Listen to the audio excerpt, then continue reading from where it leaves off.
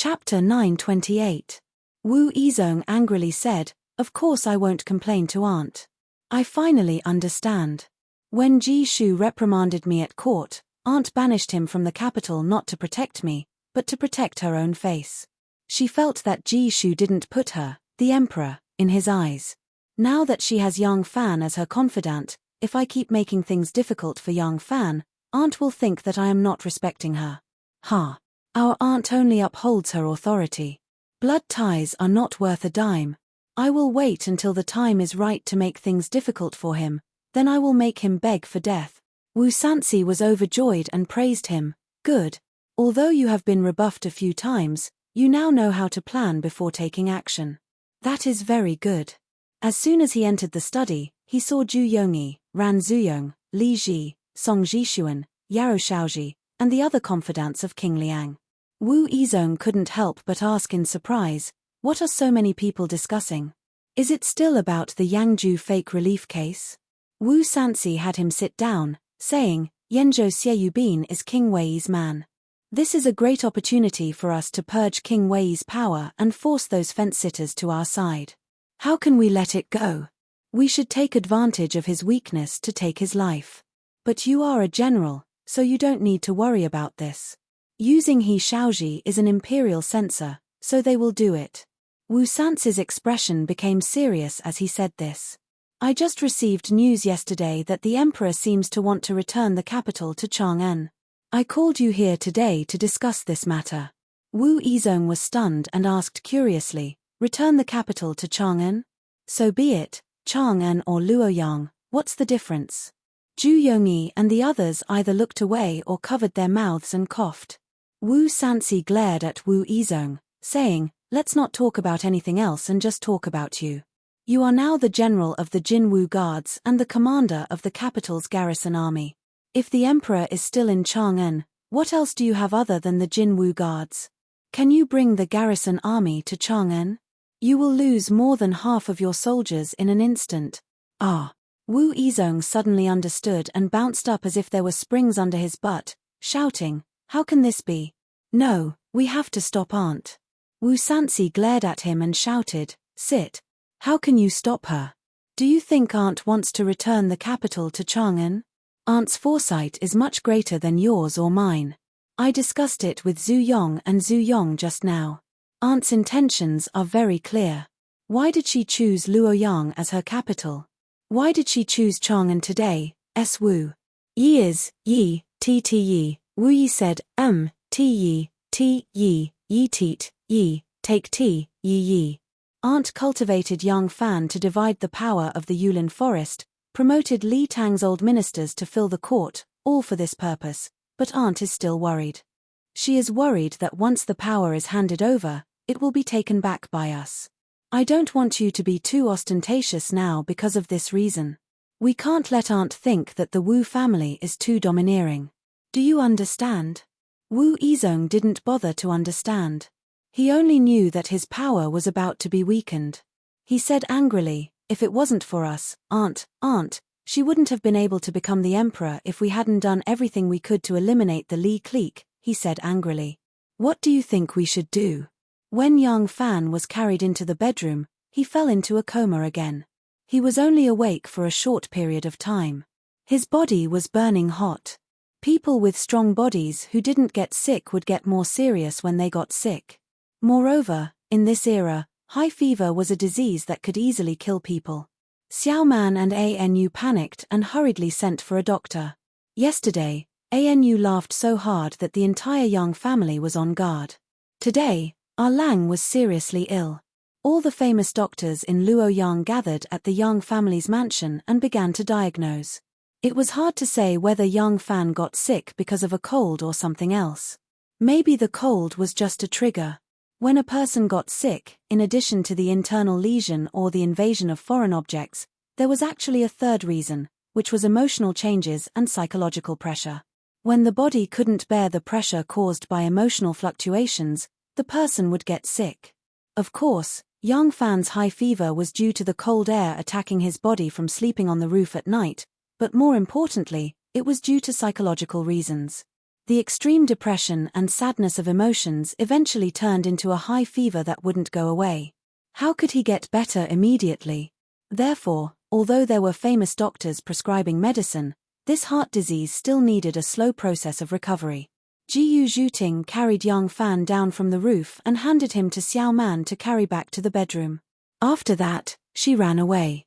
She couldn't explain it clearly, but she always felt that when all the maids and old women in the Yang family looked at her, there were 3 words written in their eyes: bad woman, bad woman, bad woman. She was dizzy now and wished that she could faint and lose consciousness like a Lang. Unfortunately, she didn't have any symptoms of headache or fever. Jiyu Zhuting slipped back to the Jiyu family, threw herself on the kang, pulled the quilt over her head, and cried.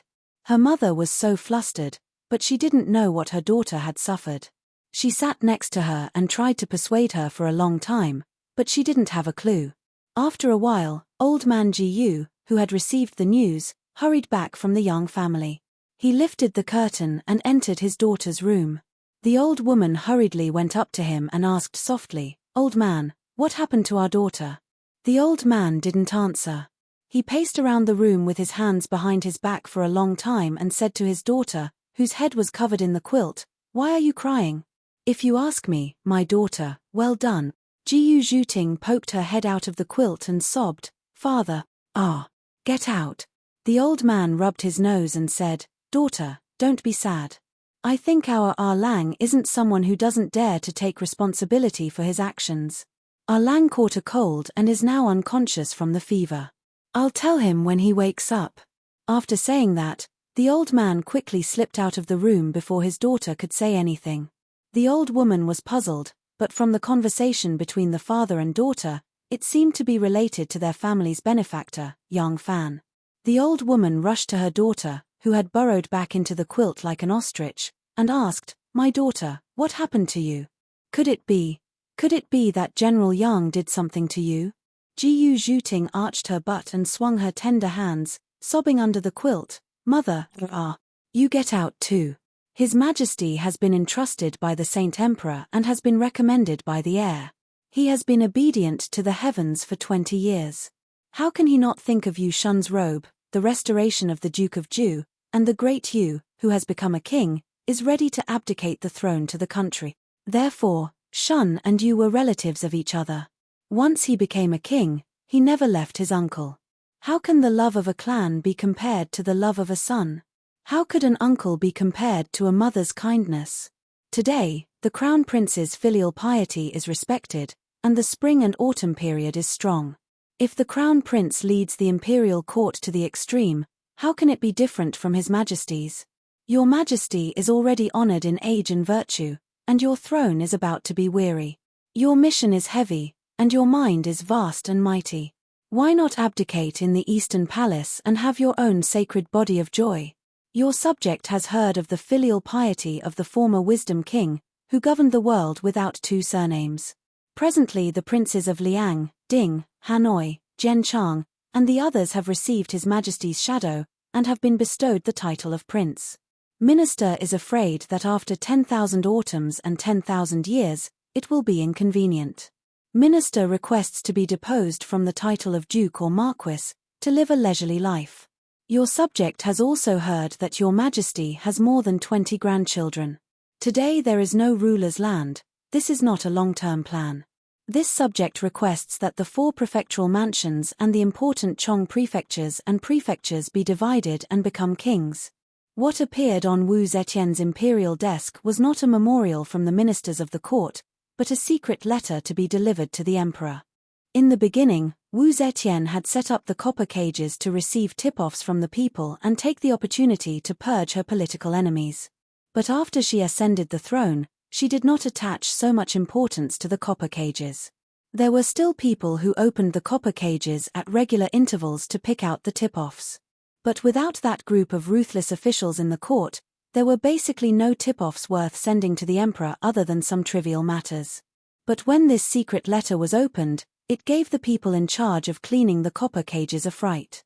They did not dare to hesitate and immediately presented it to the emperor. This secret letter was very simple and had a total of 3 paragraphs. The first paragraph bluntly said that the current emperor ascended the throne because of the late emperor's dying entrustment. The sons could not compete with the mother. You should now learn from Yu the Great, learn from the Duke of Zhou, and quickly return the country to the Li family. The second paragraph fiercely praised the current crown prince, Li Xian, and bluntly said that he was old and busy with state affairs. He would not be able to take care of them, and it was better to quickly let the crown prince ascend the throne. The third paragraph was even more severe, saying that there should not be two Wangye in the world. Those Wangye of the Wu family that you have bestowed should be demoted to dukes and marquises. They should be stripped of their official positions and go home to enjoy their lives. Those imperial grandsons of yours with the surname Li should be immediately bestowed with the title of Wangye and sent out to be governor or governor, holding real power. The copper cages accepted anonymous letters, but at the bottom of this secret letter, the author's name was written, Imperial College's Guang Wen Libraries Professor Su Anheng. The current court had an imperial college in Chang'an and Luoyang, and this person was someone from the Luoyang Imperial College. When Wu Sanxi gathered his trusted aides to discuss countermeasures, Wu Yizong's words, at that time, we submitted a letter to persuade him to step down gave Zhuyong a great inspiration. He immediately thought of a way to advance by retreating. Submit a letter to persuade him to step down. In for a penny, in for a pound, in for a pound. Not only would he persuade the emperor to step down, even the Wu family's Wangye would be stripped of their titles. According to their conjectures, with Wu Zetian's unyielding character of those who submit to her will prosper and those who oppose her will perish, as long as she saw this sealed letter, she would definitely be furious. Not to mention the matter of passing the throne to the crown prince step by step. Under her rage, it was not impossible for her to immediately depose the crown prince. Wu Zetian was indeed extremely angry. Seeing this letter, her face suddenly turned ashen and her lips began to tremble. As long as she was still on the throne, she would not easily hand over her power, not to mention this kind of seemingly respectful but actually unreasonable way of forcing her to step down. Not to mention this, she actually wanted to remove all the power of the Wu family and even remove the title of Wangye. Wu Zetian's eyebrows rose up with a murderous look and her lips curled into a sneer. Zhen had just given you 3 points of color and now you are so proud and arrogant that you are preparing to counterattack. Chapter 929. When Wu Zetian was angry, not only did Shanghai Wana keep quiet out of fear, but Zhong Changzong and Zhong Yizhi also did not dare to say anything. But Wu Zetian was shocked and angry for a moment. She suddenly thought of something and then sneered slightly. The crown prince has been decided. Will Wei Zhigu and Yao Chong be so impatient? Xiana has always been cautious and afraid of his mother like a tiger. When did he suddenly become so bold? Who ordered this little pawn to do this? No one knew what Wu Zetian was thinking. The accumulated wrinkles on her face were like shallow ravines, enough to cover up some of her slight changes in expression. It looked like she had no expression at all. After a long time, Wu Zetian suddenly picked up the secret letter and lightly said to Shanghai Wana, transfer it to the Political Affairs Hall. Shanghai Wana was a little surprised. This was originally a secret letter. Transfer it to the Political Affairs Hall? That meant it was public, and all the civil and military officials would know immediately. Wu Zetian was very satisfied with the surprised look on her face. Making people unable to understand her mind was an effective way for a leader to maintain mystery and authority. Wu Zetian lightly added, Imperial College Professor Su cares about the state affairs, and I am very pleased. I will reward you and give you food. Wana put away her surprised expression and respectfully agreed. She quietly left the room. The calm look on Wu Zetian's face slowly disappeared, and a touch of worry gently covered her eyebrows. My nephews still do not give up. All the arrangements I have made, can they guarantee that after 100 years, the country will be smoothly inherited? Yang Fan was strong after all. The high fever began to subside after 2 days. In the afternoon of the 3rd day, after a morning of lethargy, he had obviously recovered some energy, and his eyes began to become clear. Xiaoman, who had been guarding by his side, could not help but let out a sigh of relief. Lang Jun is finally getting better. These days, you do not know how worried the family has been these days. Anu just came to see you. It is not easy for her to carry a big belly. I asked her to go back and rest. Xiaoman said happily. She gently blew on the rice porridge and fed it to young Fan. Young Fan's eyes were a little erratic at first, and no one knew what he was thinking. Slowly, his focus fell on Xiaoman. Xiaoman was still so beautiful. The birth of 2 children did not affect her figure at all. If there was anything different from before, it would be that the arrogance and coldness of a female general that she would inadvertently reveal in the past was completely gone. Now, she was a gentle little woman. The little woman who waited on her husband, and looked after her children, and could not help smiling as she clicked her abacus and calculated the ever-increasing wealth of her family. Her little world, once inhabited only by one brother, was now inhabited only by her husband, her children, and her home. Until now, she did not understand why her husband suddenly left the mansion alone that day, and why he came back so late. Why was he so depressed, and why did he get seriously ill after getting drunk? She felt that her husband must be extremely unhappy, but she did not ask if he did not say. Such a woman was the most charming woman, not because of how beautiful her appearance was, but because of her wholehearted devotion and gentleness to a man. How many stone-hearted men would not be moved by that kind of deep love? Young Fan could not help but reach out and gently hold her hand. His hand was a little hot and wet, and also a little weak. Young Fan held Xiaoman's hand and gently touched his cheek with the back of her delicate and smooth palm. After experiencing the unpredictability of life, he cherished what he had now even more. A small head quietly poked through the door. It was a unique heart-shaped hair. Then there was another one, with 2 small horns on her head. Then, the 2 small heads shrank back together. The sunlight shining on the ground had clearly projected the figures of the 2 little fellows, but the 2 children were still unaware of it. They were still earnestly pushing each other outside the door, wanting the other to go in first. Young Fan and Xiaoman could not help but look at each other and smile. In the end, the older sister won. The younger brother timidly poked his head in, blinking his big eyes, and asked, "Father, are you better?" The 2 little fellows could feel what had happened in the family these past few days. In their mother's eyes, they had always been little treasures more precious than eyeballs, but these past few days, even their mother could not take care of them. Every day, their mother would stay by their father's side without taking off her clothes. Although their young hearts still did not understand the seriousness of the matter, they still could not help but be careful. Young Fan looked at the pair of lovely children, opened his somewhat chapped lips, and said with a smile, "Of course I'm much better. Come, you 2 little fellows, come in quickly." Young Nianzhu cheered and rushed in first, followed by his little sister Sai Rong, blinking her beautiful big eyes.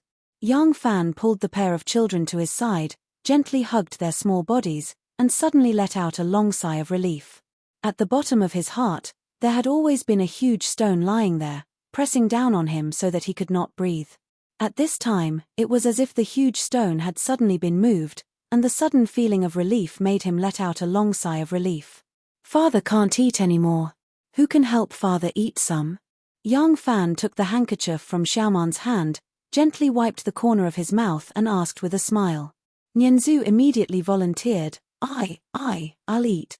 Although Nianzhu was not hungry at all, he still ate the remaining spoonfuls of porridge in the bowl. He felt very happy that he could do something for his father. "Well, let father rest for a while. Mother will take you out to play." The family spent a warm and happy time. Xiaoman held the pair of children's little hands and looked back at her husband, whose complexion was gradually getting better. She hesitated a little and pretended to be careless and said, "The weather is getting colder. Langjun can drink if you want, but you can't run to the roof to admire the moon anymore." Young Fan chuckled dryly and replied, Xiaoman said again, "Miss Gu has not shown her face since that day." Young Fan let out an ah and said, "Why, is she also sick?" Xiaoman pursed her lips and said, "No, it's just that. Langjun was unconscious because of a high fever and fainted in her arms. She couldn't carry you down by herself.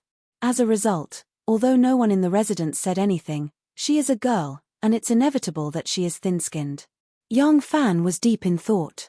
When Xiaoman walked to the door, Young Fan said, "Xiaoman, you ask Miss Jiu to come over. I want to talk to her." Jiu Zhuting walked through the moon gate and saw 2 maids dressed in green walking on the stone path to her left, chatting and laughing. She subconsciously dodged to the right and circled around to a small bamboo path under the shade of the trees. If someone came here, it would not be easy to dodge, but there was already someone coming from the other path. Now Miss Gu, who was a little paranoid, had no other choice. As a result, she had just escaped to the bamboo forest path and had just turned a corner when she saw RNU, who was being supported by a little maid, walking towards her. Jiu Zhuting had nowhere to hide and could only stand still. Her fair and clean face had already begun to redden involuntarily. Master Jiu. But Anu acted as if nothing had happened and welcomed her with joy. Jiu Zhuting braced herself and walked up, saluting, second Furen. Anu supported her body and said angrily, "Why is Master Jiu suddenly being so polite with me? Just call me Anu." She waved her hand and let the young maid leave and walked forward with Jiu Zhuting. She said with a smile, "Why haven't I seen Master Jiu these past few days?" Jiu Zhuting stammered, "Actually, I still have night duty at night. It's just that I have something to do during the day, so I didn't come." Anu suddenly said, "I see. I thought someone in the residence had said something that made Master Jiu unhappy." Jiu Zhuting was quite uneasy and quickly said, No, what could someone have said?" Anu said, "That's right. In this residence, if anyone dares to disrespect Master Jiu, if I find out, I will not spare him. Oh, by the way, our Lang's body has recovered and is now full of energy." Our Lang had just woken up and immediately asked someone to invite Master Jiu over. Jiu Zhuting clearly did not do anything. Hearing his words, it seemed that she had really done something shameful. She felt extremely guilty and her heart was beating wildly. She did not even dare to answer. The sun was bright in front and they had already walked to the edge of the forest. Anu suddenly stopped and said to Jiu Zhuting, "I still want to go for a walk in the garden, so I won't accompany Master Jiu." Jiu Zhuting nodded and felt relieved. Just now when she walked with Anu, she was in fear. Anu glanced at her with a faint smile and suddenly said, "Master Jiu, in the future, do you think I should call you elder sister or younger sister?" Jiu Zhuting's face suddenly turned red to purple, purple to black. Seeing that there was a possibility of a cerebral hemorrhage, she stammered, What elder sister?" Anu smiled mischievously, "In fact, I am a few months older than Xiao Man, but don't I still have to call her elder sister? In this case, Master Jiu should also call me elder sister. The rules of the world are like this. Don't blame me for not respecting my teacher." What nonsense are you talking about?" Jiu Zhuting ran forward in panic. Her toes tripped on the stone ground and she almost fell. With her skills, if she did not panic, she would not be in such a sorry state. Xiao Man suddenly came out from behind the shade of the trees. Looking at Jiu Zhuting's fleeing figure, she rebuked Anu, "Don't be so harsh with your words." Anu made a face at her and said, "I didn't, it was obviously out of good intentions." Xiao Man cried, "This is called good intentions? I have never seen Miss Gu in such a panic." Anu sighed and said to Xiao Man, "Elder sister, since you were young, you only have Langjun in your heart. You have long given your heart to him, so naturally you will not understand. If this layer of window paper is not pierced, this Master Gu will continue to hide. You have to give her strong medicine. I know her mind the best. People who protect their hearts since young will not easily fall in love, but once they fall in love, they are the most sensitive. She is afraid that others will not like her, and she is afraid of being hurt by others. It is very easy for her to do stupid things. To deal with such a stupid woman, you have to make it clear and force her into a dead end."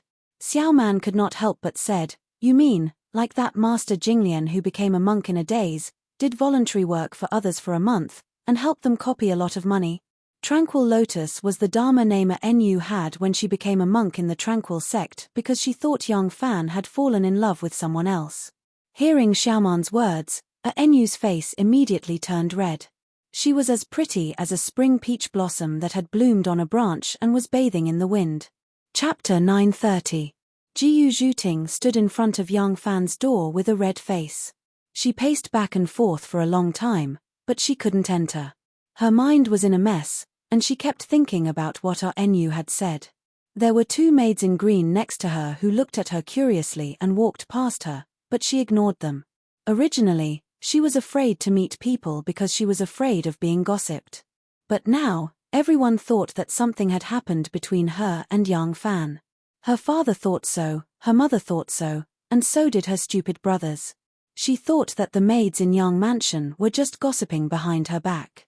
But now, even RNU asked her to recognize her as her sister in front of her. So, what was the point of hiding? She was not afraid of being bitten when there were too many fleas, dead pigs were not afraid of boiling water, and debts were not worth worrying about. But, why did she become timid when she stood in front of Young Fan's door? Why did RNU say that? Did Lang say something to her? But Lang. Does Lang really like me? Gu Zhuting thought in her heart. She couldn't believe it, but she was also a little flattered. Ahem, who's outside? Suddenly, Young Fan's voice came from the room. Gu Zhuting was shocked. She didn't have time to think and stepped in. Lang. Gu Zhuting stood straight in the room, but her legs couldn't help twitching uncontrollably. Lang, Miss Gu, you're here. Sit down. Young Fan smiled and pointed to the seat next to him. Gu Zhuting stood still, but her legs were still trembling. Young Fan struggled to sit up. Seeing this, Gu Zhuting tried her best to guide her two legs to walk over and sit on the side of the bed. Young Fan lay on the couch with his hands crossed in front of his chest. He pondered for a while, as if he had something to say, but it was inconvenient for him to say it. Seeing this, Gu Zhuting's heart beat faster. She wanted to listen but was afraid to. She still maintained her sitting posture, but her buttocks gradually rose and hung on the chair. She was ready to escape at any time. She didn't look like a heroine who sneaked into a heavy ambush at the age of 13 and took the head of a commander-in-chief. That night, did I cry? Gu Zhuting was dumbfounded. She never expected that Young Fan would ask such a question after hesitating for a long time. Looking at Young Fan's expectant eyes, she suddenly shook her head and said, "No, Lang was just drinking at that time." Young Fan heaved a sigh of relief and quickly nodded. I think so too. Then. I didn't say anything nonsense, did I? No, Lang was just enjoying the moon and drinking. Then, he fell asleep. He didn't say anything. That's good, Young Fan repeatedly said. Gu Zhuting's eyes gradually curved into crescent moons. Lang was so interesting. He indulged himself when he was drunk, but when he sobered up, he found it shameful. She felt that this sect master was not scary at all. Everyone goes through a process of getting to know each other. At first, young Master Jiang was an unattainable figure in her heart. But when she found that he was not scary at all that was left was hatred. But the one in front of her only made her feel that he was cute. Suddenly, Gu Zhuting thought of something, and her heart sank.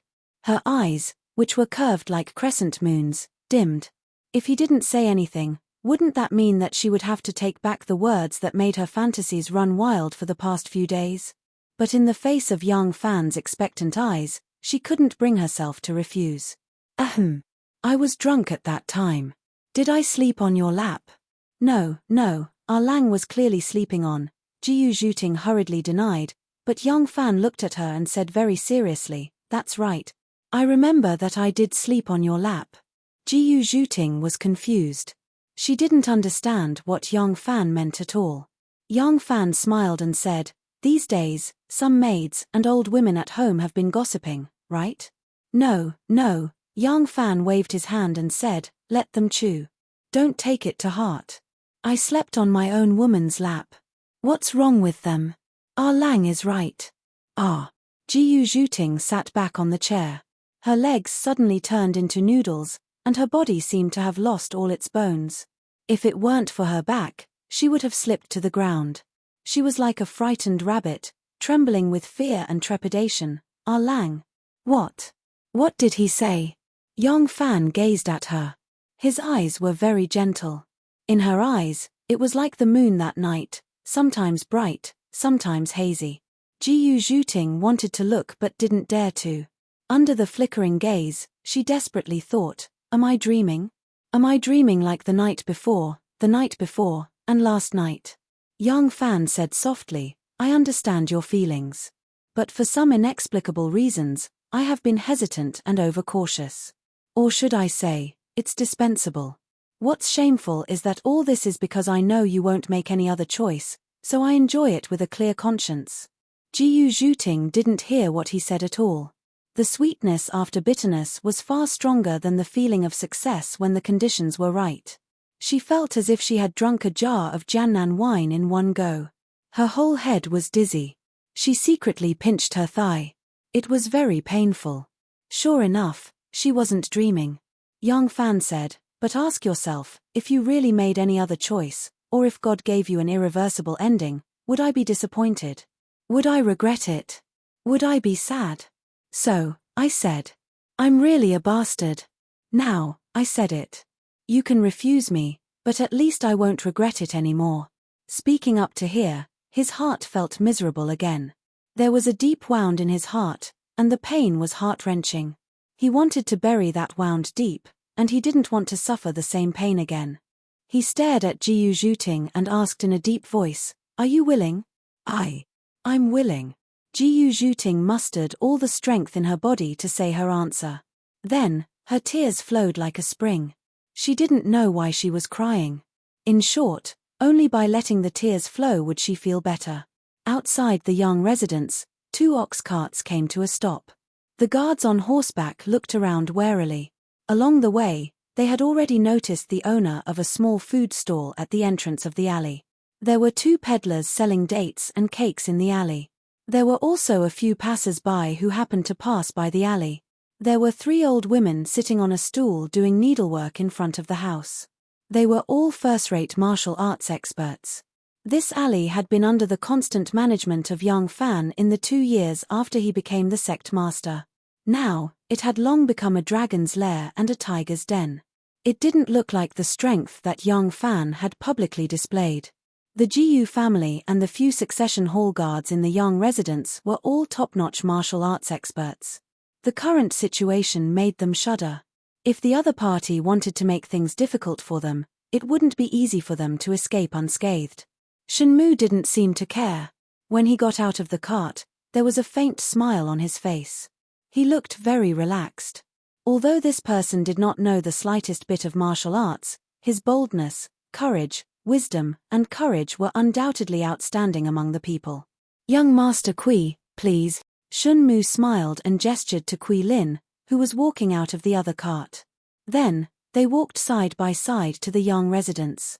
Kui Lin used both carrot and stick and finally invited Shenmu. However, he was worried that the 2 of them would fight again after a few words, so he also came. May I ask who you 2 are? The doorman of the young residence, Mo Xuanfei, immediately came to greet them. He looked at the 2 of them and thought to himself, this young master looks a little familiar. I think he came to my house a few days ago. Kui Lin said, I am Kui Lin of Qinghe. This is my friend. Today, we came together to pay a visit to the master of the residence. Could I trouble you to inform him?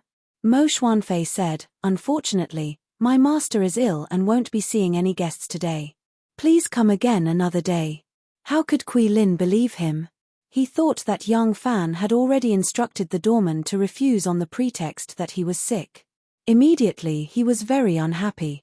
He frowned and said, a few days ago when I came to your mansion, Erlang was still well, why did he suddenly fall sick? What illness does he have? Mo Xuanfei thought, this guest is so unreasonable. Just tell you that the master is not feeling well and you can just leave. Why are you still asking what illness he has? Are you a doctor? My master is sick on the horse. Oh no, the bed. Can I tell you?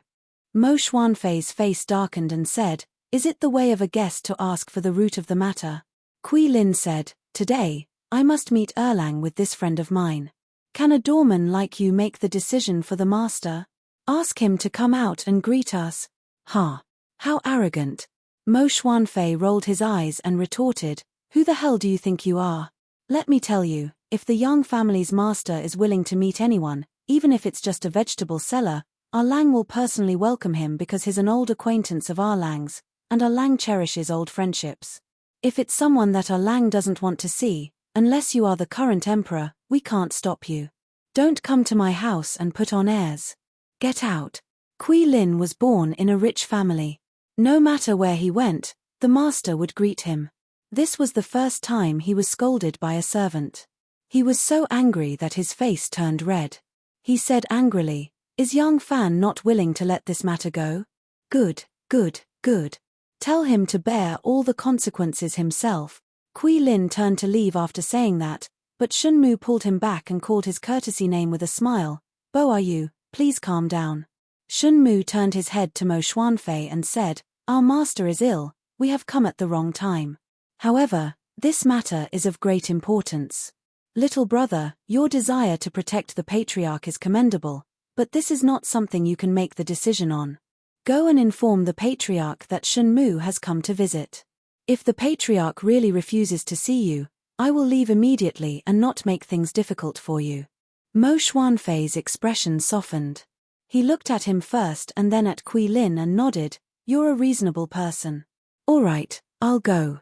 Wait for me." Mo Xuanfei turned and walked towards the back of the house. Kui Lin said angrily, "Outrageous, he said he wanted to meet you, but now he's pretending to be ill." Shunmu's eyes flickered and he said lightly, "Bo, are you? Don't be angry. In my opinion, Erlang is really ill." Kui Lin glared at him and said, "You believe such an excuse?" Shunmu smiled and said, "If it was an excuse, this doorman would have chased him away directly. Do you think he would dare to go back and report a few good words?" Kui Lin was shocked. He thought to himself, no wonder he has today's achievements. I'm not as good as him in terms of observation. For a moment, his arrogance faded. Chapter 931. In the room, Yong Fan tried to sit up and felt weak. He shook his head with a grimace and said, "Even a good man is afraid of sickness. Miss Ji, please help me up." "Oh." Ji Zhuting hurriedly stood up and carefully helped Yong Fan up. She then put a thick pillow behind his back. Seeing where he was looking, she immediately understood and picked up a cup of water from the table. Watching Yong Fan drink, she felt sweet inside. "Miss Ji, Ian." Yong Fan was silent for a moment. He suddenly laughed and said, "Calling me that seems too distant. How about I call you Little Ting in the future?" Ji Zhuting's face was red. She stared at her toes and said bashfully, "When I was young, father and mother called me that." Yong Fan scratched his head and said, "Is it not appropriate to call you that?" Then how about I call you Zhu Ting?" No, Little Ting is very good. Just call me Little Ting." Ji Zhuting had two biggest worries in front of Yong Fan. One was her lowly status.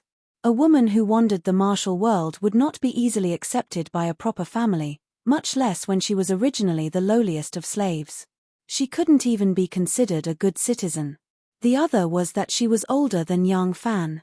Although the Empress was in power in this era, those who could really sit and talk with men were only an extremely small number of women of high status and power. The entire world was still a strict system of male superiority and female inferiority. These things were reflected in politics. For example, outside of the inner court, there were no female officials. It was reflected in the law. For example, a wife beating her husband for a year, and a husband beating his wife would be demoted to the second rank. It was clear at a glance who was high or low. It was reflected in daily life. There were even more rules of high and low. For example, a wife could never walk in front of her husband, or even walk side by side with him. For example, when a man slept on the bed, a woman could never turn over his body. If she had to pass him, she could only crawl past his feet. For example, a man would rarely marry a woman taller than him, no matter how beautiful she was. Also, a woman could be older than a man. In this era, this was a huge taboo. Little Ting, this form of address made her feel that she was a little younger than Little Ting, and it made her feel warm in her heart, as if she was being pampered. Spoil. Ever since she started practicing martial arts at the age of 4, she had never had the chance to be spoiled. Yong Fan said, "All right, then I'll call you Little Ting. Xiao Ting, since you agree, then our matter is settled. But I think we shouldn't talk about marriage for the time being. We have to give our family some time to adapt. Besides, I haven't told Xiao Man and Nu. Also, There are many things in the imperial court recently. When young Fan spoke until here, he suddenly recalled the secret news of the imperial court moving the capital and couldn't help but frown. He didn't think that such a huge matter would be facilitated by the hidden sect, but if this matter were to become true, objectively speaking, it would be a help to the hidden sect. This was an indisputable fact. Jiyu Zhuting lowered her brows and focused her eyes. Whenever young Fan said something, she would respond accordingly. She was unbelievably gentle and submissive. She was a very traditional woman. Since the Sui and Tang dynasties, the Hu customs that had gradually invaded the Central Plains could be blown into the imperial palace, but it couldn't be blown into the aristocratic clans that were proud of their tradition. The Kui clan never wore Hu clothes, and the Kui clan's women weren't allowed to show their faces in public without any rules. The Kui clan's massive residence didn't even have a single piece of Hu furniture. Even if she was a heroine who could kill a man every 10 steps, she still had to be absolutely obedient to her man. This philosophy was deeply engraved in her bones.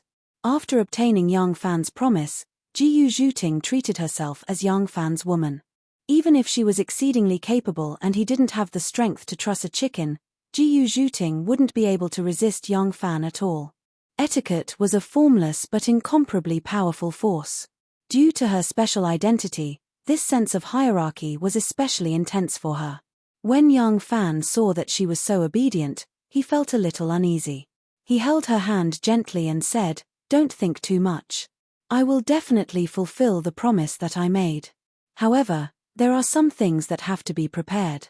When Jiyu Zhuting's little hand was held by him, her body became soft and her heart melted.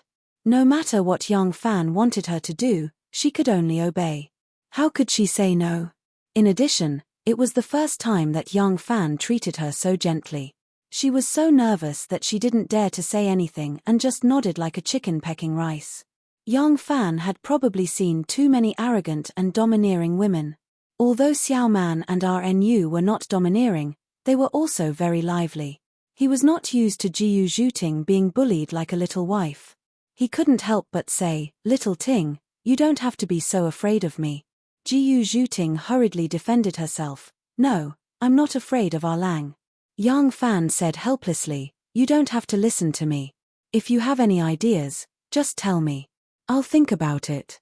Jiyu Zhuting hurriedly shook her head, "I don't have any ideas. I'll do whatever Lang says." "I mean, A pretty face and a pair of big watery eyes looked at him eagerly, as if she was waiting for a holy teaching. Young Fan couldn't help but smile bitterly and put his hand on his forehead. Jiyu Zhuting timidly said, Lang, did I say something wrong?" Young Fan smiled bitterly, "No, I like it very much." Ha. Before he could finish laughing, third sister appeared at the door and reported in a low voice, Lang, there's news from the door that Kui Lin and Shenmu are here to see you." Lang, do you think Uo? Young Fan thought for a moment and said, "Invite them in." "Come here." Third sister nodded and turned to leave. Jiyu Zhuting uneasily said, Lang, should I leave?" Young Fan looked at her cautious appearance and felt helpless. Although such a beautiful and lovely woman with unfathomable martial arts was so submissive to him, it was very satisfying for a man to have such a man's mentality. But the two of them would have to live together day and night, and it would be very hard for her to do so. Maybe it will be better if she gets used to this new relationship. Thinking of this, young Fan shook his head and said, "No, you stay here and accompany me to see them." The family members of the green-clothed man with the little hat led Kui and Shen, 2 people, to the front hall, and then let the senile old steward Nyo lead them to the back of the house. At the back of the house, there was a moon-shaped door, and they were handed over to Sanjie to lead the way. Passing through a small path in the forest, a rockery, a pond, and a grapevine, they walked all the way to an elegant and refined abode. From the location of the house, it should be the master bedroom of the house, the place where the man and woman lived. The anger in Kui Lin's heart gradually faded. Young Fan must be really unwell to be able to lead the two of them to this place. Otherwise, he could just lie in the study and pretend to be sick. It was impossible for him to be able to let the guests enter this place by pretending. Kui Lin secretly wondered, Is Yang Fan really so sick that he even finds it difficult to get up to welcome the guests? At the entrance of the carved door, there stood a beautiful woman with a tall figure and elegant steps. She wore a short emerald skirt and a red square skirt. A light green ribbon was tied around her slender waist. The soft clothes clung to her plump and perky buttocks, and the hem of the skirt was a slanted arc with many pleats, making her look like a burning mermaid. Seeing Kui Lin and Shen Mu walking side by side, the mermaid bowed slightly to greet them. She waved her beautiful tail lightly and said in a soft voice, "Young Master Shen, young Master Kui, please." Such a gentle and beautiful voice fell into the ears of Shen Mu, who had always liked to appreciate beautiful women. He could not help but raise his eyebrows slightly. Looking at this woman, she was dainty and beautiful, with slender eyebrows and charming eyes. Her nose was as delicate and white as ivory, and her red lips were slightly pursed, slanting into a bright and charming smile, which made people's eyes light up. This woman was Jiyu Zhuting. She was originally an extremely beautiful woman, and at this time, she had just received the promise of her beloved. She had a place to place her heart and someone to rely on for the rest of her life. When she was in high spirits, it was really a unique beauty. Even though Shen Mu and Kui Lin had seen many beauties, they could not help but take a few more glances at her. Third sister squatted outside the door and stood still. Jiyu Zhuting led the two of them into the room and they turned inside. Right now, Yang Fan could not be compared to the nobles, nor could he be compared to the aristocratic families. But after all, his status was very different from the past, and the Yang family also had a strict atmosphere. The inside of the room was separated from the outside by 12 octagonal flower and bird screens. As soon as they turned inside, they saw a carved mahogany frame bed with orange curtains parted slightly. Next to the bed was a dressing table made of the same material, and on top of the dressing table was a heart-shaped copper mirror that could be flipped. Other than this, there was nothing else. The slanting sunlight reflected on the table surface, giving it an amber glow. Jewelry, accessories, and rouge were all in the drawers below. With one glance, Shen Mu knew that this was a dressing box with added mechanisms. As long as one pressed a button, the drawers would automatically pop out. This was the most popular dressing table among the rich and powerful. Next to the bed, there was a high table with a fine white porcelain vase on it. There were a few flower branches inside. Next to it, there was a tray with soup bowls and medicine jars. Shen Mu and Kui Lin looked at the bed together. Yang Fan was leaning on a thick cushion, looking at them with a smile. Although his complexion was now much better, there was still a gap between him and a normal person. With one glance, Kui Lin and Shen Mu knew that he was not pretending to be sick. He was indeed sick, and very sick at that. Yang Fan smiled and said, "Both of you, please take a seat. This Yang is sick and cannot come out to welcome you. Please forgive me." Kui Lin was surprised and said, "When I came to visit a few days ago, Brother Yang was still well. Why did you suddenly fall sick?" Yang Fan shook his head and said with a bitter smile, "Birth, old age, sickness, and death have always been out of our control. As for why I fell sick, how can I explain it clearly?" Hearing this, Jiyu Zhuting's pretty face turned red. Guiltily, she moved the cushion over for the two of them and let them sit. She then turned her body sideways and, at the same time not blocking Yang Fan's line of sight, used a pair of slender, jade-like hands to deftly tighten the slightly loosened curtains. Then she gracefully retreated to the head of the bed, like a submissive little wife, but she did not leave. Shen Mu glanced at her in surprise and immediately revealed a hint of understanding. Only then did he look at Yang Fan and said with a smile, "It should have been 3 years since I parted with Erlang. I remember that at that time, Erlang was still the Yulin Guard's first Lang general. I did not expect that after 3 years, Erlang would actually have such an earth-shattering change. When I was in Shinluo, I have also heard of Erlang's many great and spectacular achievements. With his own power, he defeated that group of cruel officials from the Censorate, pacified the Southern Frontiers 6 Paths barbarians, launched a surprise attack on the Khitan elders, quelled the rebellion in Hebei, manipulated the selection of officials, intelligently escorted Luling back to the capital, and now he has stirred up a storm of blood in the pass. Thinking of how Erlang cleverly alienated the Tufan king and prime minister, intelligently repelling the Turkic army of 100,000, and so on, it makes one clap one's hands in admiration. Now, Erlang is in court and is a fourth-rank loyal marshal great general. In the wilderness, he has also become the leader of my successor hall, Xianzong. It is really worthy of celebration. Chapter 932. Yang Fan smiled faintly and said, "Haha, this little brother becoming the leader of the obvious sect is actually just a coincidence. For Brother Shen, this may be worthy of congratulations, but is this true?" Shen Mu nodded solemnly and said with a serious expression, "Truly, these are words from the bottom of my heart. There is no falsehood in any of them." Yang Fan looked at him for a long time and nodded lightly.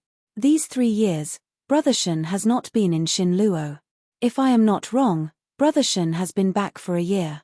It is a pity that this little brother is not well informed and knows nothing about this. Otherwise, I would be happy to hear that Brother Shen has returned. This little brother would feel it is worthy of celebration. Now, this little brother is sick and weak. It is a pity that Brother Shen has to come and visit. When the two met, they started a war of words. Kui Lin felt like he was sitting on pins and needles. He would occasionally look at Shen Mu and occasionally look at Yang Fan, afraid that the leaders of the obvious and hidden sects would fight again if they did not agree. He had come today as the representative of the noble families and the mediator between the obvious and hidden sects, but his status and experience were not high enough, and his power was not as great as the two. He could only tactfully remind and pacify. He did not have the right to be the judge unless the heads of the 7 noble families came out. Hearing Yang Fan's words, Shen Mu sighed deeply and said, "Erlang probably has a grudge against me. I know that with our relationship, I should have come to visit you when you returned. Erlang has become the leader of the obvious sect. Due to the relationship between the obvious and hidden sects, I should have more discussions with Erlang. But, in the Jianghu, one cannot do as one pleases." Yang Fan also sighed and nodded in agreement.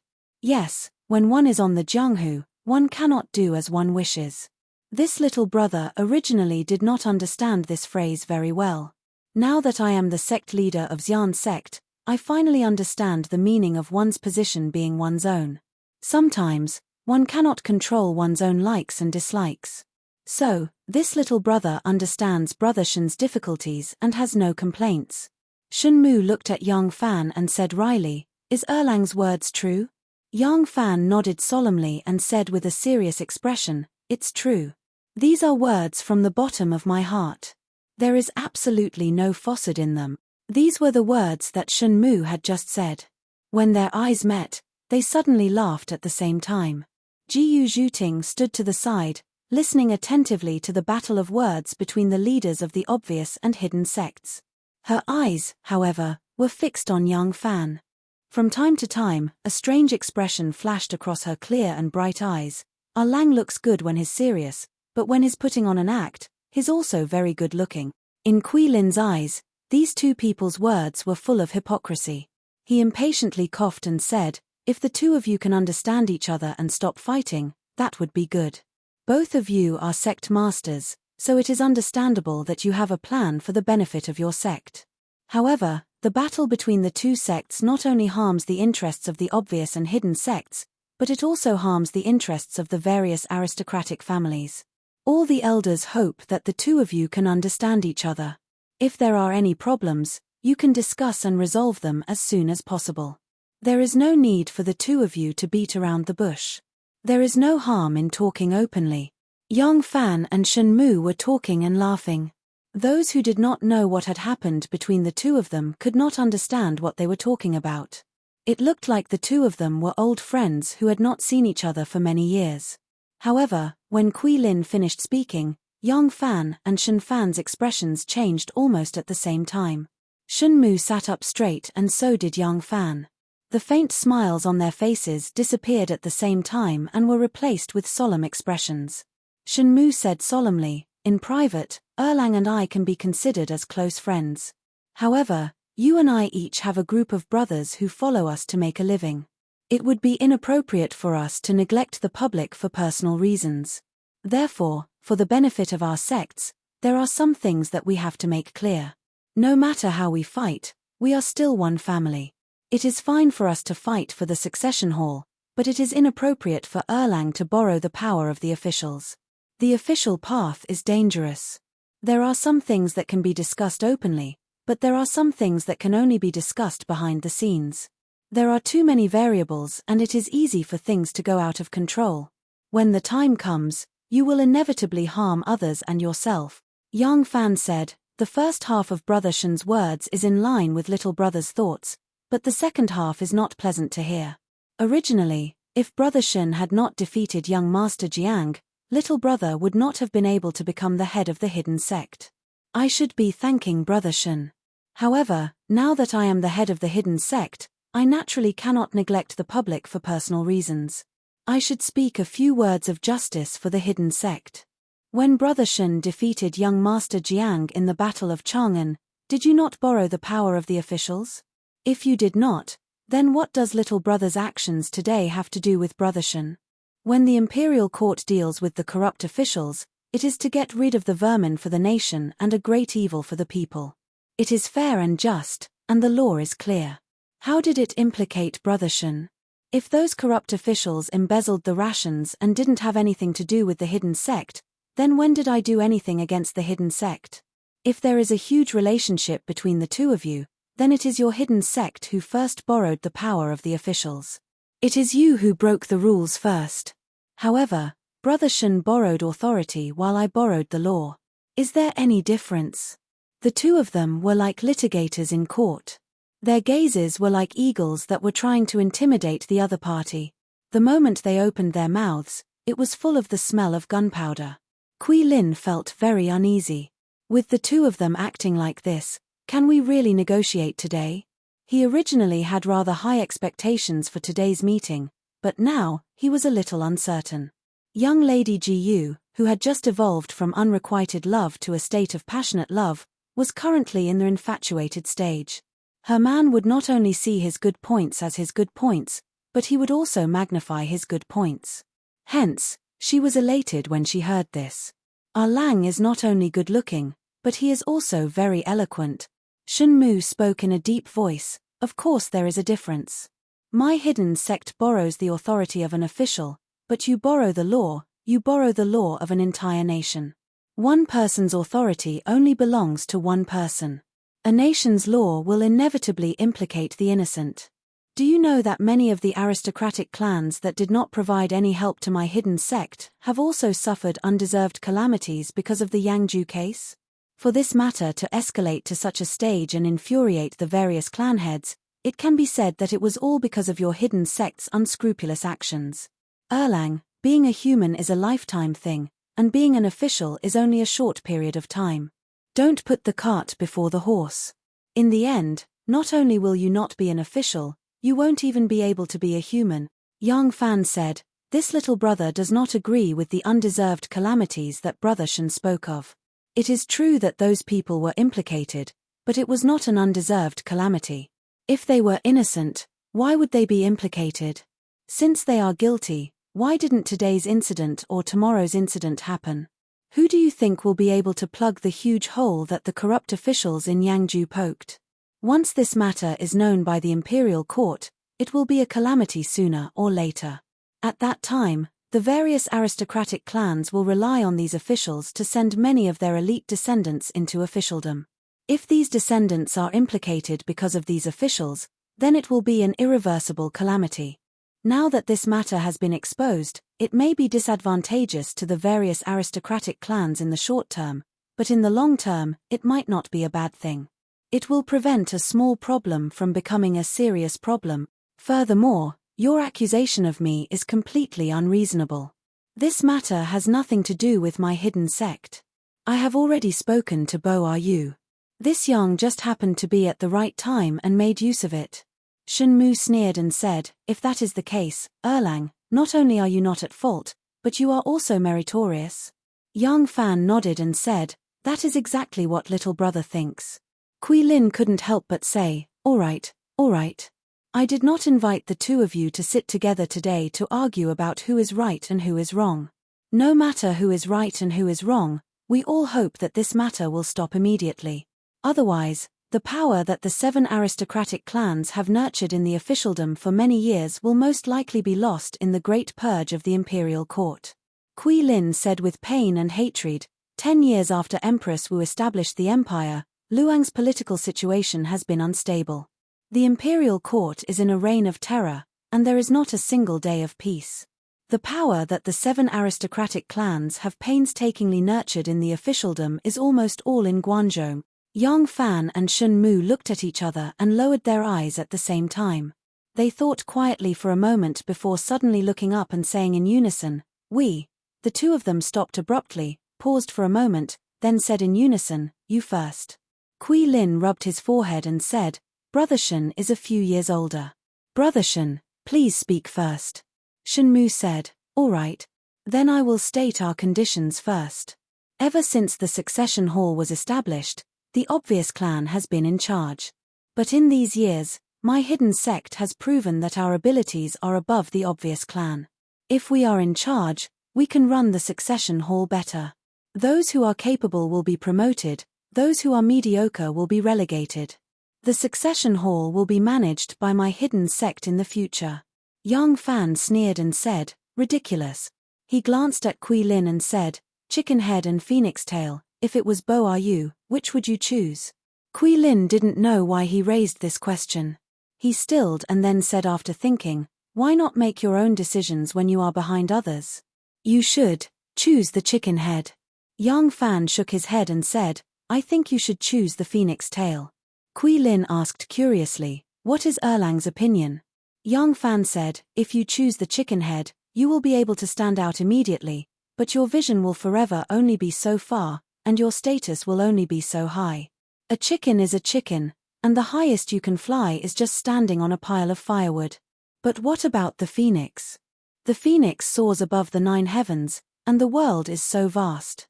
If you want to have great accomplishments and plan for the long term, even if you are at the phoenix tail, it is thousands of times higher than the chicken head." Kui Lin faintly understood what Yang Fan meant and asked probingly, "Erlang's opinion is?" Yang Fan said, "My obvious sect doesn't just have an innate advantage, our obvious sect has the greatest advantage in officialdom. The elders of the prestigious families, no matter if they want their family to continue standing for thousands or tens of thousands of years, or want their descendants to rise up, or want to manage agriculture, if they have someone to take care of them in the officialdom, it can be imagined how useful it will be. Also, in this situation, my obvious sect clearly has the initiative. If we add fuel to the fire and cause the imperial court to continue investigating, the hidden sect's weak foundation in officialdom will disappear. At this time, Brother Shen still dares to make such a request. I really admire you, admire your short-sightedness." Chapter 933. Shen Mu wasn't annoyed and smiled. "My hidden sect's foundation in the bureaucracy is indeed shallow, but the other clans are different. If you want to pursue relentlessly, will the other clans agree?" Yang Fan spread his hands at Kui Lin and said, "Bo are you saw it. The hidden sect is obviously using the emperor to command the nobles. They are forcing me to be cautious and forcing the other clans to be used by them. Are the various clan heads willing to be used by the hidden sect?" Jiyu Zhuting pursed her lips and wanted to laugh. Yang Fan seemed to have noticed it and lifted his eyes slightly. He saw 2 deep pools waiting there with tender affection. His aggressive eyes couldn't help but turn gentle. Kui Lin had a bitter expression as he said to Shen Mu, "Brother Shen's request is a little unrealistic. I hope that both of you can show some sincerity. Both of you, the more powerful a person is, the more they need to learn to compromise. An overly greedy person will forever be short-lived." When Kui Lin spoke until here, he silently sighed in his heart. The reason why the 7 clans couldn't come up with any strong measures to deal with the obvious and hidden sects was because of the compromise towards the succession hall and the unbalanced internal opinions. The hidden sect was developed by Shen Mu alone, and his men were all at the bottom of the hierarchy who couldn't enter the core of the clans. Thus, these people were undoubtedly loyal to Shen Mu, and the clan's interference was limited. The clans had a stronger control over the obvious sect, but it was hard to completely stop their actions. Furthermore, as long as the hidden sect didn't stop, could they force the obvious sect to not retaliate and allow the hidden sect to attack? This wasn't in line with the benefits of the various clans.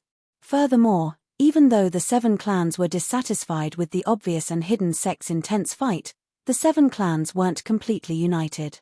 Behind the hidden sect was Longxi Li and Xingyang Zheng, and they hoped that the hidden sect would have the upper hand. Behind the obvious sect was Bowling Kui and Zhao Juanli. Originally, there was still the Fanyang Lu clan, and the Lu clan had the dominant position among the 3 clans. However, because of young Master Jiang's repeated mistakes, the hidden sect grew stronger under his watch until they were on equal footing with the obvious sect and even defeated him. As a result, young Master Jiang was ousted. For these 2 years, the Lu clan's influence in the obvious sect had been deteriorating. The current situation was that the hidden sect was backed by Longxi Li and Yang Zheng, while the visible sect was backed by Bowling Kui and Zhao Commandery Li Taiwan King and Qinghe Kui were actively getting involved, but they were also clear that the sects were already supported by 2 great clans in the dark, so it would be very difficult for them to get involved. Even if they could get in, they could only follow the footsteps of the other clans. Therefore, their wishful thinking was to mediate between the obvious and hidden sects and work hard to force both sides to reach a balance. Only when the obvious and hidden sects were evenly matched and the 4 aristocratic families behind the obvious and hidden sects were evenly matched, would they be able to highlight their usefulness. No matter which faction wanted to achieve something, they would have to win the support of the obvious and hidden sects. Only then would they be able to intervene. As for the Fanyang Lu clan, young Master Jiang was jointly kicked off the throne by the other 6 aristocratic families. As a result, the Fanyang Lu clan's interests were greatly damaged. Now, the Fanyang Lu clan did not trust the other 6 aristocratic families. They had not made contact with any of the parties and had been watching from the sidelines. Obviously, they were waiting for the right time. They would stand out when the battle situation was clear, or when both sides had suffered heavy losses. Think about it, how could a group of aristocratic families, each with their own schemes and plans, form a strong control over the succession hall? This time, it was only because the obvious and hidden sects had gone too far that they stood out to restrain them. In reality, they did not wish for the obvious and hidden sects to be in harmony. The aristocratic families behind the obvious and hidden sects hoped that their side would win, and the aristocratic families that wanted to intervene hoped that the 2 sects would continue to fight. It would be best if not only the obvious and hidden sects suffered heavy losses, but the 4 aristocratic families behind them would also suffer heavy losses.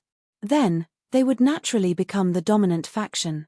However, they hoped that in the arena that they had set, the obvious and hidden sects would be the 2 gladiators that they would decide the winner and the loser, fighting to the death and not implicating the spectators sitting on the spectator stands. In this kind of situation, their usefulness could be imagined. Yang Fan and Shun Mu listened to Kui Lin's words and immediately compromised. Shun Mu said straightforwardly, "All right. Then our hidden sect will be more magnanimous and take a step back. In the future, the obvious and hidden sects will be on equal footing. However, the obvious sect's monopoly of the salt channel business must be shared with us." Yang Fan smiled and said, "Since Bo Yu is mediating, I have to give this face. I agree that the obvious and hidden sects will be on equal footing in the future. The Longyu trade route that your hidden sect controls will be completely open to us. Who would be willing to give up their vested interests? Even if the 2 of them were willing, their subordinates wouldn't be willing. Even if their subordinates were willing, the 4 aristocratic families behind them wouldn't be willing either. Not only were there the results of their many years of operations, but they also had already formed transportation and sales channels. They also had a network of relationships that took countless generations of manpower and resources to build. Furthermore, in this era where transportation was inconvenient, the domains that they controlled relied on their geographical advantage and were controlled in their foundations. How could they allow others to sleep soundly beside their beds? They could expand into new domains, but they couldn't possibly give up the interests that were already in their control. Thus, Yang Fan and Shun Mu only acted modest for a moment before they were ready to fight again. Shun Mu sneered and threw out his trump card. "Erlang Ran has been in seclusion all this while. I believe there are some things that you are still unaware of. The current emperor has the intention to move the capital, You should understand what it means to move the capital of a country to Chang'an. Although you have the upper hand for now, when the time comes.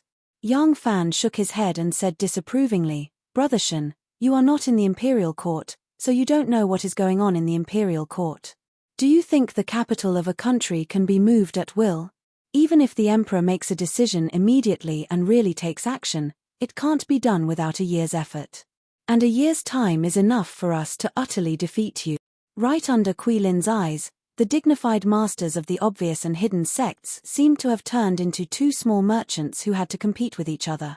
They were arguing over the gain and loss of every copper coin, or perhaps they had turned into envoys sent by two countries, fighting over every inch of territory, not giving in an inch. But in Jiyu Zhuting's eyes, her man was very magnanimous. Only that Shen Mu was petty. Look, our Lang had already said that he could use his influence to prevent the imperial court from carrying out a more thorough purge of the Guan'e Dao's officialdom. How generous was that?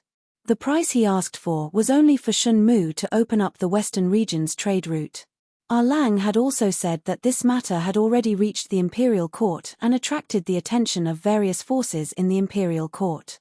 Therefore, it was hard to guarantee how effective his efforts would be in the end and whether he could stop the emperor from continuing to investigate. But didn't this mean that our Lang was open and above board? Otherwise, why would our Lang say such ugly words first? But Shen Mu was petty and refused to agree.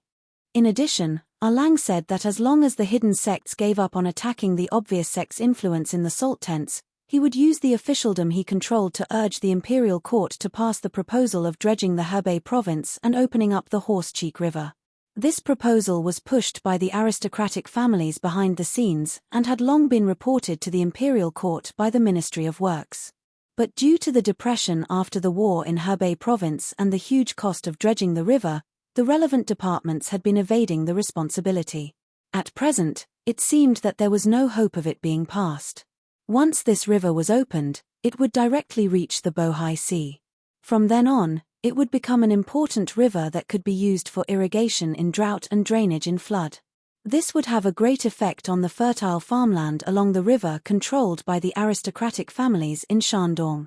Moreover, after it was opened, the imperial court might use it to transport the salt tents.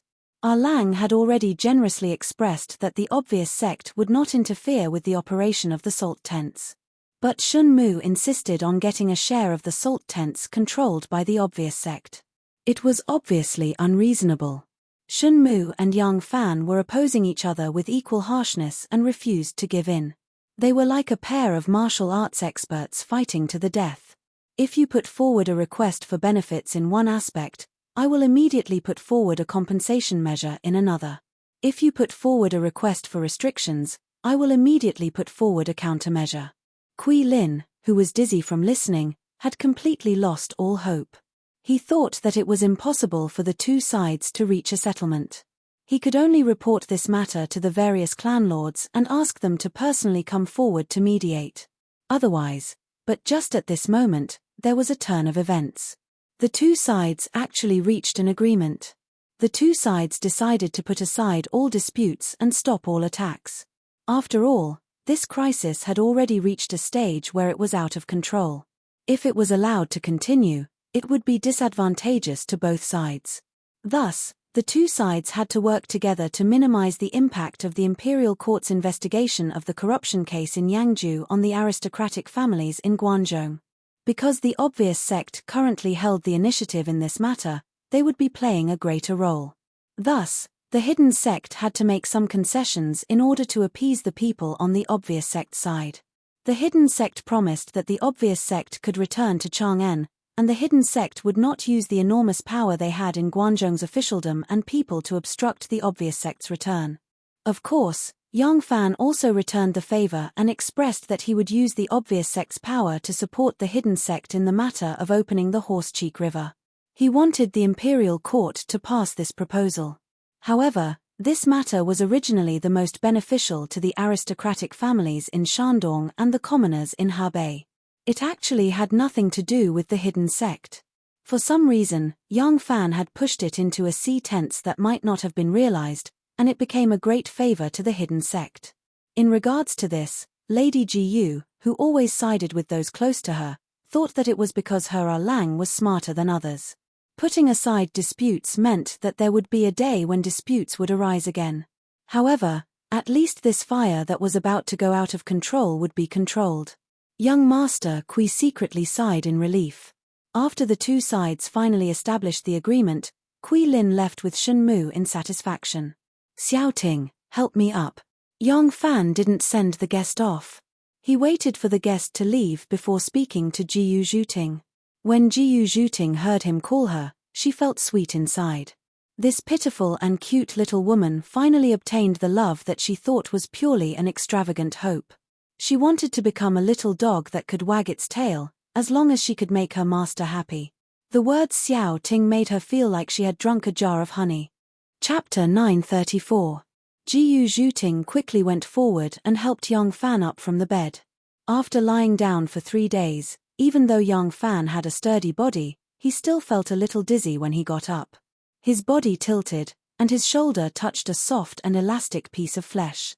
Jiyu Zhuting blushed, but she pretended not to know and just supported him firmly, fearing that he would fall. As soon as Yang Fan looked at the clothes hanging on the bedside, Jiyu Zhuting understood tacitly. She carefully let go of Yang Fan, and after making sure that he could stand steadily, she went to take the clothes and helped him put them on gently. Jiyu Zhuting was different from Xiaoman and RNU deep down. She was more traditional than these two women. Therefore, once she made a decision, she would be especially docile and obedient. Of course, this was due to her personality, but she was able to roam the Jianghu at the age of 13 and take the head of a military governor. If it wasn't for the fact that she loved this man to death and cherished his love, how could she be willing to be so submissive? Cherish. Thinking of this word, Yang Fan was momentarily absent-minded. Ning Ku's death had caused a huge trauma to his heart. He now understood a principle, which was to never let what should be cherished turn into deep regret and sadness. Our Lang has reached an agreement with the hidden sect.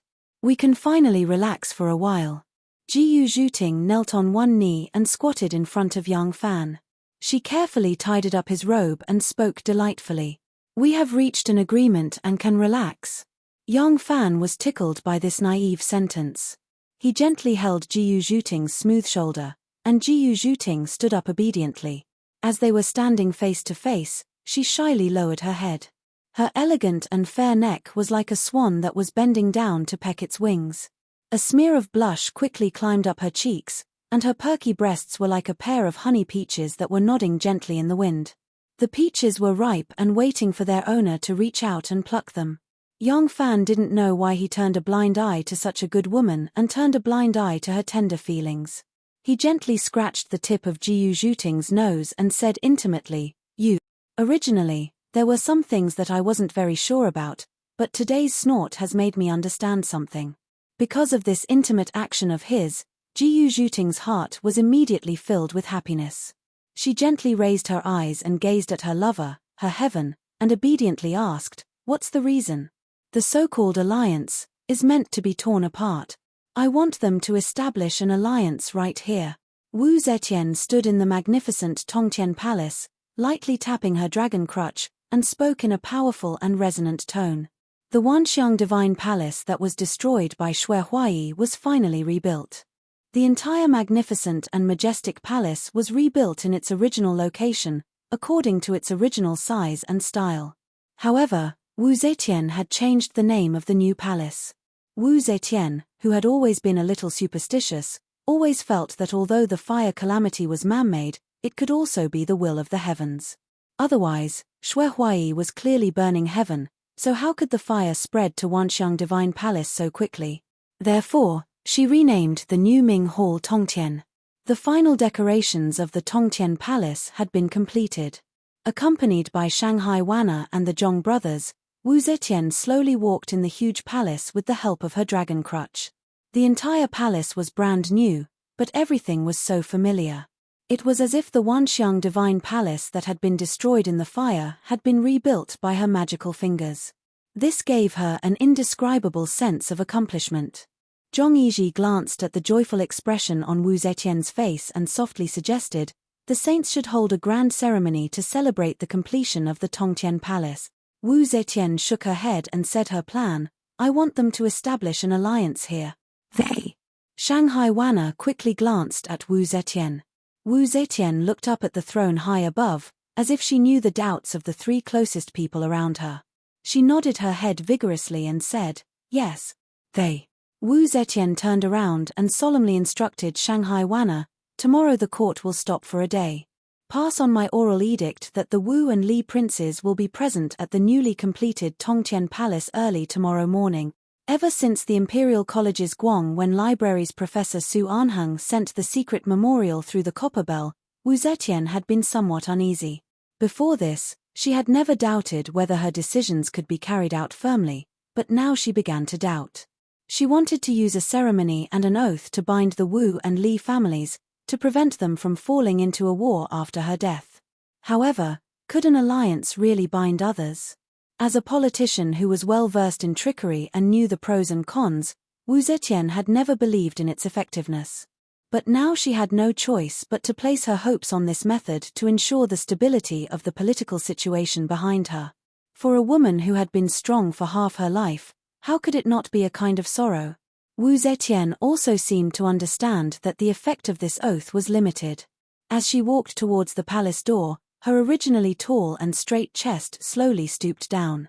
In this magnificent palace that symbolized the fate of the empire and the imperial power, her figure inevitably aged. Shanghai Wanna, who had been by her side since the age of 14, received her guidance and assisted her in governing the country, stared at the figure of the woman she was most familiar with. Her heart suddenly floated a never-before-seen thought, the master of this palace is gradually losing her empire. Wu Zetian stood at the entrance of the palace hall and added another sentence in an old but still dignified voice, call Taiping to come too. In the empty main hall, her last sentence echoed. Shanghai Wanna and Zhong Yizhi looked at each other in surprise. Zhong Changzong happily chased after her and attentively supported Wu Zetian's arm. He simply could not understand the feelings in Wu Zetian's heart and did not understand what Wu Zetian's words meant. He did not have any talent in politics, but he had appeared in the turbulent, treacherous and unpredictable center of power. For him, this was really a disaster and not a blessing. There was no eternal thing in the world. The unparalleled huge tree crown that had opened up to shelter him, a small blade of grass from the wind and rain, how long could it protect him? Tongtian Palace was like a heavenly temple shrouded in the morning mist. The golden phoenix at the top of the palace was half hidden in the morning mist as if it had just flown here. Early in the morning, the Wu princes gathered in the palace. In reality, they did not need to come so early, but Wu Zetian purposely stopped the court meeting for a day and issued an edict ordering all the Wu princes to gather in Tongtian Palace. These Wu princes did not know what was going on and could not help but feel nervous. Even the normally lazy Wu princes had woken up early today. Wei Prince Wu Chengxi was seriously ill and could no longer support himself. He also came shakily with his son's support. The Wu princes naturally gathered in front of Liang Prince Wu Sanxi and Wei Prince Wu Chengxi and asked them why the emperor had gathered all the princes today. In truth, Wu Sanxi did not know either, but he was not willing to show that he did not know. As a result, he only shook his head with a sullen expression. Don't ask. When His Majesty arrives, you will naturally know. In the past, Wu Chengxi's influence had been even greater than Wu Sanxi's, but the present was different. The number of people gathering around him was far fewer than the number surrounding Wu Sanxi. Wu Chengxi lightly coughed and shook his head. Wu Sanxi still needed to pretend to be well informed but inconvenient to divulge information, but he did not even have the mood to pretend anymore. He had fought with Wu Sanxi for half his life, but now, just because his lifespan was about to run out, he had lost all his capital. What else was there to fight for? In the distance, another group of people walked out of the mist. When they saw these people, the Wu princes immediately revealed astonished expressions. They were Prince of Xiongli Dan and his 5 sons, as well as Crown Prince Li Xian and his 3 sons. Upon seeing this lineup, the Wu princes immediately understood. Today, the emperor had gathered all the princes of the Wu and Li clans. Li Xian had 4 sons, but the youngest was only 6 years old and had not yet been bestowed the title of king. The Li clan's princes stopped when they were 5 or 6 zhong away from the Wu clan's princes. The two princes stood on the left and right sides of the imperial path in the middle of Heaven Palace, as if there was an invisible barrier between them. The mist gradually dispersed, but the invisible barrier between the two princes did not disappear. On the Wu clan's side, Prince Wu Chengxi and Prince Wu Sanxi stood in front. Wu Chengxi leaned on a walking stick as he strove to straighten his back. The one standing next to him was an enemy, and the one standing across from him was also an enemy. Even if he was about to die, he was not willing to reveal an unsteady appearance in front of his old enemy and become a laughingstock. His son had been pushed to the back by him to stand with a group of princes. On the other side, Crown Prince Li Xian and Prince of Xiong Li Dan stood in front, while the 8 princes stood behind them. The drums on the heavenly gate had already begun to beat, and soon after, the entire city began to rumble. The sun shone down and the mist quickly dispersed, but it could not dispel the gloominess on the faces of the princes. Of course, this gloominess only appeared on the faces of the princes. The expressions of the crown prince and the 3 princes at the front were completely different. Wu Chengxi had a completely indifferent expression on his face. From the day he confirmed that he had lost the right to fight, he no longer wanted to fight. Wu Sanxi also had a similarly indifferent expression, because he didn't put anyone in his eyes. Prince Li Dan's expression was extremely calm. He looked straight ahead, his hands at his side, and did not move at all. It was like he had already cast aside all worldly matters. Crown Prince Li Xian had a modest and gentle smile on his face. Occasionally, when his eyes met King Liang's, he would even give him an extremely amiable smile. The emperor has arrived. With a loud shout, the kings of the Wu and Li families turned around at the same time. Wu Zetian rode an imperial carriage with only a few dozen attendants and guards surrounding her as she walked over from afar. There were no guards accompanying her. On her left and right were the 2 brothers, Zhong Yizhi and Zhong Changzong, whose robes fluttered as if they were riding on the wind. In front of the imperial carriage was Shanghai Wanna, dressed in the dignified uniform of a female official, leisurely walking forward. There was another person at Wanna's side. To everyone's surprise, this person was Princess Taiping. Princess Taiping was also dressed in splendid attire, solemn and serene, but also tender and charming. Next to her was Shanghai Wanna, who was as elegant and graceful as a chrysanthemum flower. Chapter 935. Why is Taiping here? The dukes with the surname Wu and Li were all surprised. The most surprised was Princess Taiping's husband, Wu Yuji, who was now both a duke and the emperor's son-in-law. However, they didn't have time to think. Seeing the imperial carriage in front of them, they could only kneel and greet loudly, "Greetings, Your Majesty." At this time, it wasn't a grand ceremony or worship of heaven and earth. The officials only needed to bow when they saw the emperor and didn't need to kneel. However, the dukes present were all relatives of Wu Zetian. The most senior ones were Wu Zetian's sons and nephews. The rest were her grandchildren and nephews. Naturally, they deserved their greetings. The imperial carriage stopped. Wu Zetian sat lazily in the imperial carriage and looked down at the dukes kneeling below the steps. There were 10 dukes on the Li family's side. On the Wu family's side, there were 20 dukes other than the unlucky Junwang Wu Yanxiu, who happily rushed to make peace but was held captive by the hateful Mosh. On the Li family's side, all the dukes only had one title. They didn't have an army or a horse, and they didn't hold any official positions. On the Wu family's side, at least 10 of the 20 dukes led the army. Wu Zetian had never seen the difference in power between the Wu family and the Li family so directly.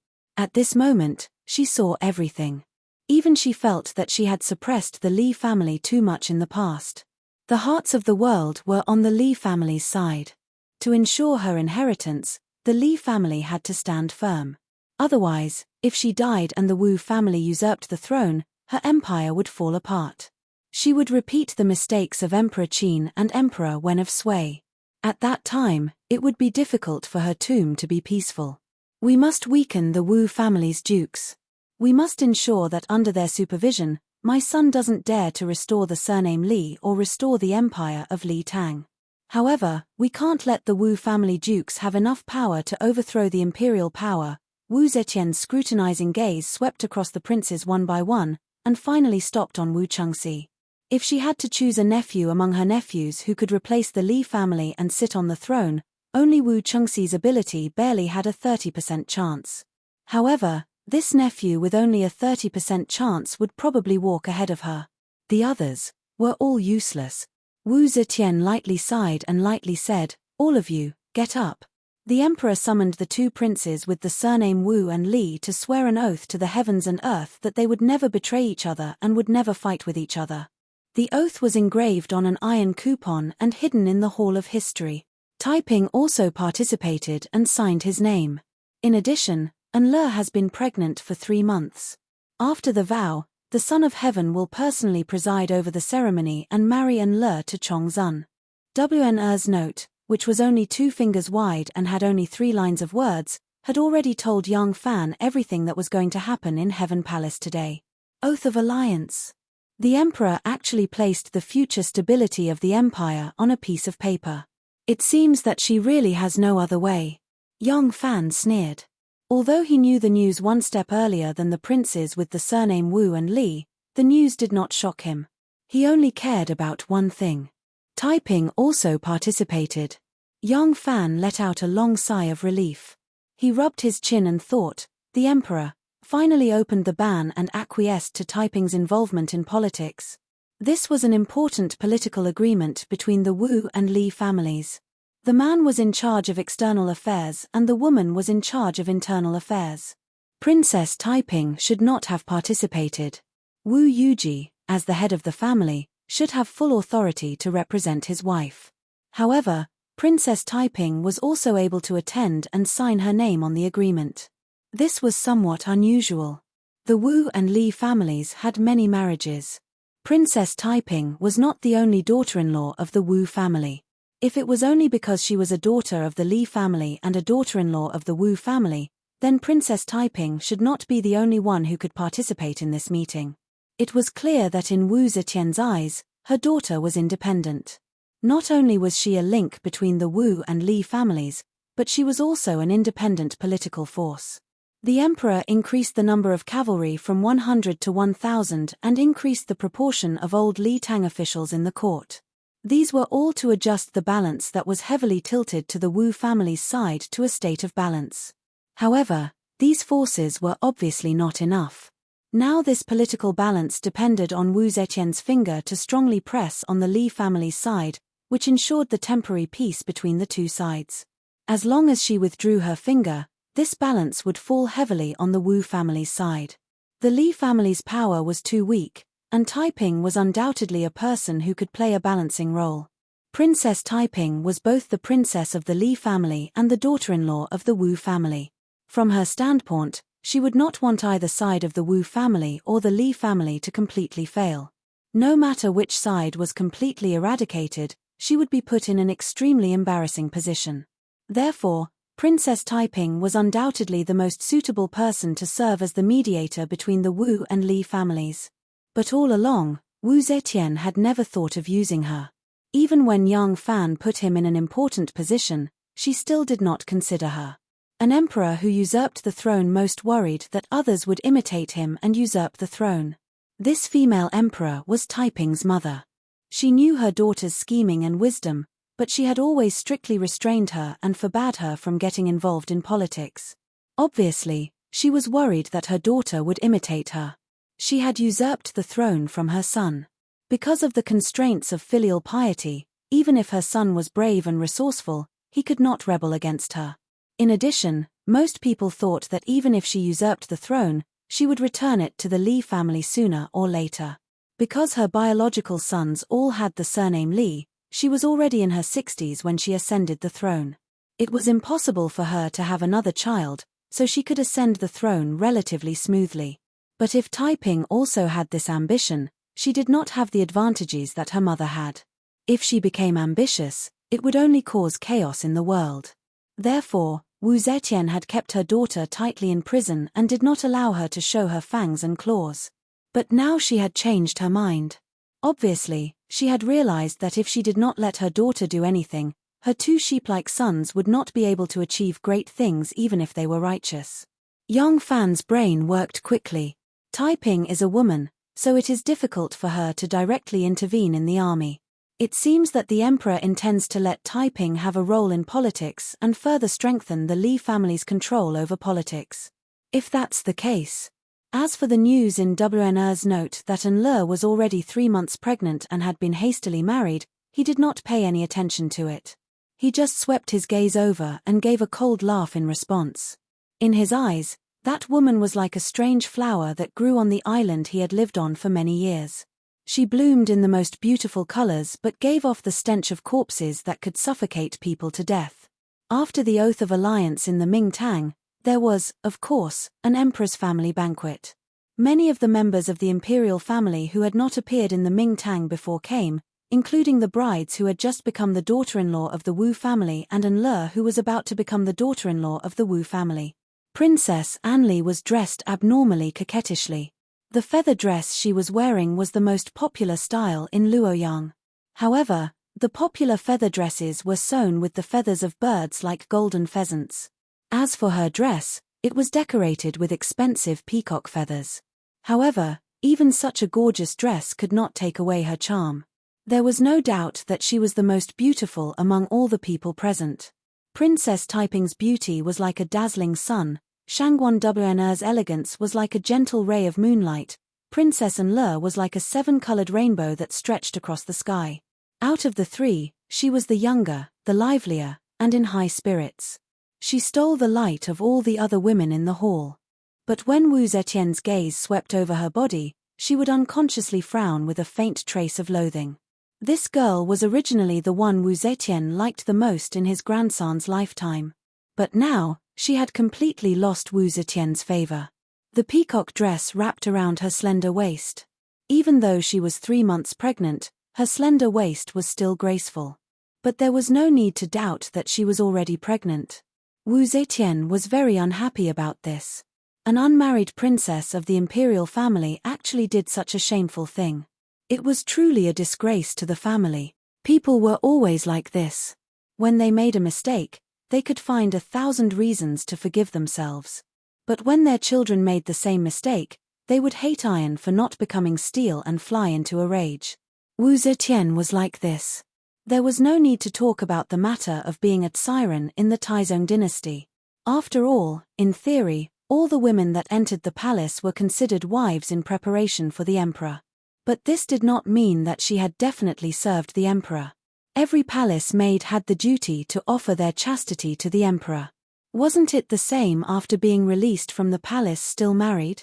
Siren was a rank for concubines and also a title for female officials.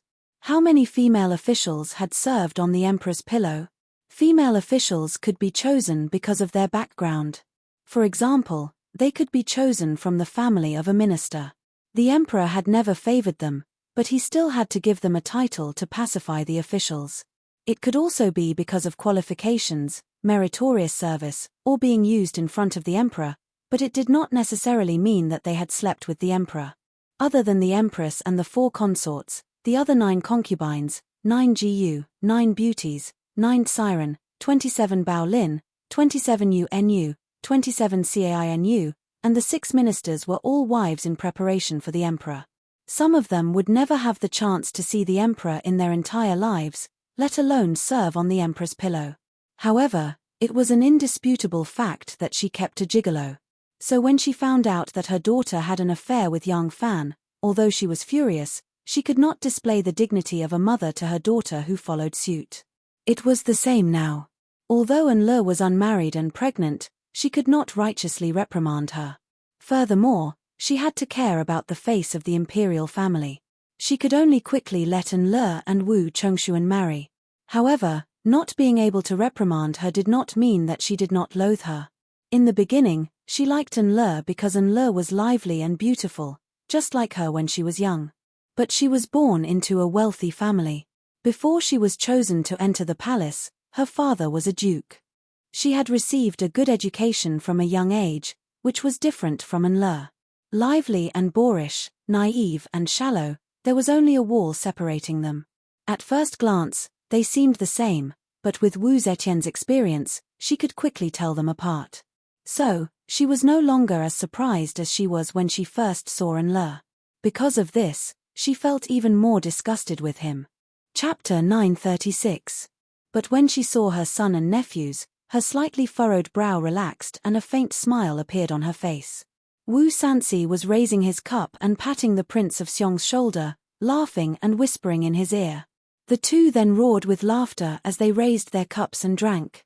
The Crown Prince, Li Xian, was seated cross-legged next to Wu Chengxi, his face filled with concern as he inquired about his condition.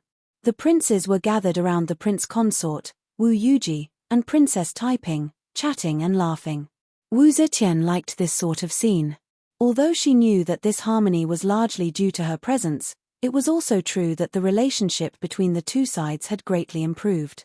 If she created more opportunities for them to interact, who said that they could not live in harmony? Wu Zetian smiled as she thought of the leopard cat and parrot she had raised. Leopards and cats could not live in harmony, but the Wu and Li families could definitely live together. Wanna was also present. If Second Zhong could be said to be half a member of the Wu clan because of Wu Zetian, then Wanna was the only outsider at this clan banquet. But of all the people present, who had accompanied Wu Zetian as long as she had, her place in the emperor's heart was no less than that of these people who were related to the emperor by blood. In front of Wanna was a bowl of camel trotter soup that was as white as condensed milk and a plate of coin-nosed venison. It was accompanied by fresh elm powder, tender, mellow, and extremely delicious. Wanna had always liked these two dishes, but for some reason, when she smelled the rich fragrance of the meat, she felt waves of nausea wash over her. Wanna gently rubbed her chest. Although she had pushed away the dishes, the smell of the aroma still made her nauseous. Wanna swallowed a mouthful of sour water. She truly could not hold it back. Afraid that she would make a fool of herself by vomiting in the hall, she quickly got up and quietly walked over to Wu Zetian's side and whispered a few words into her ear. Wu Zetian was gazing at her children and grandchildren, nodding and smiling. She did not take Wanna's departure to heart. In her view, Wanna had always been cautious and obedient, which was why she had left early. Today's banquet was the emperor's clan banquet, and the emperor was showing her favor by keeping her. If she really accompanied her until the end, she would not be the obedient Wanna. Wu Zetian smiled and nodded. Shanghai Wanna then floated back behind the screen. She hurriedly walked out of the hall. The autumn wind blew, and Wanna suddenly felt nauseous again. She quickly held onto a pillar and gasped for breath. Only then was she able to suppress the feeling of vomiting. When Fu Qingqing heard that she was about to return from the banquet, she quickly took a few manuscripts and rushed to WNR's residence. She was about to speak when she saw WNR frowning and her face pale. She couldn't help but ask, "Jejie, what's wrong?" WNR waved her hand and said, "Give me a glass of water and call a royal doctor." "All right." Fu Qingqing hurriedly put down the manuscript and poured a cup for Wanna. He then hurried out and ordered the palace maids to call for the imperial physician. Not long after, a handsome imperial physician, who looked to be in his early 40s, hurried in with the palace maids. As soon as he entered the study, he bowed deeply to Shanghai Wanna and said, "This lowly official is the Imperial Hospital's teaching assistant, Yang Yi." Greetings to Shangguan Wanna. In the Imperial Hospital, there were doctors, medical workers, doctors, pharmacists, doctors, and teaching assistants. Above them were the doctors, medical supervisors, medical officials, and imperial physicians. However, these people were mainly responsible for the management of the imperial hospital. Specifically, the ones responsible for prescribing and diagnosing illnesses were the doctors and teaching assistants. Yang Yi was the teaching assistant of the imperial hospital. This teaching assistant was just 57 years old. Among the white-haired, silver-bearded imperial physicians, he could be said to be in the prime of his life. His family's medical skills were very good. If it wasn't for the fact that the person feeling unwell was the emperor's favorite, Shanghai Wanna, there was no need for him to appear. At this time, Wanna's tumbling heart had calmed down. Seeing that the imperial physician had arrived, she said, "Teaching assistant Yang doesn't need to be so polite. Please sit." Yang Yi picked up a praying mat and sat down on the opposite side of the low table. Wanna said, "Kie's spleen is not feeling well today. Just now, I suddenly smelled grease and almost vomited. May I trouble sir to take a look? Yang Yi bowed and said, please stretch out your wrist. Wanna stretched out her hand. Her green sleeves drooped down, revealing a slender wrist as white as jade. Yang Yi didn't dare to look at Wanna. Without looking sideways, he stretched out a finger and placed it on Wanna's wrist. He only used one finger to feel her pulse. This was not because teaching assistant Yang intentionally showed off his superb medical skills in front of Wanna. It was because he had been showing off for a long time that it became natural. Otherwise, why did he think that at such a young age, he was able to surpass many national doctors in the Imperial Hospital? Doctors couldn't compete with each other to determine the winner. The necessary packaging was still necessary. Yang Yi placed a finger on Wanna's pulse. After a moment, his expression changed. Wanna's eyes fluttered and happened to catch the shock in his eyes. Her heart was also tight. She thought that she had caught a cold in the autumn and hurt her spleen. Although she had called the imperial physician, she didn't care much. But when she saw the change in the imperial physician's expression, Wanna couldn't help but be shocked. Could it be that I really have a serious illness? Yang Yi frowned and quickly glanced at Wanna. He didn't think that Wanna was staring at him. When their eyes met, Yang Yi's body was obviously shocked and almost jumped up. Fu Qingqing, who was standing on the side, was shocked and quickly asked, Imperial Physician Yang, how is Sister Wanna's condition? Yang Yi hurriedly withdrew his gaze and said in a panic, Oh, let me see again. Yang Yi put another finger on it, frowned and felt the pulse for a long time. Then he put another finger on it. After 3 fingers for a long time, he was about to use his whole hand to feel the pulse. Fu Qingqing couldn't help but say, Hey, Imperial Physician Yang, did you diagnose anything? Yang Yi's body suddenly trembled. It wasn't a big movement, but he had 3 fingers on Wanna's wrist. This slight tremble couldn't be hidden from Wanna. Yang Yi avoided Wanna's sharp gaze and hurriedly replied, waiting for orders is just busy with official business, resulting in fatigue and weak spleen and stomach. As long as the qi and spleen are replenished and the stomach is stabilized, then it can be balanced. This official will go back now and personally get the medicine. After it is brewed, I will send it to waiting for orders. After Yang Yi finished speaking, he hurriedly got up and bowed to Wanna and Fu Qingqing. He picked up the medicine box and left. Wanna looked at him coldly and saw him hurriedly walking out. When he reached the door, he stretched out his hand to pull it open. His fingers were trembling. Suddenly, his starry eyes focused and he shouted in a deep voice, Stop! Yang Yi was shocked and turned around in a panic. He forced himself to bow and said, Waiting for orders, what else do you need? Wanna slowly stood up and walked in front of him step by step. Yang Yi lowered his head. There was a faint sweat on his forehead. At this time, Fu Qingqing also saw that something was wrong. She quickly caught up and stood beside Wanna, staring at Yang Yi vigilantly. Wanna stared at Yang Yi and said in a cold voice, Assistant Yang, although this is the palace, if I wanted to kill you, it would be like killing an ant. It wouldn't cause any waves. Do you believe me? The medicine box fell to the ground. Yang Yi knelt down and kowtowed like pounding garlic, waiting for orders to show mercy. Waiting for orders to spare my life. This official won't say anything. No, this official doesn't know anything. This official. A strange expression slowly appeared on Wanna's face. She said word by word, You speak. What happened to me? Wu Zetian only drank 2 cups of fermented rice at the family banquet, and she was already a bit tipsy. As her body aged, her capacity for alcohol was getting lower and lower. But today's family banquet seemed to have made her very happy. When she returned to the lovely spring terrace, there was still a faint smile on her face. Zhong Yizhi saw that the empress was in high spirits today and hurriedly said, The saint is happy today. Do you want to ask the people of the Fengchen Institute to sing and dance for the saint? They just rehearsed a new song and dance a few days ago. No need. Wu Zetian waved her hand with a smile. There was still a bit of red on her face from the wine, but her eyes had gradually become clear. This bit of wine could only make her feel a bit tired, but it could not disturb her mind. Wu Zetian used a clear and powerful voice to say, I am tired and want to sleep for a while.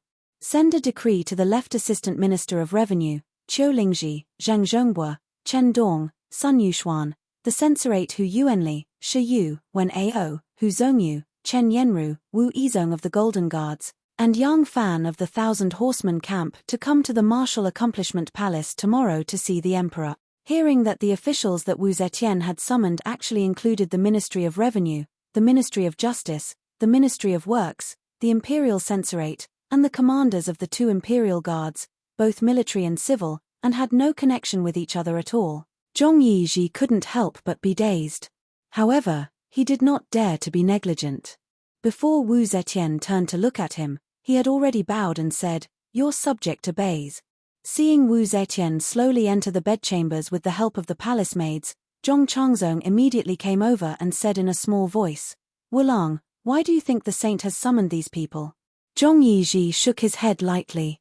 Zhong Changzong's eyes turned, and he said, "Even you and I did not know anything about this beforehand. This is too confidential, isn't it? Do you think Shangguan Weizhi will know?" Zhong Yizhi had a thoughtful look, as if he had vaguely thought of something, but he didn't say it. He only shook his head again. Zhong Changzong said, "How about I go find Shangguan Weizhi and ask her? We have always been respectful to her. If she knows, she will give us face." Zhong Yizhi's eyes moved a little, and he nodded and said, "Okay. You go. I will go find someone to pass on the saint's oral order." The room of WN in Shangguan WN was quiet. There was only a pot of blooming orchids on the windowsill, emitting a faint fragrance into the room. The window was half open, and a little bird with green feathers and a yellow beak flew in and stood on the windowsill. It turned its head and pecked the feathers under its wings, curiously poking its head into the room. The study was empty. At this moment, WN had gone around to the elegant inner room that was partitioned by a screen. She sat on the couch in a daze, one hand stroking her abdomen. The expression on her face was not clear whether it was curiosity or surprise, fear or worry, but also a bit of trance and disbelief. Fu Qingqing was like a headless fly bumping around the room. Occasionally, she would stop for a moment, and then immediately bite her little finger nervously. This was a small action when she was nervous. Until her little finger was almost bald, Fu Qingqing resolutely said to WN, "Sister, this matter is too important. You must not trust Yang Yi and entrust your life and death to him. We have to kill him." Chapter 937. Shanghai Wanna raised her head and looked at Fu Qingqing blankly. Fu Qingqing said, "He is just a medical assistant in the Imperial Hospital. As long as you nod your head, I will immediately take care of this matter. I will make sure his death is flawless and will not arouse anyone's suspicion." Wanna sighed softly and said slowly, "It is easy to kill Assistant Yang. But what happens after killing him?" Fu Qingqing was stunned and said, "After killing him? Nothing will happen after that. No one will know about this matter. Won't you be safe then?" Shanghai Wanna stroked her flat belly and shook her head. "What about the child in my belly? How can I hide it from others after 10 months of pregnancy? There is no benefit in this matter. Why kill people? I want this child to grow up healthy, safe and happy. I should accumulate virtue for him. How can I let him die before he is born?" Fu Qingqing stamped her feet and said, "Oh my good sister, you still want to give birth to the child? How is that possible? After killing Yang Yi, you have to leave the palace with the excuse of visiting relatives. You have to find a doctor who doesn't know who you are to have an abortion. You have to rest for 2 days and then return to the palace. At that time, you will be safe." "Abortion?" Shanghai Wanna's face changed greatly. She hurriedly shook her head and said, "No. No. Absolutely not. I would rather be smashed to pieces than let others hurt my child." Her lower abdomen was still very flat, but when she gently caressed her abdomen, it was as if she could already feel a small life growing inside. For a moment, her expression became somewhat infatuated. "This is my child, my biological child. This is my flesh and blood, the life growing in my belly." Fu Qingqing was so anxious that her face turned red. She walked in front of her and grabbed her shoulder. She anxiously said, "Sister, wake up. If you die, can you still keep the child?" Shangguan WN's face turned pale. She hesitated for a moment and said, I have served Her Majesty for many years. If I beg her, I believe that even if she wants to punish me, she will consider the fact that I have served her wholeheartedly for so many years and let this innocent baby go. Even if this child is made into an official slave after he is born, as long as he is alive, his father will always have a way to save him. Fu Qingqing sneered and said, Sister, are you saying that when the emperor finds out that her most trusted internal court prime minister, who is in charge of the central affairs and controls the world, has secretly married an external court general who should not have had any contact with her and has a child? Do you think that after the emperor finds out, he will still consider our past relationship and spare your life? Do you think that the emperor is so old that he won't think of something from this? Do you think that an emperor who doesn't even blink when he swings the butcher's knife at his own son and grandson will show you mercy? Wake up, at that time, not only will you die, the child will die, even Yang Fan will die. Shangguan Wn suddenly raised her head to look at Fu Qingqing, her face as pale as paper. Fu Qingqing said anxiously, Sister, if you don't make a decision, you will suffer. Is Shangguan's here? Zhong Changzong requests to see you. A clear voice suddenly came from outside the door. Shangguan Wn quivered and quickly raised her hand to stop Fu Qingqing. She whispered, Wait here. Shangguan Wn wiped the tears from the corners of her eyes with her sleeves and hurriedly walked outside. She calmed her emotions and opened the door. She smiled and said, Why did Zhong Fengchen come? Why didn't you send someone to inform me? Wan didn't go out to meet you. Please forgive me, Zhong Fengchen. Shangguan Wn welcomed Zhong Changzong in and invited him to sit down in the study. Zhong Changzong was a very straightforward person. He didn't even need Shangguan Wn to ask for his purpose. He didn't even say any pleasantries and impatiently explained the purpose of his visit. Although Zhong Changzong didn't have any schemes, he wasn't that stupid either. The reason why he was so straightforward was because as the two largest forces in the palace, Shangguan Wn and his brother had always been in harmony and got along very well. During the period of their expansion, Shangguan Wn had never created any obstacles for them. Correspondingly, they also reciprocated Shangguan Wn's kindness and never thought of seizing Wn's power. First, the Zhong brothers, who came from the prime minister's family and a prestigious family, were very respectful to this talented woman who also came from the prime minister's family and a prestigious family. Second, it was because of the kindness Shangguan Wn had shown them. Furthermore, they also knew that even if they could topple Shangguan Wn, they wouldn't be able to control the entire internal court. There was a part of the role that they could never replace Wn, even if they had to castrate themselves and become eunuchs. Thus, there was a part of power that they could never control. Although the two sides had never communicated with each other in such a naked manner and tried to figure out the emperor's edict, the two sides had cooperated for a long time and had long formed a tacit understanding. They also understood each other's thoughts. Thus, unveiling this layer of window paper was a matter of course. At this moment, Wn's heart was filled with the ecstasy of having her own flesh and blood. She was worried about how to protect this child. Her heart was a mess and she had no idea what to do. How could she be in the mood to listen to what Zhong Changzong was saying? It wasn't until she heard the name Yang Fan from Zhong Changzong's mouth that she came back to her senses. This matter, Wan really didn't know. Wan smiled apologetically at Zhong Changzong and said, Zhong Fengchen, please tell me again who the saint summoned. Perhaps Wan can guess a thing or two. Zhong Changzong slowed down and repeated the people the emperor had named. Ministry of Revenue Qiu Lingji, Zhang Zhongbua, Ministry of Justice Chen Dong, Sun Yuxuan, Censorate Hu Yuanli, Shi Yu, Wen Ao, Ministry of Works Hu Zhongyu, Chen Yenru, Jin Wu Wei, Yang Fan of Thousand Horsemen. Wan listened with rapt attention and thought quickly. These Yamen have civil and military affairs, civil and judicial affairs. They have nothing to do with each other. Why did he suddenly summon all these people together? What is the emperor trying to do? What has recently required these Yamen to work together to do? Ah! A thought flashed through her mind like lightning. Wn's eyes brightened and she cried out, I guessed it. Zhong Changzong happily said, Daiji is indeed exceptionally smart. I wonder what Daiji has thought of. Wan said word by word, The saint has made up his mind. He is preparing to move the capital. Zhong Changzong was confused. He still couldn't figure out what this matter had to do with moving the capital. Shanghai Wan could only patiently explain it to him. In reality, the emperor moving the capital was similar to a commoner moving. The only difference was the scale and the factors that needed to be considered. If a family wanted to move, they first had to clean and decorate their new home. If there were rats and cockroaches in the house, they had to first get rid of them. They also had to consider whether the roads were passable and wide.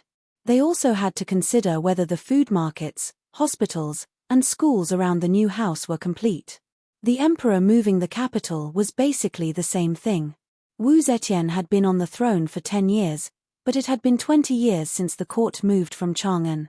Could the palaces and yamen in Chang'an still be usable? Did they need to repair and refurbish them? There were more than 100,000 soldiers traveling from Luoyang to Chang'an. They needed to know the road conditions and solve any problems immediately. Furthermore, there were at least 100,000 officials, family members, servants, and soldiers moving back to Chang'an. Because the center of the court was moving, the merchants, gentry, scholars, and officials from all over the country had to follow them to Chang'an. In reality, Chang'an would suddenly have an additional 100,000 people. Would the road be smooth? The problem of food also needed to be solved. These were the responsibilities of the Ministry of Works and the Ministry of Revenue.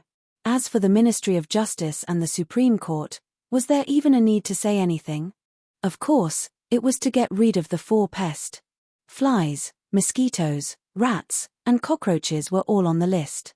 Through the case of Yangju, the empress was already very worried about the governance of the officials in Guangzhou. If the officials in the capital were corrupt, it would seriously affect the stability of the center of the court. The emperor wanted to move the capital back to Chang'an. Of course, he had to carry out a thorough cleaning in Guangzhou. If the emperor wanted to move the capital, it was inevitable to mobilize the army. This was the most important of all problems. Although the imperial army would be transferred from Luoyang, didn't they need someone from the military to be the vanguard? The placement of the army was also a big problem. The reason why the Northern Office was sent was that the Imperial Army of the Northern Office was the core army of the Emperor and was the army stationed in the capital. As for the Southern Office, the official army was rotated from all over the country to guard the capital. It was not a top priority. Shanghai Wan's analysis was clear and reasonable. Zhong Changzong listened and nodded. While listening, he was anxiously thinking about what benefits the Zhong family could get by moving the capital. Unfortunately, he had nothing else in his mind except poetry, chess, calligraphy, and painting. After thinking for a long time, he still couldn't come up with a reason. Finally, he had to give up. He wanted to go back and talk to the Wulang, and let the Wulang make the decision. When Wanna finished, Zhong Changzong, who was in a hurry to go back and deliver the news, stood up. He bowed to Wanna and said gratefully, "Your words have woken me up. I will remember this kindness in my heart. I will repay you in the future." Shanghai Wan also stood up and said with a slight smile, "Zhong Fengchen, you are too polite. You and I are both working for the sage. We want to figure out the sage's mind and also hope to do things better so that the sage can be more relaxed and happy. It is our duty as officials to share the emperor's worries. There is no need to thank me." Zhong Changzong laughed, cupped his hands to Shangguan Wan, and left.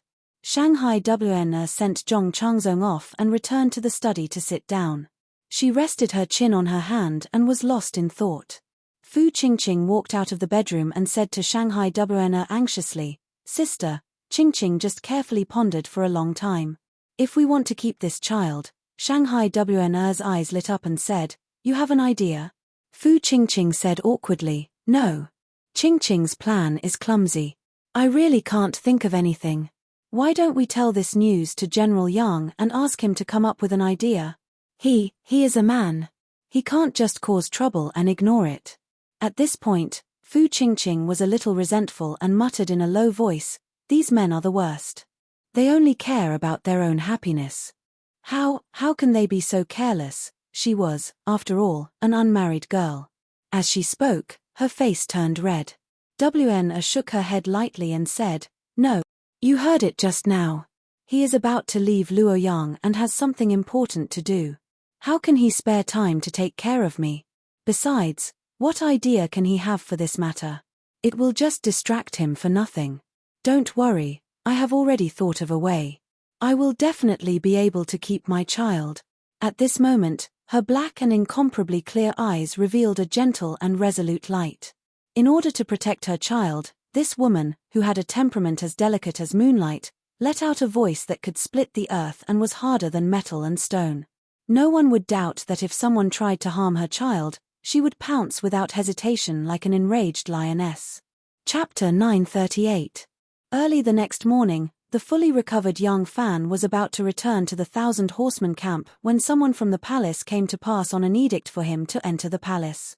Young Fan stayed in the palace until almost noon before leaving the palace in a mess with the officials from the Ministry of Revenue, Ministry of Justice, Ministry of Works, and the Imperial Censorate. All the officials hurried back to the Yamen and rushed to tell the news to their own officials and all the officials who were close to them. The emperor had decided to move the capital. No, it wasn't a decision. He had already started moving the capital. Wu Yizong also attended the imperial conference at Wu Cheng Hall. When he saw young Fan, Wu Yizong's expression immediately changed between green and white. It was as if a large dye shop had opened on his face. However, he did not immediately pounce viciously and bite like a mad dog as young Fan thought. This surprised young Fan. Young Fan already knew that the prostitutes and patrons of the brothel had been implicated. From his actions, he could guess that although Wu Yizong would take revenge on him, he would not do so with great fanfare. He had already lost all face in front of him and would not continue to lose face in front of all the people of Luoyang. However, at the time, his ruffian and scoundrel behavior had been seen by several court officials. It must have spread in officialdom, so young Fan guessed that when he saw him in the palace, he would not have many misgivings. Perhaps he would immediately attack him on the spot like last time. He had not expected Wu Yizong to know how to endure. This made young Fan look at him in a different light. Young Fan was not afraid of a mad dog that would bark at him endlessly if he stamped his foot. However, if this mad dog knew how to endure and evolved from a mad dog to a poisonous snake, then he had to be on guard. The emperor had not summoned them to discuss matters.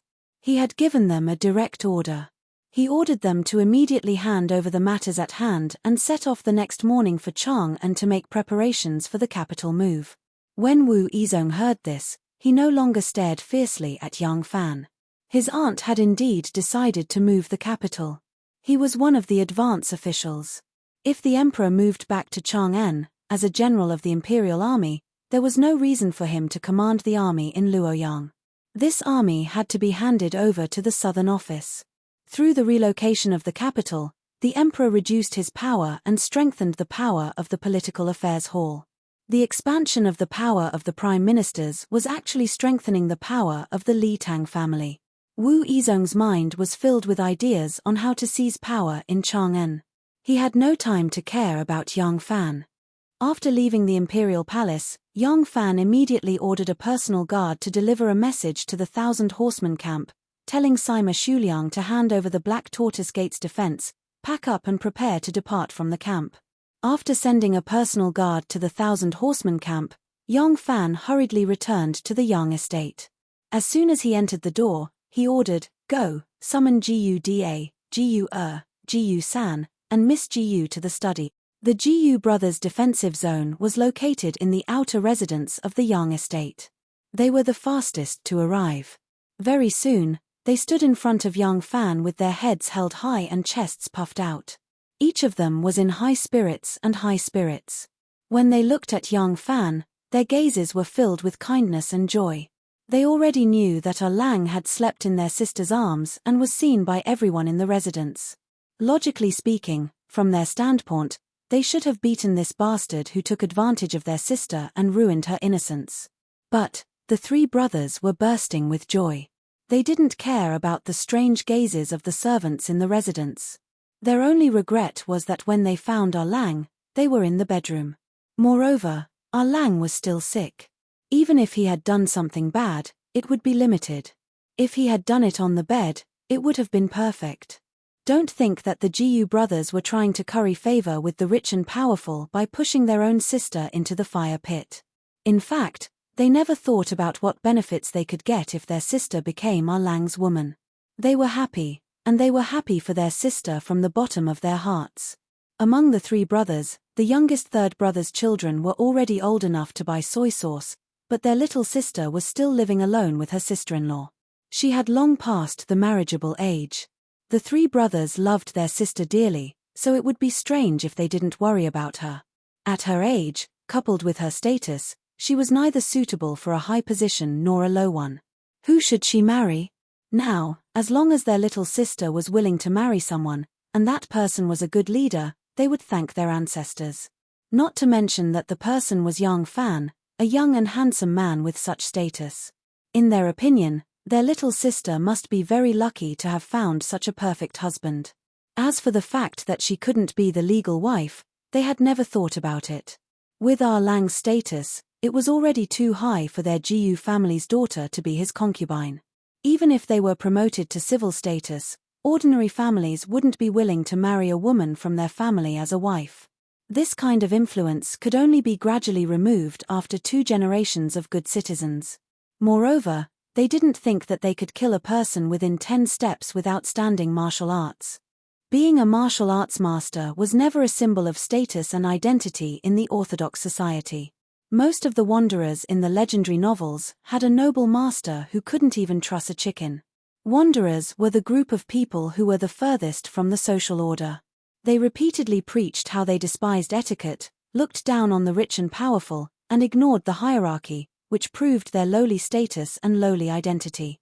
Just like in the era where men were superior to women, there were jealous shrews, but they were pitifully few.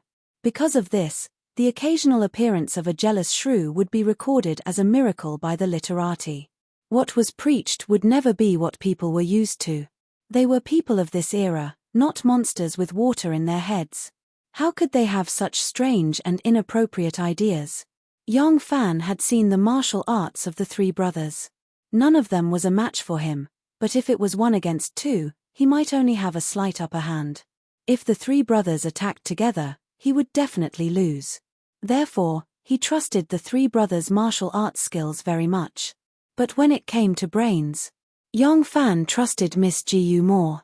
Therefore, when he saw the three brothers gathered, Yang Fan didn't wait for Miss Jiyu to arrive and explained the purpose of gathering them. I have to go to Chang'an immediately. You go back and pack your luggage. We'll leave in the afternoon. The three brothers didn't hesitate and replied respectfully, yes. Yang Fan continued, I'll leave tomorrow. You go ahead of me. There's something I need you to do. I'll tell Miss Jiyu what you need to do. When the time comes, you just need to listen to your younger sister's arrangements. The three Jiyu brothers nodded repeatedly, thinking to themselves, as brothers-in-law, we're not as close as our younger sister to him after all. When the three brothers went out, Jiyu Zhuting, who was dressed in a short green robe, happened to rush over. The eldest brother winked at his younger sister, the second brother gave his younger sister a thumbs up, and the third brother made a face at his younger sister. In the face of her three brothers' friendly teasing, Jiyu Zhuting's pretty face immediately turned red. She hadn't told her family about Yang Fan's promise to her. She wanted to hide this happiness and joy in her heart and slowly savor it in the middle of the night. She wanted to wait for Ah Lang to fulfill his promise in public, and then turn it into a surprise for her family. However, in the minds of the three Jiyu brothers, apart from being vigilant and experienced when killing people, they were usually extremely simple-minded.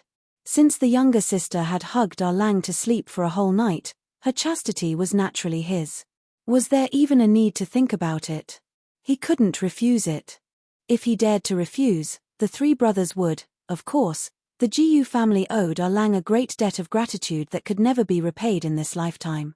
No matter what he had done, they couldn't use violence against him. But Ah Lang was such a good person, so he couldn't let the younger sister suffer, could he? Ah Lang, Jiyu Zhuting said to Yang Fan with a blushing face. Her long eyelashes drooped as she stared at the tips of her feet. Her toes were drawing circles on the green bricks. The shy look of a young girl was exceptionally charming. Unfortunately, Her coquettish look was useless to the blind. Yang Fan was lying on the table, holding a brush and scribbling something. He said to her without raising his head, "I entered the palace today. I've received the emperor's edict that I have to go to Chang'an tomorrow morning. I guess I won't be back for a year." Jiyu Zhuting let out an ah, and her pretty face suddenly turned pale. Because of her identity as a woman, it was convenient for her to enter and exit the inner residence. She had been responsible for the security of the inner residence, so it was impossible for her to leave with Lang. Lang would be gone for a year. Then, Yang Fan continued, "I've just told your 3 brothers that you will leave with them in the afternoon. Go to Chang'an ahead of me and do something important for me." Jiyu Zhuting's heart immediately flew back to heaven from hell. Didn't this mean that not only could she stay by the best man's side, but she would also be alone during this time? Jiyu Zhuting, who had just come back to life, answered crisply with a misty look in her eyes, "Yes." Pursing her lips, Jiyu Zhuting couldn't help but say, "The Empress did not reveal anything in advance, and without the discussion of all the civil and military officials of the imperial court, such a major matter as moving the capital was done just like that. As expected, she was acting on her own volition." She added sweetly in her heart, "The Emperor is wise." "Oh." Yang Fan, who had been writing, paused and looked up at her. He chuckled and said, "You're wrong about this. Moving the capital is such a big thing, involving politics, economy, military, culture, education, construction, transportation. She also has to convince those princes and ministers who have too many interests in Luoyang and are unwilling to move the capital. It involves too many aspects. The safest way is to use the power of the whole country to arrange it through the court. If it were 10 years ago, no, even 5 years ago, the emperor would have done this. Now she has given the court to act first and report later. It's not because the emperor is arbitrary, but precisely because she has no confidence to sway everyone's opinion. That's why she decided to set an established fact so that no one can stop her." "Oh," Jiyu Zhuting answered softly and said with infinite admiration, "Lang really has sharp eyes. I didn't see it at all." She said it just now because she was full of joy, and also because she wanted Lang to think that she was not a female warrior. Obviously, Lang liked intelligent women. But since she guessed wrong, it didn't matter. Which man didn't like obedient girls who admired and worshipped him? Yang Fan was writing with his head down. As he was writing, he suddenly looked up at Jiyu Zhuting and chuckled, leaving Jiyu Zhuting confused. Yang Fan noticed Jiyu Zhuting's careful and flattering mind, but he didn't find it annoying at all. Instead, he was very happy. No wonder when he read history books when he was young, he often found it strange that treacherous officials were known to be treacherous, but the fatuous emperor liked them. Now he understood. Who would like a person who contradicted him all day long and reprimanded him at the slightest provocation? If treacherous officials were as cute as our Jiyu, he would rather be a fatuous emperor. In fact, in the Yang family, wasn't he just an emperor? Chapter 939. Outside the pavilion on the side of the ancient road, several riders were standing under a tree. Yang Fan stood opposite to Jiyu Zhuting and said in a low voice, "You must speed up the journey. The earlier we set up the plan, the more advantageous it will be for our future situation. Lang, rest assured. This slave understands." Jiyu Zhuting subconsciously touched her belt. The things that Yang Fan had written for her were right there. She had read them carefully and memorized 70 to 80% of them. Along the way, she wanted to memorize everything on the paper in her mind and then destroy the real thing. A small careless mistake could lead to a complete defeat. "You must be careful," Lang said. She kept his words firmly in mind. Yang Fan took a deep look at the woman who had already dressed up as a man. She had only changed into men's clothes, but her appearance remained the same. Her pink lips were moist and bright like a pair of red and tender cherries. Yang Fan suddenly opened his arms and gave her a full hug, whispering softly in her ear, "Be careful." Yang Fan's hug stunned Jiyu Zhuting. His breath gently blew into her ear, making her feel limp and numb. Seeing this scene, the 3 Jiyu brothers not far away were also dumbfounded. It turned out that, it really was. Heavens! When Yang Fan gently let go of Jiyu Zhuting, she was still standing there in a daze. Just because of this hug, her lips trembled and she couldn't say a word. Her pretty face was flushed red because of surprise and excitement. Only her pair of eyes were bright black like the stars. Yang Fan smiled and softly said, "Let's hit the road. Take care."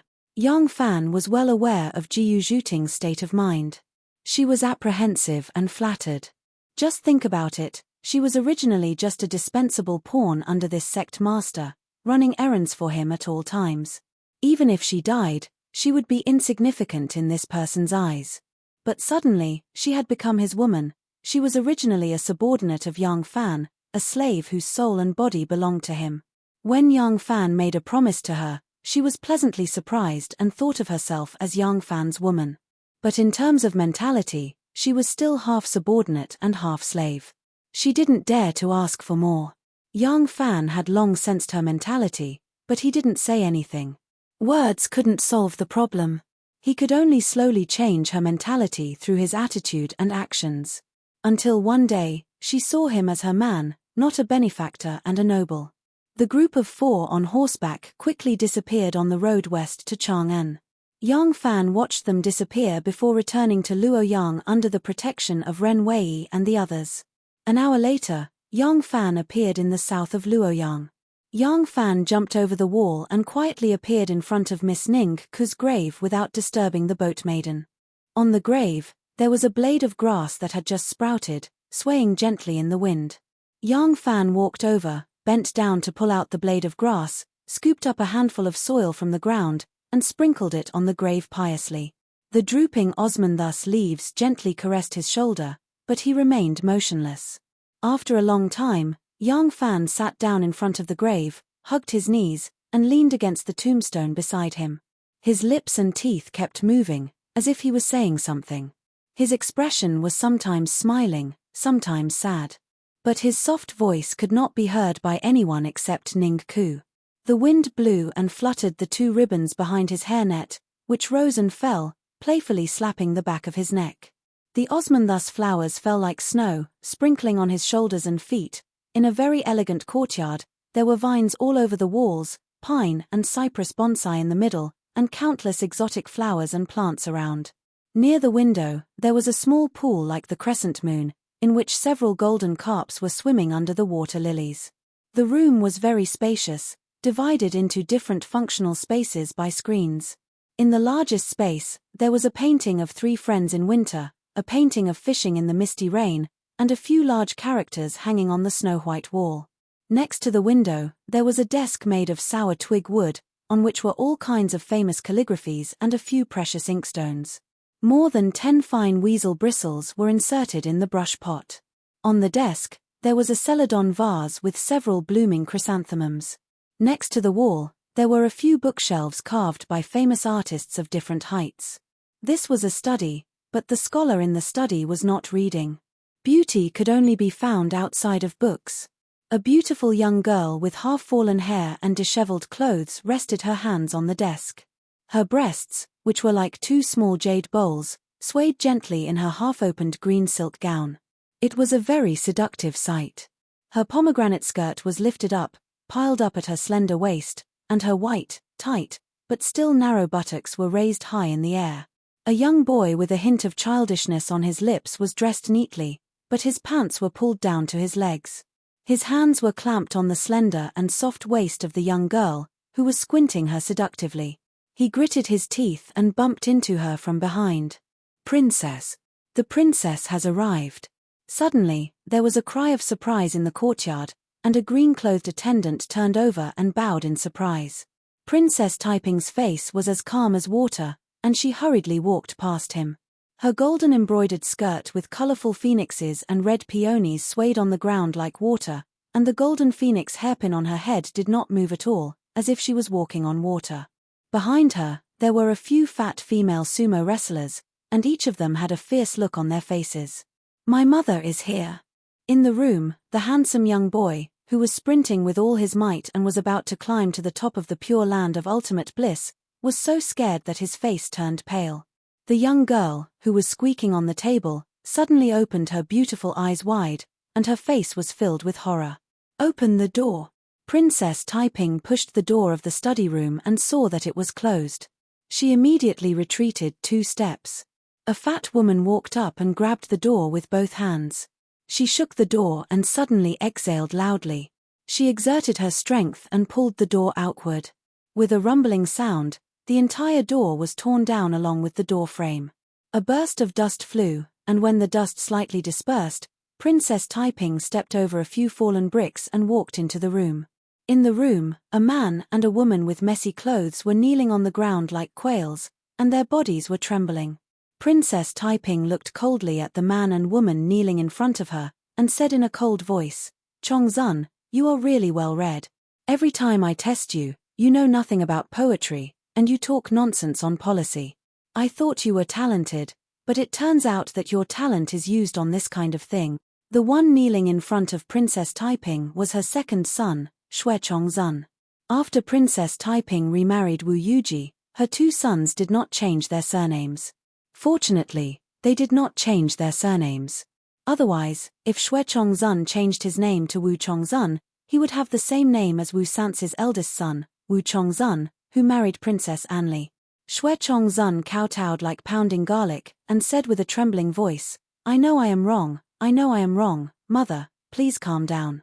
Princess Taiping waved her big sleeves, and said in a stern voice, "Come, drag this shameless lowly maid who seduced the young master out, and beat her to death." Ever since Princess Taiping came in, the beautiful maid in emerald green gown was scared into a pile of meat paste. Other than trembling, she could not spit out even half a word. Now that she heard it, she was so scared that her liver felt like it was going to explode. She did not even have the time to cry out, "Princess, please spare my life," when a fat female sumo wrestler rushed up and grabbed her hair, and dragged her out like a dead dog. Xue Chongzun was shocked. He heavily kowtowed to the ground, and repeatedly said, "Mother, please have mercy, spare our Li." "Mother, mother." Princess Taiping sneered, turned around and walked away, only leaving behind a cold sentence, "Drag this unfilial son out for me, 20 lashes." The few female sumo servants obeyed Princess Taiping's orders. Even if it was the young master's order, they did not hesitate. 2 more people rushed forward to pick up Xue Chongzun and left. In the courtyard, the little errand boy knelt on the ground with his forehead touching the ground, his buttocks raised high. He did not dare to raise his head. Princess Taiping walked past him like floating clouds and flowing water, without stopping for even a step. The little errand boy saw the red dress floating in front of him like a cloud from the corner of his eyes. He had just heaved a sigh of relief when Princess Taiping lightly threw down a sentence from the cloud, smashing him into the 18th level of hell. "Beat this lowly servant who is guarding the door and helping the master to do evil, to death for me." When the steward of the princess's mansion, Li Yi, saw Princess Taiping, he immediately bowed to the side of the road. Princess Taiping walked past him like a gust of wind. Li Yi lowered his head and hurriedly followed behind. Princess Taiping was still angry and asked, "What's the matter?" Li Yi was very well informed. As soon as Princess Taiping went to the study room, he knew that the second young master did not study hard, but fooled around with a pretty maid instead. In fact, he already knew about this matter, but he did not mention it. His master was so smart, he did not know that he already knew about it, so he vented his anger on him. Li Yi was even more careful. He did not even dare to breathe loudly as he said, "Loyal General Yang Fan requests to see you." Princess Taiping suddenly stopped, paused for a moment and said, "Invite him to see me at the Xingxiu Hall." In the Xingxiu Hall, as soon as Yang Fan saw Princess Taiping's expression, he laughed and said, "The Emperor has just acquiesced in princesses meddling in political affairs. Princess has already shown your majesty." Princess Taiping's anger had not subsided yet, so she frowned slightly. Yang Fan's words made her burst out laughing. She could not help but say coquettishly, "You deliberately came to make fun of me, didn't you?" "What majesty? Isn't it because of Chongzun, that unfilial son? Ari. All day long he does not study hard, he only does those shameful things like fighting cocks and raising dogs, stealing women and stealing jade." Yang Fan said with a smile, "Your son was born with a noble title and does not have to worry about food and clothing for the rest of his life. What are you afraid of? Don't tell me you still expect him to pass the exams and come back as the top scholar?" Princess Taiping rolled her eyes at him and said, It's easy for you to say. As a parent, even if we can leave an inexhaustible mountain of gold for our son, we still hope that he can have his own ability. Young Fan was also a father. Hearing these words, he deeply felt the same way. He no longer teased her and said seriously, "It's inevitable that the son of a rich family will be a bit of a playboy. You should not be too strict. Take your time. As long as he has a good character, the rest is not important." Princess Taiping was still remorseful in her heart, but she also knew that because Chongzun's father died early, she spoiled him too much when he was young and neglected to discipline him.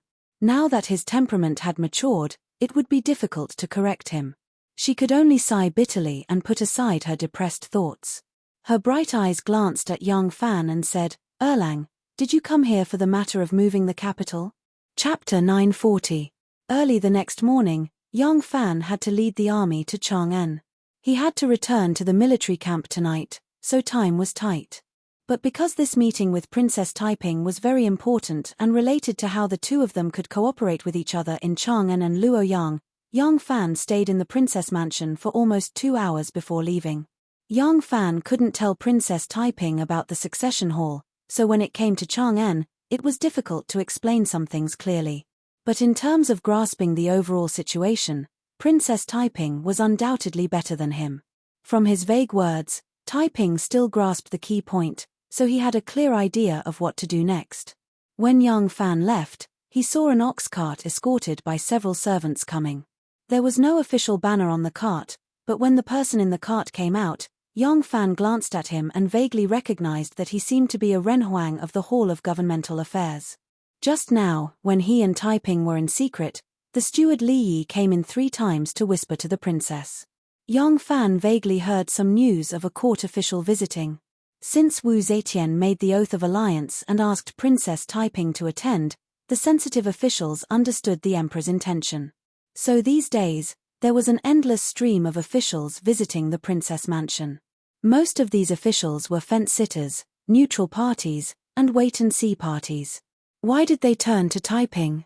Was it because they thought that Princess Taiping, who had just risen, would be the most powerful among the various forces in the court? Or, it was just because of Taiping's special identity. She was the princess of the Li family and the daughter-in-law of the Wu family. No matter which party fell, they would not easily kill her. Moreover, she was a woman and would not directly participate in the fight for the throne. Worshipping her as a disciple would not be like those officials who clearly supported a candidate for the throne and had no way out. Because of these reasons, they naturally flocked to Princess Taiping. However, this directly strengthened Princess Taiping's influence. When Taiping's power and influence reached a certain level, would her status and mentality still be as aloof as today?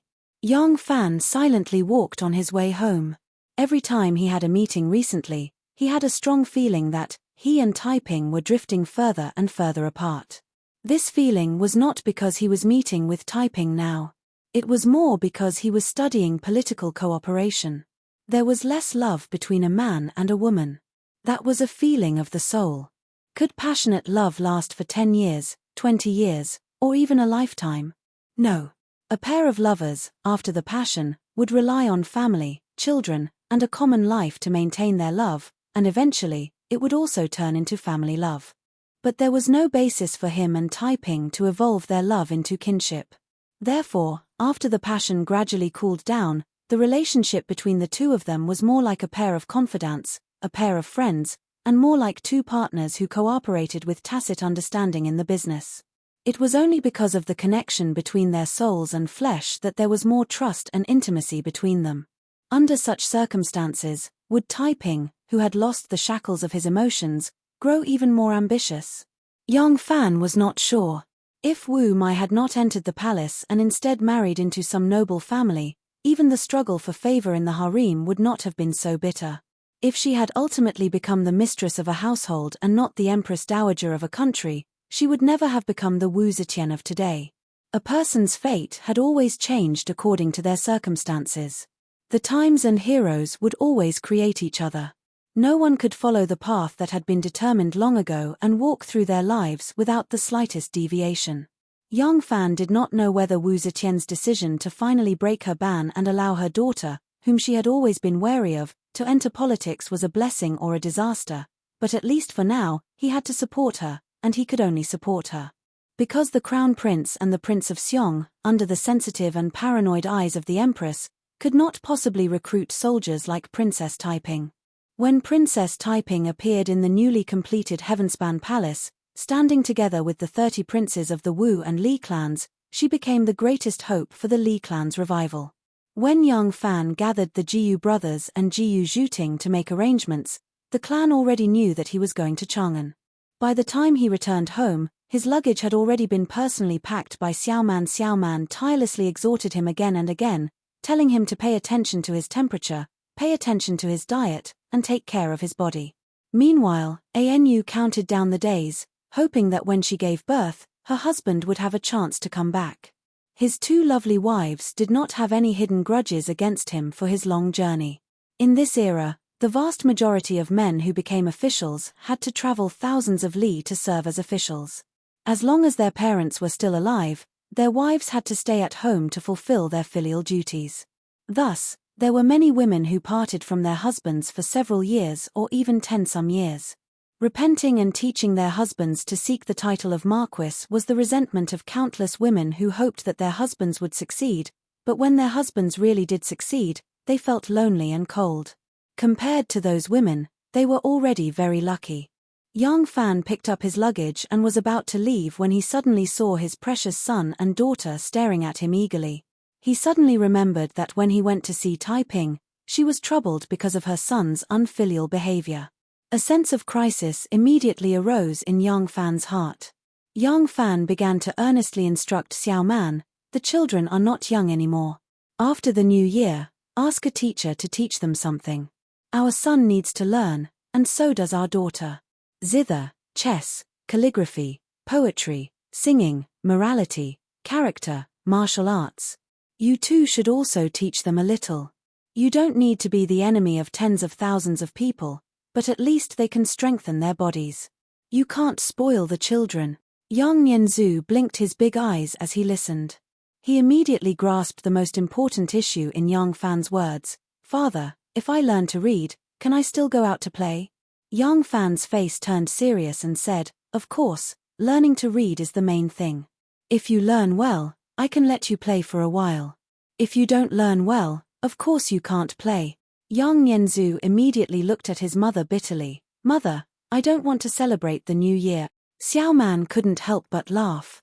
Yang Fan's face darkened, and he became more like a strict father. "You haven't even learned and you want to be lazy? When I come back, I will check your studies. If you don't learn well, I will spank you." Yang Nianzhu pouted and said, "Father, go quickly. If you don't go, the city gate will be closed." Yang Fan laughed and said, "Hey, you little bastard, you are driving me away." After being teased by his son, some of the sorrow of separation faded. Yang Fan gently hugged his 2 lovely wives and said softly, "I'm going. Don't send me out. It's a big crowd." Yang Fan turned and walked out of the door. As soon as he stepped over the threshold, his precious daughter, Yang Serong, who had not spoken a word, said, "Father, wait a minute." Yang Fan's heart warmed. It was said that daughters were their parents' intimate little cotton-padded jackets. She was only a few years old, but she already knew that she couldn't bear to leave her father. Yang Fan turned around with a smile and looked affectionately at his beautiful daughter, who had her hair combed into 2 horns. She ran over with her fingers and arranged tasks for him. "Father, remember to buy me a mask, a clay figurine, a wooden horse, a whistle, a bamboo dragon, and a pretty little skirt when you come back." After hearing this, Yang Fan said to Xiao Man with tears in his eyes, "Wife, educating children is a long and arduous task. There is an ancient saying that a mother taught her children, and Mencius's mother moved 3 times. It can be seen that educating children is very important as a mother. Whether our 2 unlucky children will be successful or not depends on you." There was a very large dock on Bailu Plain. Behind the wide dock area, there were huge granaries. The huge granaries stood on this plateau, like giants that could support the heaven and earth. Below the plateau, there were endless fertile fields. Ba was located at the confluence of the Ba River and the Wei River. The people here relied on the water to make a living. When the flood was in full swing, it could swallow everything in an instant, including your life, your family, your home, and your city. But if humans wanted to survive, they also couldn't do without it. Therefore, even though it would occasionally throw a tantrum, humans still followed its footsteps without abandoning it. Chang'an, Luoyang, Daliang, Yi City, Yangzhou, Jinko. These prosperous cities and Dafu all relied on the banks of the great rivers. Even a small village had to live by the river. The Yellow River flowed through Daiming, so the goods from Jianghuai, Minute, and Shu converged here from thousands of miles away. The Yellow River changed its course to the south, and Daiming instantly declined. The dock of Ba thrived on water transportation, and the main goods transported here were grain. Guangzhou was an important grain production area, but its output was not enough to meet the needs of Chang'an City. The garrison in Chang'an, the officials who stayed in the capital, the scholars who traveled to study, the rich and powerful families and their servants who gathered here, the students of the Imperial College and the Imperial College, the Buddhist temples, the Taoist temples, and the large number of monks who did not produce. After Wu Zetian moved the capital to Luoyang, Chang'an still had a population of 700,000, and 300,000 of them were not farmers. These people needed nearly 6 million dans of grain a year, and this did not include the grains needed by the garrison to raise the horses. And how much grain could Guangzhou provide for this millennium-ancient capital? Deducting the fiefdoms of the nobles and dukes, the allotted fields of the officials in the capital, the public fields, the bestowed fields, and the Buddhist fields of the Taoist temples, Guangzhou's annual grain output was about 3 million dans. Deducting the grain used by the people and paid to the Chang'an granaries as taxes, there was at most 2 million dans of grain. Nearly 4 million dans of grain had to be transported from other places every year. Because of this, the water transportation prospered and supported a large number of people who relied on water to make a living. These people were called the water laborers, and there were tens of thousands of them. Water was the most unpredictable thing. When it was gentle, it could take whatever it wanted, but when it was angry, it could destroy everything. To transport grain, a group of people had to stick together to fight against the turbulent torrents, the treacherous terrain, the unpredictable weather, the extortionate officials, and the local gangsters at the docks. They had to use their blood, sweat, and lives to transport the grain to Chang'an in exchange for food for their families. Therefore, those who depended on the water to make a living had to unite in order to improve their ability to survive. Thus, they naturally formed gangs. The Shun faction was one of these gangs of various sizes. The Shun faction had more than 200 members and 5 boats. It was just a small gang among the gangs of the canal transport. Their gang leader was Qiao Mu. Gang Master Qiao had been very distressed recently, because the Shun gang, which had never been smooth since it opened, had now encountered a big obstacle. Gang Master Qiao, who had even dared to sail through the Sanmen Gorge, which was known as the Gate of Hell, was really desperate this time. He knew that he could not overcome this obstacle this time. At this time, his benefactor came. This benefactor was a very beautiful girl. Her surname was Jiyu. Chapter 941. Gang leader Qiao sat on a stone roller in front of the empty field. Behind him were granaries that were set against the blue sky and white clouds. Arba was tall and burly.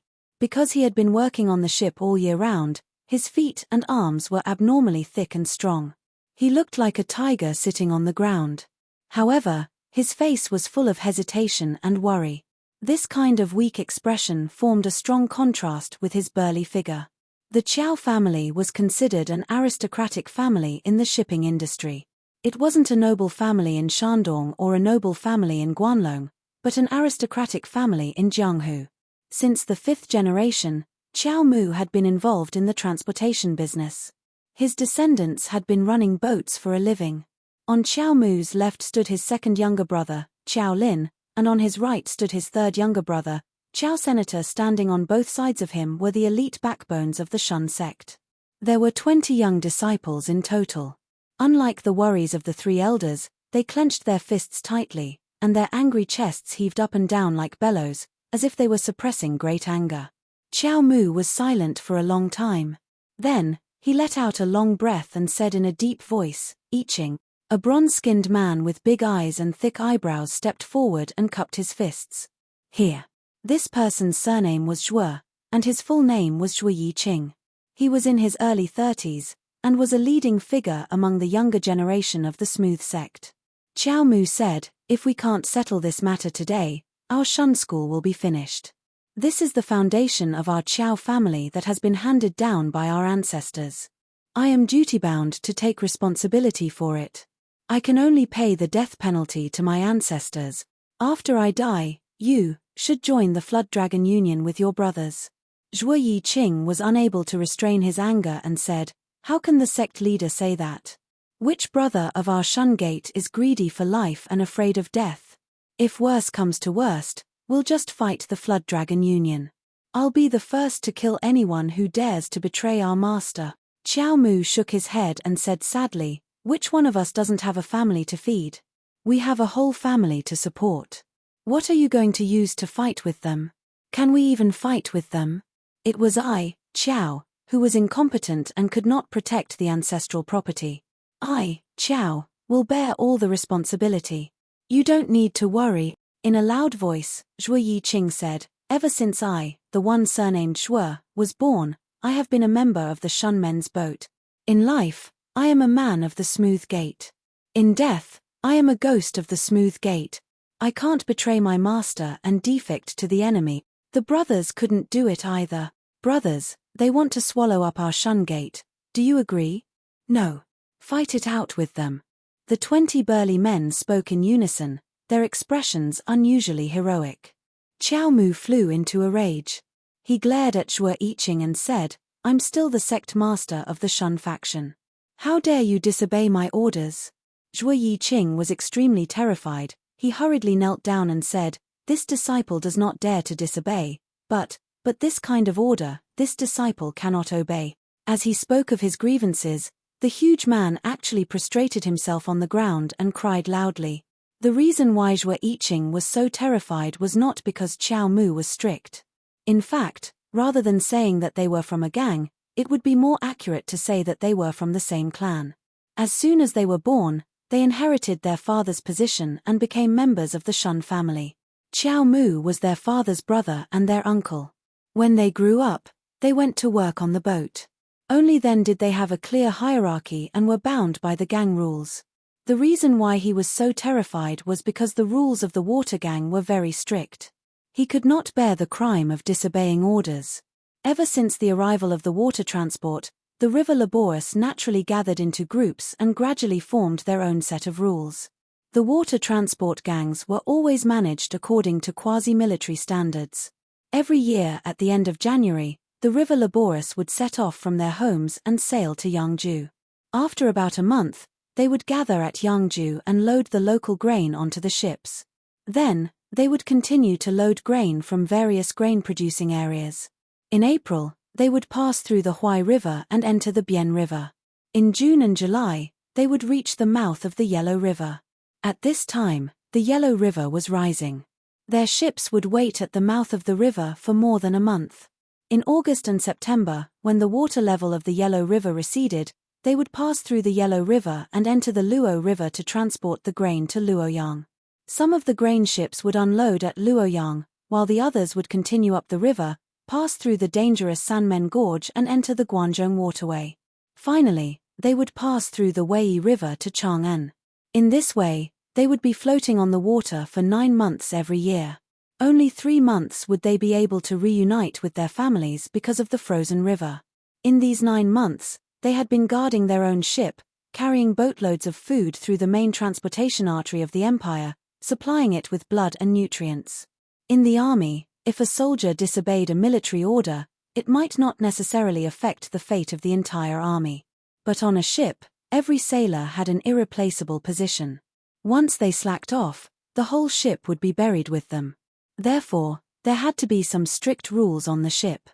They used gang rules that were close to military rules and sometimes even stricter than military rules to restrain everyone. In the process of sailing, if any troublemaker dared to disobey an order, he would immediately be tied to a stone and thrown into the river to be executed.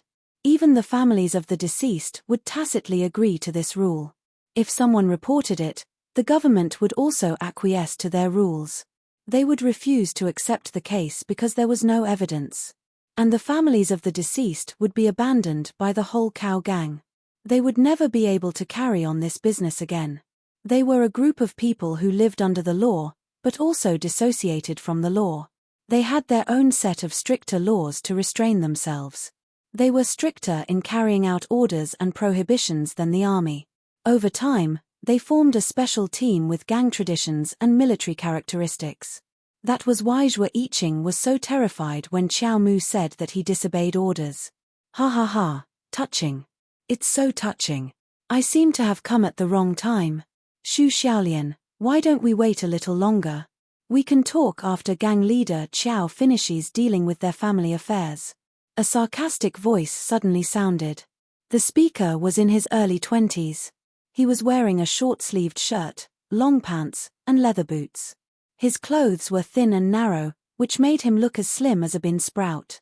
He had thin eyes and light eyebrows, and his face was frivolous. When he walked, he clasped his thighs and swayed his buttocks like a coy woman.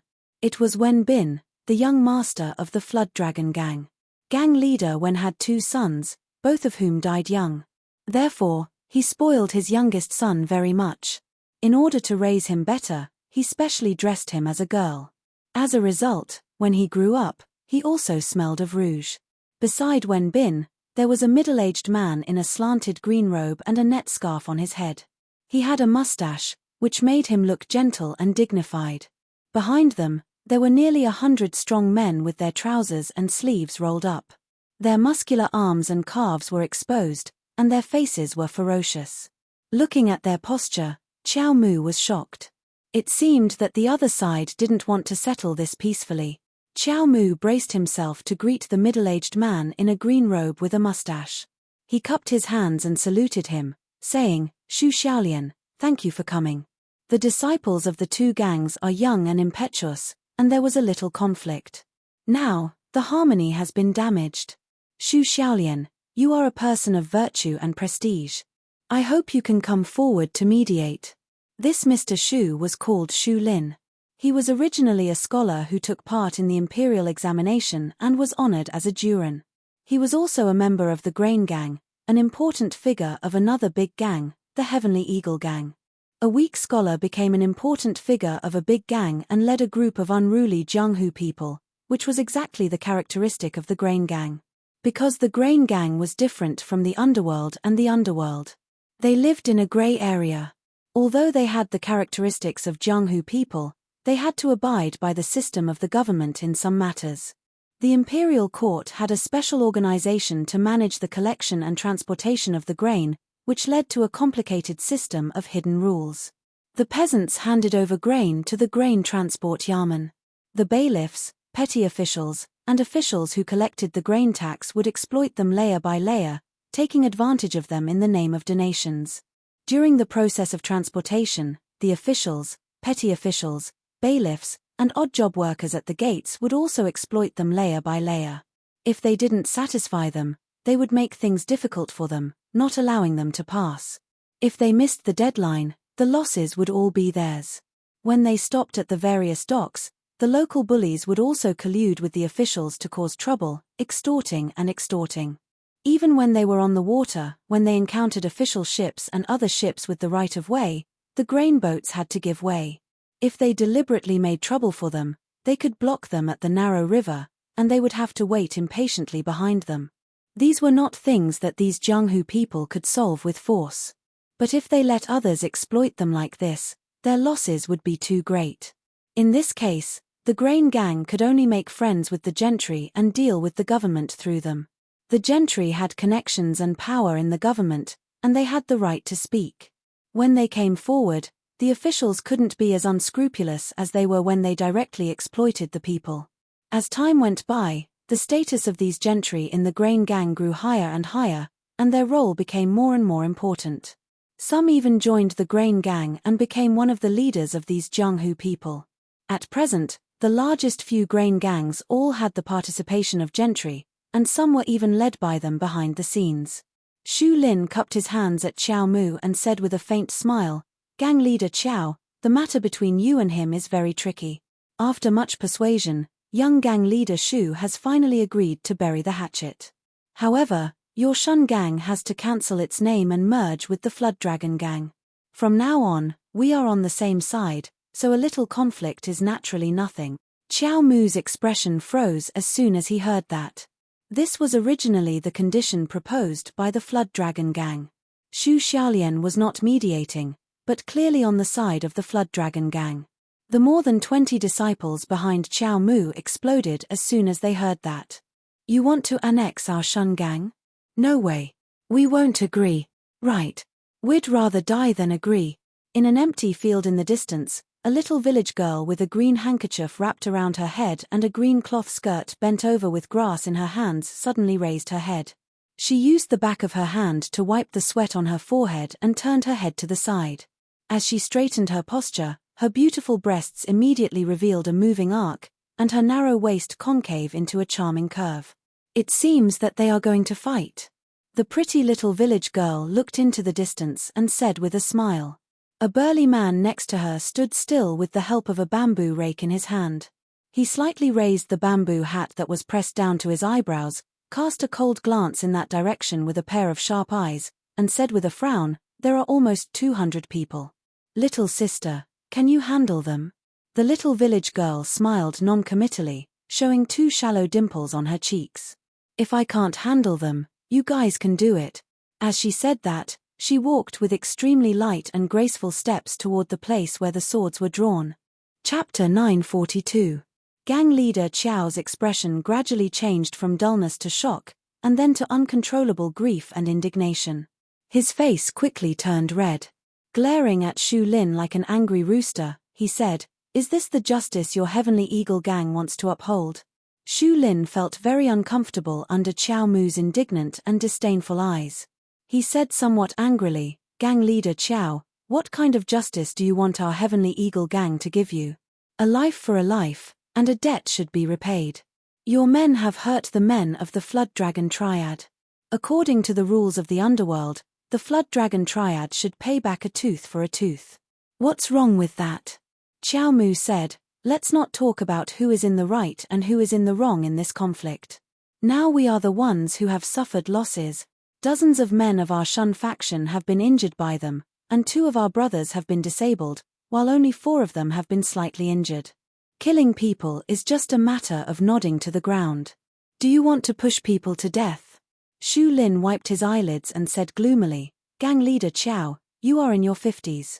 Have you lived so long in vain? You have been in the underworld for half of your life. Don't you know this? There is not so much reason in the underworld. Whoever has the bigger fist is the reason. You are not convinced. Your Shun faction has more than 200 men, but the Flood Dragon Triad has thousands of brothers. Even if they use their men, they can still crush you to death. What do you have to compete with them?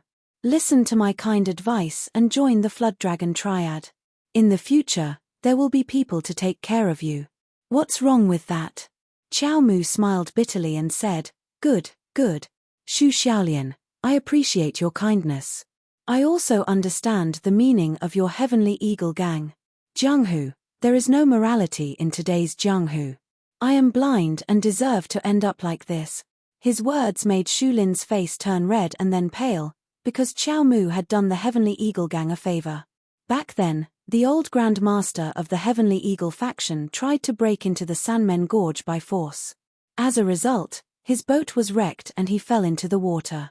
It was Qiao Mu who dived into the water to rescue him regardless of his own safety. With his excellent swimming skills, he rescued him. Otherwise, the Heavenly Eagle faction would not have existed today. Now that the old Grand Master of the Heavenly Eagle faction had passed away, his son, Wei Yongtang, was sitting on the throne of the Grand Master. Qiao Mu asked the Heavenly Eagle faction to mediate between them. The Grand Master of the Heavenly Eagle faction could not refuse, so he sent Xu Lin, the Deputy Grand Master. However, instead of helping Qiao Mu, Xu Lin added insult to injury and became the lobbyist of the Flood Dragon cult. Xu Lin flicked his sleeves and said, "Since you, Gang Master Qiao, don't know how to appreciate favors, then my Heavenly Eagle gang was meddlesome. From now on, The Heavenly Eagle Gang will no longer be involved in this matter. Leader Qiao, if you have the ability, you can take responsibility by yourself. If you can defeat the Flood Dragon Union, it won't be too late to negotiate with the Heavenly Eagle Gang. Qiao Mu let out a sad laugh and did not even want to take another look at him. It seemed that one more look would dirty his eyes. Speaking of the Shun faction, it had enjoyed a glorious time. In the Sui dynasty, the Shun faction had nearly 2,000 ships and tens of thousands of brothers. Later, the world was in chaos. Zhong Zhongjian, the third son of Zhong Jiling, the richest man in Yangzhou, wanted to conquer the world and recruited soldiers everywhere. At that time, Old Master Qiao was an important member of Curlybeard's team. Later, when Curlybeard saw that he had lost the upper hand, he decisively gave up the fight for hegemony and left the country. Old Master Qiao did not leave with Curlybeard because he had a large number of brothers who depended on him. Most of them had families to take care of. When the Tang dynasty was first established, Old Master Qiao was worried that the imperial court would not allow the existence of such a huge civilian force that could be transformed into a navy at any time because of his relationship with Curlybeard. Therefore, he split the Shun faction and gave his fleet and tens of thousands of sailors to the 8 Vajras, asking them to set up their own faction. The Shun faction only kept a few people and dozens of ships. It became an insignificant small faction. In the early days of the Tang dynasty, it was the critical period for all kinds of new forces to fill in the gaps left by the previous dynasty's demise. At this time, the strong became stronger and the weak became weaker. The Shun faction did not advance but retreated and missed the best period for development.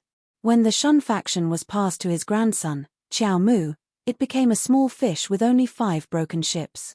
Today, the few gangs on the grain transport river were almost all split from the Shun faction. But so many years had passed. When the Shun faction was split, Qiao Mu's father was just a baby. Now, even Qiao Mu was getting old. As time went by, the little bit of kinship he had with the Shun faction in the early days had long been ignored. However, in any case, the few biggest gangs today were all members of the Shun faction. Now that the Shun faction had fallen to such an extent, there was no need for people to deliberately make things difficult for it. But there was one thing that made people jealous of the Shun faction, and that was their people. When the Qiao family split the Shun faction, they left behind a group of old loaches on the grain transport river. They were the ones who were most familiar with the water conditions and geography along the way from Yangzhou to Chang'an. Most of those who ran the boats were the sons of their fathers. Their knowledge of the water conditions and geography was all taught by their fathers, brothers, and elders. For those who were not familiar with the river conditions, it was unknown how many times their boats would be destroyed and people would die before they could figure out the key points. Although the Shun faction had declined, it was the only one among all the gangs that dared to pass through the dangerous terrain like the Sanmen Gorge by boat. The other gangs did not have this ability. Take the Flood Dragon cult for example. They had more than 200 boats, but no more than 20 boats dared to pass through the waters of the Sanmen Gorge. The reason was that they lacked sailors who were familiar with the waters and experienced boatmen. To avoid the boats being destroyed and people dying, their boats could only stop at the wharf in front of the Sanmen Gorge and change to land transportation. How many wagons, mules, and horses would it take to transport the grains by one boat? Not to mention the loss of people and horses, it would take too long. If the Flood Dragon cult could take over the Shun faction, they would immediately have more than 200 sailors who were qualified to sail through the Sanmen Gorge. Because of this, although ordinary small gangs were suppressed, it was only for the sake of fighting over resources. Even if they took the initiative to join, it was still unknown whether the Great Channel Gang would be willing to accept them. Only the Shun faction was an exception. An ordinary man is innocent, but treasuring a jade ring becomes a crime. Although all the big gangs wanted to take over the Shun faction, they couldn't take it by force because of the infamy of deceiving their masters and ancestors. Besides, although Qiao Mu did not have a good life, he was unwilling to join other gangs because of the glory of his ancestors. Nobody could do anything about it until the Flood Dragon cult decided to take over them. When the Shun faction unified the Jianghu, the Flood Dragon cult did not exist yet. They had nothing to do with the Shun faction. The once arrogant Shun faction declined day by day, while the Flood Dragon cult grew stronger and stronger as if they had hit the jackpot.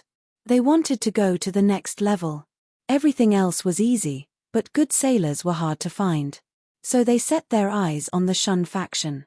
Now was the time when the boats returned to Chang'an one after another. The boatmen rested for 3 months and would go to Yangju again at the beginning of the next spring. After 9 months on the water, the boatmen who were free liked to gather together to drink and chat. A few days ago, a few brothers of the Shun faction quarreled with a few boatmen of the Flood Dragon cult in a tavern and then got into a fight. In fact, it was common for these boatmen to fight and make trouble. But this time, they got into big trouble. The young master of the Flood Dragon cult did not let them go. He stopped them and beat them black and blue, then threw them to the door of the Qiao family. Some young and vigorous disciples of the Shun faction could not stand it, so the two sides started a full-scale fight.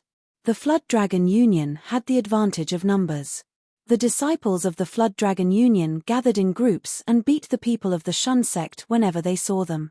After only a few days, dozens of people of the Shun sect had been wounded. 5 or 6 of them were heavily wounded, and 2 of them were probably disabled and could never sail again. Qiao Mu knew that the other side wanted to force him to give in, so he wanted to force the Flood Dragon cult to stop. However, the Life League, the 5 Elements Society, the 3 Rivers Society, the Circle faction, and the Taiping faction, which originated from the Shun faction, did not want to get involved. He had no choice but to go to the Tianying faction. As a result, the Tianying faction stabbed him in the back again. Qiao Mu was filled with grief and indignation, but Wenbin said, "Shu Xiaolian, you spoke for him out of kindness. My father agreed to let him go for the sake of you, Shu Xiaolian. But what happened in the end? His good intentions were treated with ill intent. The other party didn't appreciate his kindness at all. Instead, it made Shu Xiaolian feel bad inside and out. I think you should stay out of this matter, Shu Xiaolian. We, the Flood Dragon cult, and the Shun faction will solve it ourselves." As Wenbin said, he waved his hand. More than 200 brothers immediately swarmed forward. More than 20 people behind Qiao Mu did not want to be outdone. Although they were facing 10 times the number of enemies, they also rushed up and tightly protected Qiao Mu in the middle. Qiao Mu shouted, "Go away. The Shun faction is the family property left by the ancestors of the Qiao family. We, the Qiao family, will handle this matter ourselves. It has nothing to do with you." Zhuo Yiqing said loudly, "The Shun faction is the family property of the Grand Master, as well as the family property of all our brothers. My grandfather is a member of the Shun faction, my father is a member of the Shun faction, and I am a member of the Shun faction. When I have a son, he will also be a member of the Shun faction. Now that they have come to bully us, we have to protect our family property even if we have to risk our lives." Young Master Wen curled the corner of his mouth and snorted coldly. "Why do you talk so much nonsense? It's tiresome. Come on, beat them to death." Qiao Mu said sternly, "Wait." Wenbin looked at him and said, "What, are you afraid?" Qiao Mu said, "Afraid? The 3 brothers of the Qiao family will die here today, and I won't even frown. I just want to know, how are we going to fight? How many rounds to decide the winner?" Young Master Wen widened his narrow eyes and looked Qiao Mu up and down. Suddenly, he burst into laughter. He pointed at Qiao Mu and laughed so hard that he staggered back and forth. "Ha ha ha, this is the first time I've seen such a stupid person. Are you sick? Who wants to fight you one-on-one?" Qiao Mu's pupils constricted, and he asked in a deep voice, "What do you mean?" Young Master Wen's face darkened, and he said gloomily, "If we win, we will continue to fight until you disappear from the world forever. If we lose, we still have thousands of brothers. Are so many people just for decoration? We still have to continue fighting until you all disappear forever. Do you understand?" Wenbin raised his hand and pointed forward, then ordered, "Fight." More than 200 members of the Flood Dragon gang rushed forward and instantly surrounded the people of the Shun faction. As soon as Zhuo Yiqing threw a punch, 7 or 8 fists and 5 or 6 feet rained down on him. His fist had just landed on the face of a fierce-looking Flood Dragon gang member and blood spurted out of his red nose when he was drowned by a storm of attacks. Zhuo Yiqing gritted his teeth and wanted to rush at Wenbin, but he was quickly knocked down. Then, it was a one-sided fight. In a flash, he had been kicked countless times. A kick on his lower abdomen made him curl up like a shrimp. Then, his ribs were stomped hard, which made him gasp for breath. Then, the sole of a boot kicked hard on his face, making him see stars. More than 20 people had no chance to resist the enemies who were almost the same in kung fu but outnumbered them 10 times. In an instant, they were knocked down to the ground and punched and kicked. Xiao Mu's eyes almost popped out of their sockets. Staring at Wenbin's hateful face, he waved his iron fists and rushed at him. Wenbin hurriedly retreated. Countless thugs swarmed up from both sides and swarmed at Xiao Mu like a tide. Xiao Mu used to be very good at fighting. It was not a problem for him to deal with 8 or 10 strong men alone. But that was when he was in his 30s, when both his physical strength and spirit were at the peak of his life. Now he was in his 50s. Time and hardships had not only dyed his temples white, but also bent his spine and eroded his strength. He was like an old male lion. Although when he opened his eyes, they were still filled with a terrifying majesty, but his manner was already sparse, his claws were already dull, and he was immediately drowned by iron fists that covered the sky and covered the earth. A foot kicked hard on his leg. The person who kicked him was very cunning. The tip of the boot was made of iron. Xiao Mu's legs were still very stable. Although he kept moving forward, trying to catch up with Wenbin and bite off his prey's throat with his fangs, every step he took seemed to be rooted to the ground as soon as he landed on the ground. In the turbulent torrents and huge waves of Sanmen Gorge, he could stand steadily on the bow of the boat. Even if the opponent was wearing iron boots, the kick could not break his leg, let alone make him move. His bones were harder than iron, but the iron-like muscles on his legs still turned black and blue in an instant. He had no time to pay attention to them. His pair of big fists, which were like iron bowls, tried hard to fight back against all the enemies he could see. Iron fists collided one after another, and the sounds were like fireworks exploding. In the crackling sound, no one knew how many people's fists were cut open at the moment of collision. However, even if he was a real lion, he could not break through the crazy attack of so many hyenas. The enemies came one after another, more violent than the huge waves of the Yellow River. In the stormy waves, he could steer the boat, steer the rudder, row the oars, and pole the poles. With his knowledge and control of the water, he could bypass the huge waves, avoid the undercurrents, and let his boat fly through the fleeting downstream. But he could not do it here. He had nowhere to hide or retreat. One of Xiao Mu's eyes was purple and swollen, leaving only a slit. His face was full of scars and blood. His body, which was as steady as a mountain despite the wind and waves coming from all directions, began to shake. He gritted his teeth, thinking that he had used all his strength in every punch and that every punch was as fast as lightning. But in the eyes of the onlookers, his punches were getting slower and slower, and weaker and weaker. All of a sudden, a member of the Flood Dragon Triad rushed to his side. He leaped into the air, twisted his elbow, and hit Xiao Mu's ear hard. Xiao Mu immediately felt that everything in front of him was shaking violently. It was the same feeling he had when he followed his father's boat through the dangerous waters of the Sanmen Gorge for the first time and stood on the deck with a pale face. Puff! Xiao Mu fell to the ground. He didn't do anything to protect himself. His whole body fell forward and fell hard to the ground. However, the thugs of the Flood Dragon Triad didn't hesitate at all. They immediately swarmed up and kicked the unconscious Xiao Mu with countless feet.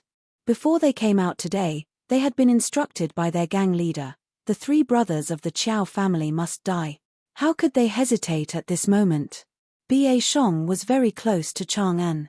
But right next to this glorious and huge capital of civilization was a dark place where the sun could never shine.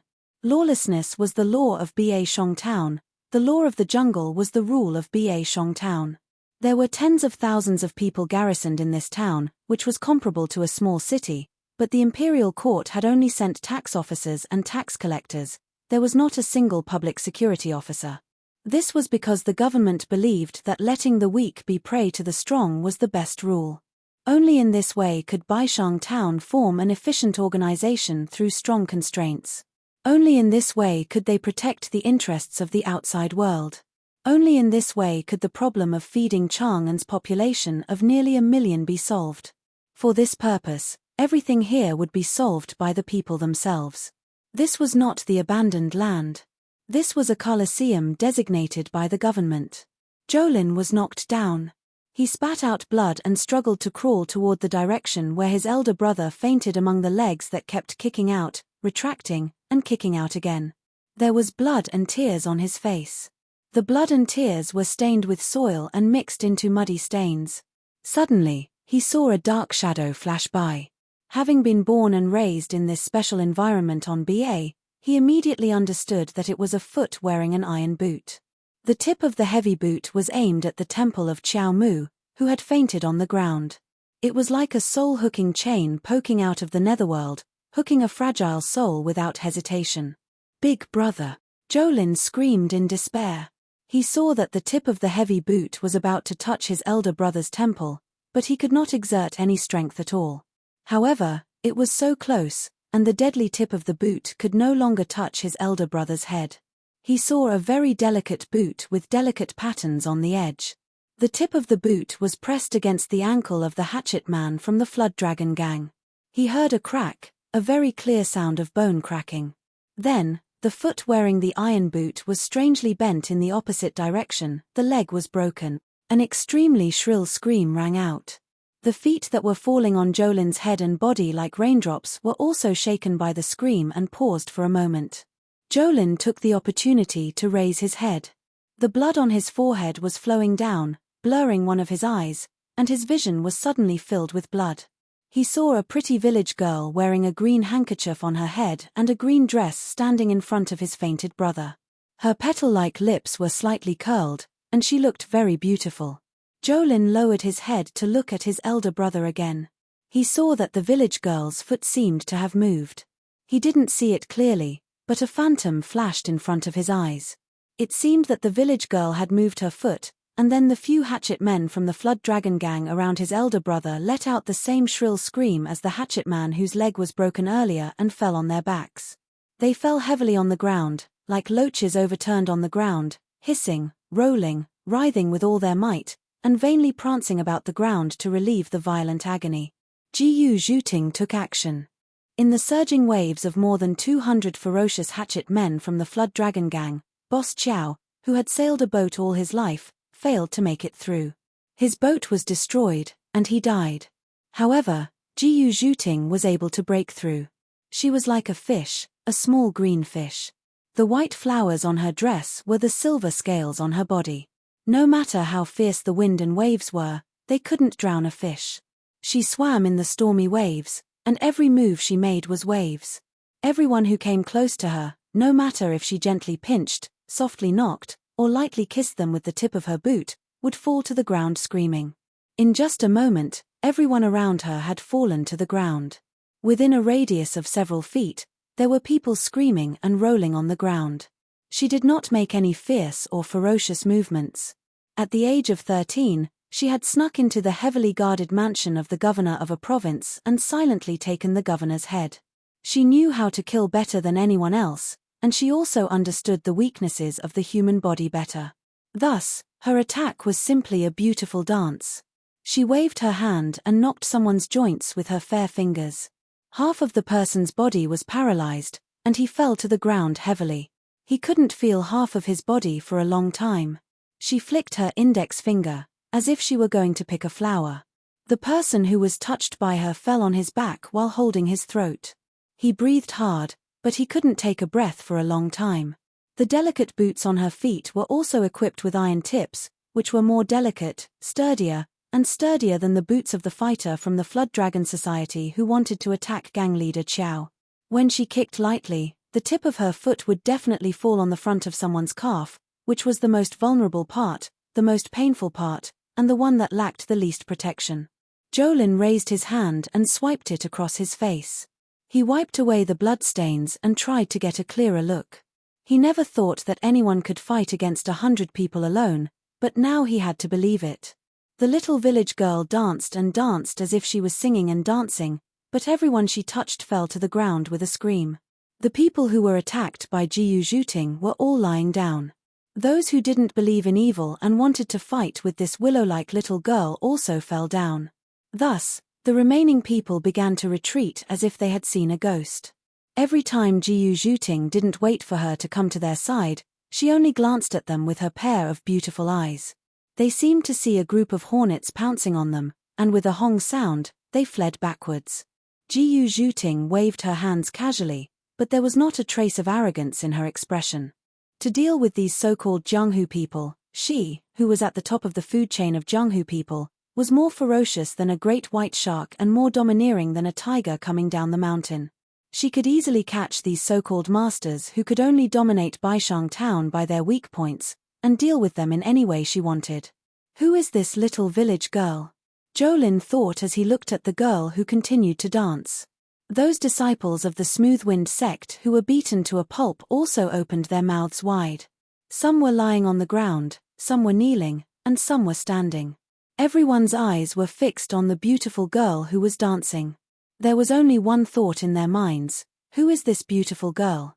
Jiyu Zhuting finally stopped because she found that the people closest to her had all escaped far away. If she still wanted to fight, she could only chase after them. So she stopped and walked to Qiao Mu's side. She squatted down and helped him up. The expression on her face suddenly became sorrowful, and her pretty eyes were brimming with tears. The culprit who attacked so viciously and made dozens of strong men roll on the ground and scream miserably suddenly turned into a lonely village girl with tears in her beautiful eyes. The village girl held the unconscious gang leader Qiao and cried miserably, "Uncle, what's wrong with you?" Chapter 943.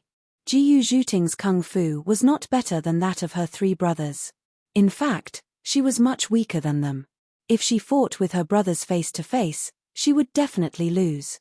This was caused by the innate difference of women's physique. Even if she was smart and talented in kung fu, she still couldn't win. But if she attacked secretly, her three brothers were no match for her. Stealth and assassination were her forte. In addition, Jiyu Zhuting's bone-softening skill was unparalleled in the martial arts world. She was also the most outstanding in the Jiyu family. She could change her body into all kinds of shapes that others couldn't imagine, and through some tiny channels that others couldn't crawl through, she could take someone's life while they were asleep. Her disguise technique was also superb. She could easily turn herself into another person. Even if she turned into a man, very few people would be able to tell the difference. To change into another person, of course, it was not only a brilliant disguise skill.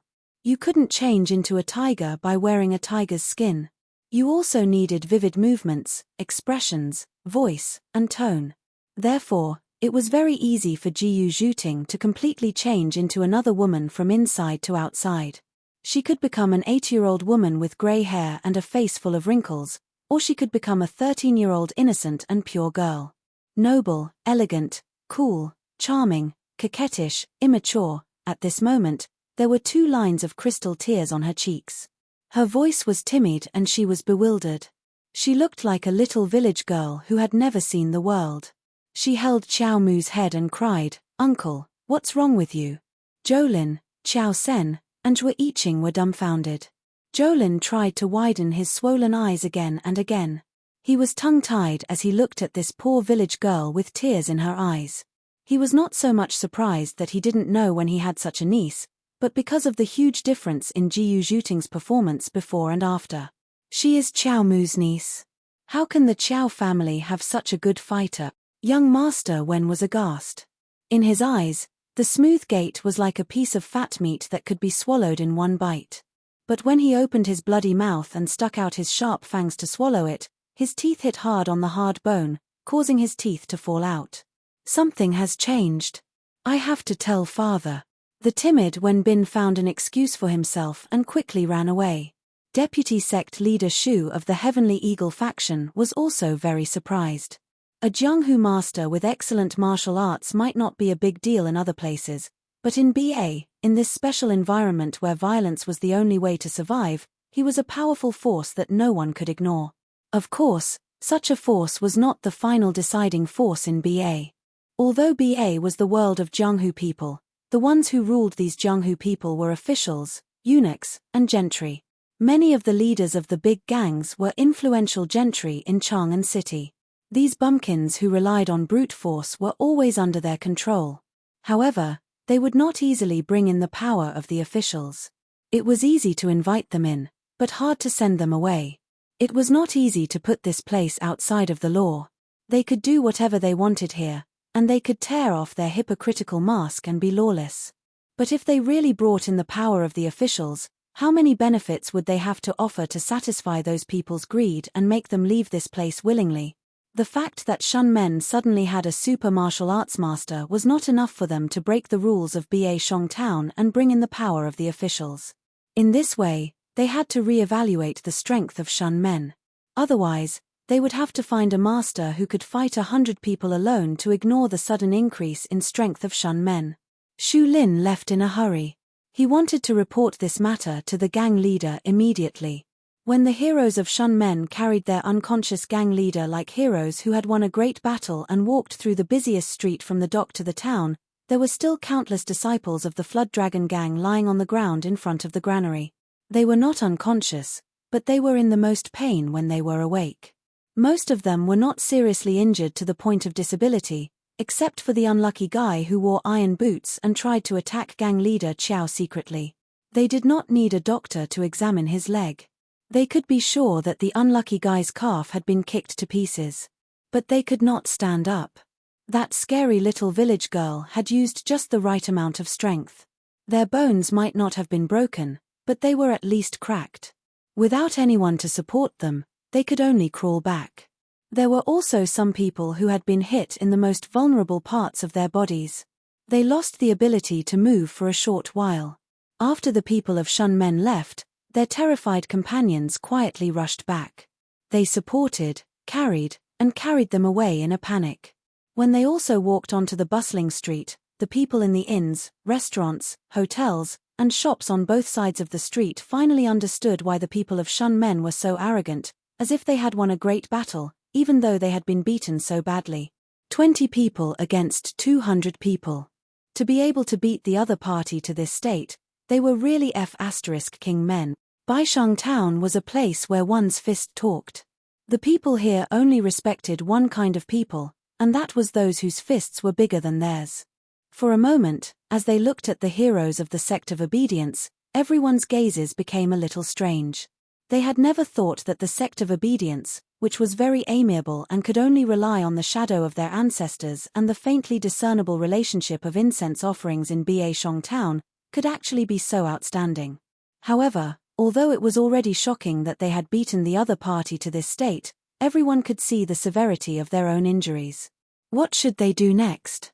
There were still 2,000 people in the Flood Dragon gang. Unless every one of the 200 men of Shun men had the ability to fight against 10 people alone, they wouldn't be able to do anything. At this time, people only thought that the heroes who had beaten up the thugs of the Flood Dragon gang were the 20 men of Shun men. They didn't think that the pitiful, pretty village girl who had been crying beside the unconscious old gang leader Qiao was the culprit. But when night fell, not only them, but everyone in Baishang Town knew who the real culprit was. The one who beat up the Flood Dragon Society was just a little village girl. That little village girl was gang leader Qiao's distant niece, who had no idea what kind of relationship he had with gang leader Qiao, but was very lucky. "Alright, all of you can leave." Gang leader Qiao frowned and ordered his weeping wife and the group of disciples who had been beaten into pig heads, second brother, third brother, and Ting stay. Gang leader Qiao didn't have any sons, only 3 daughters. His son-in-law were all from the Shun men. Second brother had been injured when he was young, so he never got married. Third brother had a son who was smart and liked to study. Therefore, gang leader Qiao didn't let him stay in the gang, but tried to find a way for him to study. The reason why the Shun men had fallen to this state was because when they were hiding from the limelight, the backing of the great Sui's officialdom had already fallen. In the newly rising Li Tang's court, there wasn't a powerful force that could help them resist the extortion from the tax officials. By the time things had calmed down and they needed someone to pull themselves together, they had already become a small gang that most of the nobles and officials disdained. It wasn't easy to build a connection, but it would be secretly destroyed by other gangs. Gang leader Qiao knew this very well. At that time, although the obedient sect had declined in terms of power, their name was still there. Those gangs that had already established themselves were worried that the obedient sect would become stronger again. Even if the Shun men had the same power as them, based on the Chow family's past prestige and reputation, they had the ability to reorganize all the big gangs. Therefore, under the suppression of all the forces, the Chow family never had a powerful backer in the government. Now that the Chow family had produced a scholar, they naturally had to fully support him. Once this child obtained scholarly honors, he would be the Shun men's greatest hope in the future. Therefore, gang leader Chow didn't allow anyone to tell his nephew who was studying in the city about this conflict.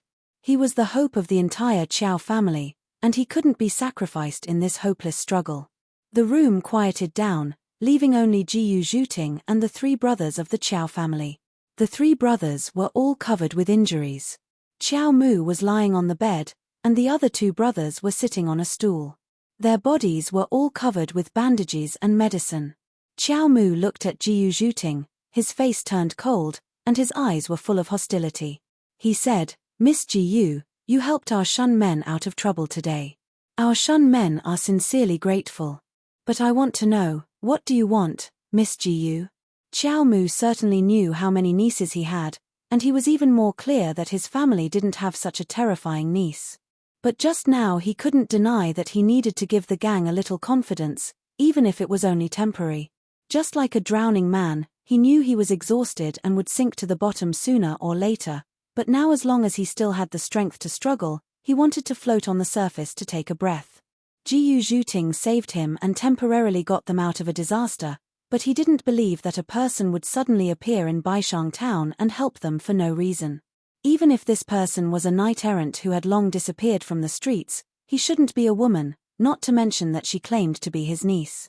Therefore, before he expressed his gratitude, he needed to figure out this person's identity and purpose. If this person also had the intention of annexing the Shun men, his gratitude would become a joke. Although Jolin and Xiao Sen knew that this woman's martial arts were amazing, they also subconsciously stood on her left and right, forming a pincer attack. When there were only them in the room, Jiyu Zhuting's soft and timid look suddenly disappeared. She crossed her arms, glanced coldly at Jolin and Xiao Sen's pincer attack, and sneered, "What do I want? I don't want anything, just a Shun men. You treat it like a treasure, but in my eyes, it's nothing." Chapter 944. The gentle and weak village girl suddenly turned into a vagabond. Her expression and tone had the toughness unique to Jianghu people. That kind of clear-cut, unrestrained, cold and ruthless, without any pretense. At first glance, Xiao Mu knew that this woman with changeable expressions was indeed an experienced Jianghu person. With a touch of contempt in her bright eyes, Jiyu Zhuting glanced at the three people coldly and said slowly, "People in Jianghu should have the awareness of being in Jianghu. If you are not as good as others, you will be trampled on. This is the iron law of Jianghu. I'm not a kind person who will help others when I see injustice. Don't expect me to be a living bodhisattva." Jiyu Zhuting completely ignored Xiao Lin and Xiao Sen's posture of wanting to pounce on her. She walked forward slowly with her shoulders swaying. As soon as she lifted her leg, her very delicate little boot stepped on the bench in front of the couch. Jiyu Zhuting bent her waist slightly and looked down at Xiao Mu who was lying on the couch. She said, "I've killed people since I was 13. I don't care about right or wrong. As long as my master wants him to die, he must die. Over the years, countless heroes in Jianghu and nobles in the imperial court have died in my hands. Do you want to scare me with your lousy skills?" Xiao Mu gritted his teeth and said, "I know that you have amazing skills. You won't stand a chance against me. What's more, you saved my life. But, why did you come here? Why did you pretend to be my niece? Please tell me clearly. If I misunderstood your kindness, I'm willing to apologize." Jiyu Zhuting slowly straightened up and smiled. "You're not very capable, but you're quite cunning. Not bad. I did come for a purpose. You're lucky that my master has taken a fancy to you. Otherwise, even if all of you from the Shun faction, young and old, die in the yard today, I won't give you a second look." Xiao Mu's heart tightened. He hurriedly asked, "Your master? Who is he?" What does he want? Qiao Lin and Qiao Sen were also shocked. Such a terrible woman actually had a master behind her. This master only sent one person to defeat the Flood Dragon faction. How terrible was her master? All of a sudden, the three brothers felt a sense of hopelessness and helplessness. They still had the courage to fight against the Flood Dragon gang, but how could they resist this person who had defeated their invincible enemy, the Flood Dragon gang, by sending a timid little woman? Jiyu Zhuting sneered and said sarcastically, "Gang leader Qiao, you really value the Shun faction more than your life. Don't be nervous. My master doesn't want to swallow your Shun faction, but he wants to help your Shun faction re-establish itself." Jiyu Zhuting sighed softly and said, "You guys are very lucky. Originally, my master could have supported a slightly larger gang, and that would have saved a lot of effort. But my master accidentally discovered that the Shun Gate was once Third Master's subordinate. As Third Master's successor, my master couldn't ignore this incense." The three Qiao brothers looked at each other, not knowing who this Third Master was. The era of Curly Beard was too distant for them. When Curly Beard was carefree overseas, the three brothers weren't even born yet. But, as the overlord of the water, whose old subordinates did the Smooth Gate belong to? There was only one Curly Beard. Therefore, this person who was respectfully addressed as Third Master by their own people, and called Curly Beard by outsiders, was quickly recalled by them. The three brothers cried out in surprise almost at the same time, saying in unison, "Third Master Zhong? Curly Beard." Jiyu Zhuting smiled lightly, "That's right, it's this Third Master. Other than him, who else is worthy of being called Third Master?" The three Qiao brothers were stunned. Curly Beard had long since become a legend in their memories. When they were young, they had sat on their grandfather's lap and listened to him tell the story of that strange man. Many years later, when they were already white-haired grandfathers, a man suddenly came and told them that he was the descendant of that legendary strange man. However, if it wasn't for that eccentric Jianghu man who unified the Lulin sect and ascended to the throne of Zongbirobeizi in the era of the Flames of War, whose descendant could have such unimaginable martial arts? Almost in an instant, they believed Jiyu Zhuting's words. Qiao Mu used a great deal of reason to control his shock, but his trembling voice still betrayed the horror in his heart. Your master is the descendant of Third Master Zhong? What do you want to do?" Jiyu Zhuting said lightly, "The Smooth Gate has been in decline for too long, and the Jianghu has been in chaos for too long. My master wants to unite BA and unify the Jianghu under the banner of the Smooth Gate." The room suddenly quieted down.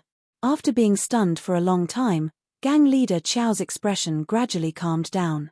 He said in a low voice, "You want to rebel?" It was no wonder that he thought so. When Zhong Zhongjian subdued the Smooth Gate, it was to conquer the world. In the end, he failed and had to go overseas. If the Qiao family hadn't been too close to Zhong Zhongjian, they wouldn't have separated the Smooth Gate and finally declined to this point. To do great things, one must be prepared for failure.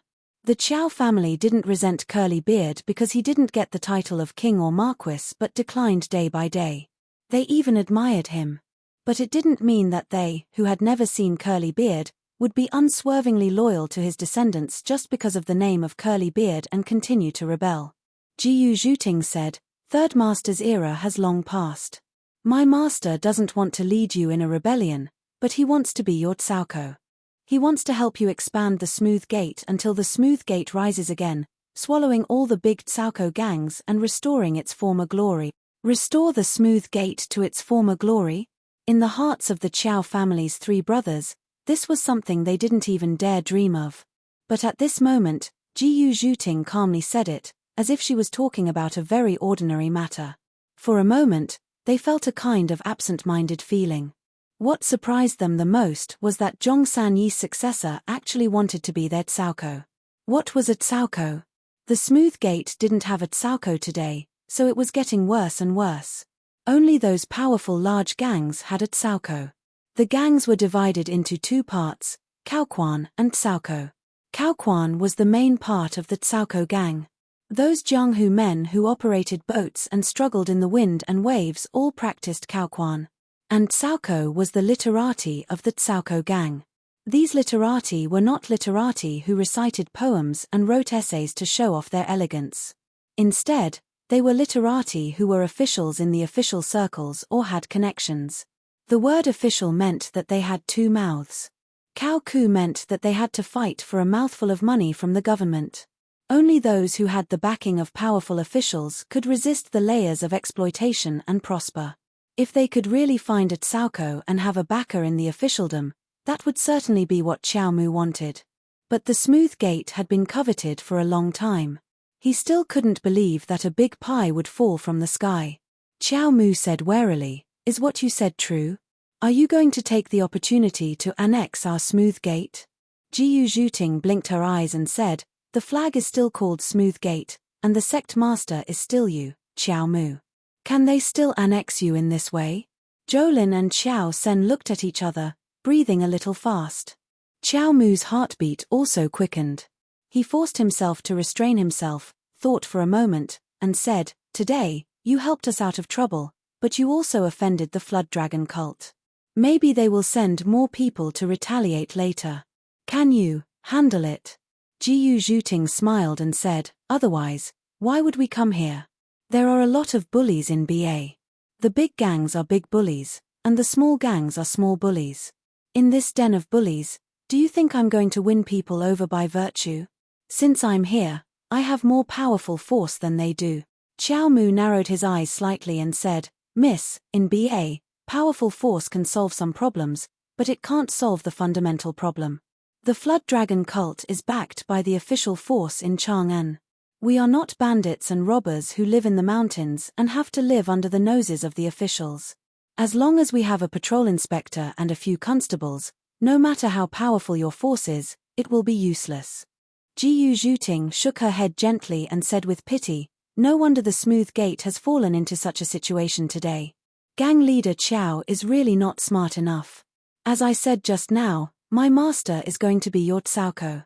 How can you be a Tsauko if you don't have some power in the officialdom?"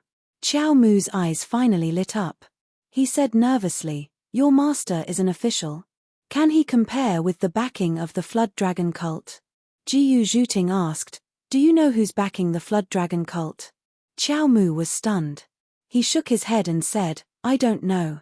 This kind of thing has always been the top secret of the Tsauko gang. How can others know?" Jiyu Zhuting smiled, stretched out a slender finger that was as white as green jade, and pointed at the tip of her nose. She said, "I know. The official backing of the Flood Dragon cult is Chu Tianxing, the military counselor of Chang'an. When I came here, I already informed the Dugu family of Guanren Lane. They will send someone to knock that military counselor Chu down." Hearing that, gang leader Qiao opened his mouth like a hippopotamus. He cried out involuntarily, "The Dugu family of Guanren Lane. Your master is from the Dugu family?" Jolin and Xiao Sen also gasped like bellows. The Dugu family? They never expected that the Dugu family was the one who had taken a fancy to the Smooth Gate. If Curly Beard was just a legend in legends, then the Dugu family was a legend in reality. Would such a lofty and unreachable family lower their heads to look down on these small ants in Baishang town? They were just worried that they would be swallowed up by others. How ridiculous! A millionaire who was as rich as a country suddenly showed kindness and wanted to throw a piece of gold into their broken bowl that only had a few copper coins in it. They actually hugged the broken bowl tightly, worried that the few copper coins would be snatched by someone else. If they had the Dugu family as their backer, the great happiness made the three experienced Jianghu people involuntarily tremble. They were already moved to tears, but Jiyu Zhuting knocked them out with her hammer again. "The Dugu family? I didn't say I was from the Dugu family. To be precise, the Dugu family is my master's man." Xiao Mu trembled all over and asked, "Who is your master?" "He. Where is he? I want to pay my respects to him immediately." Jiyu Zhuting said sweetly, "My master? He will be here in a day or two." Speaking of this, Jiyu Zhuting felt an indescribable joy in her heart, as if the flowers in her heart were about to bloom. She couldn't help but tremble. "Our Lang will be here soon, soon." Chapter 945. The valley was deep and dangerous. The long ancient road was only wide enough for one carriage to pass through. A snake-like group of people and horses slowly walked through the narrow valley. On both sides of the mountain was a peach forest that stretched for hundreds of miles. In late autumn, all the leaves had fallen off. When a gust of wind blew, the withered branches would shiver in the wind. 1,000 cavalrymen, fully equipped with saddles and swords, rode tall and strong horses.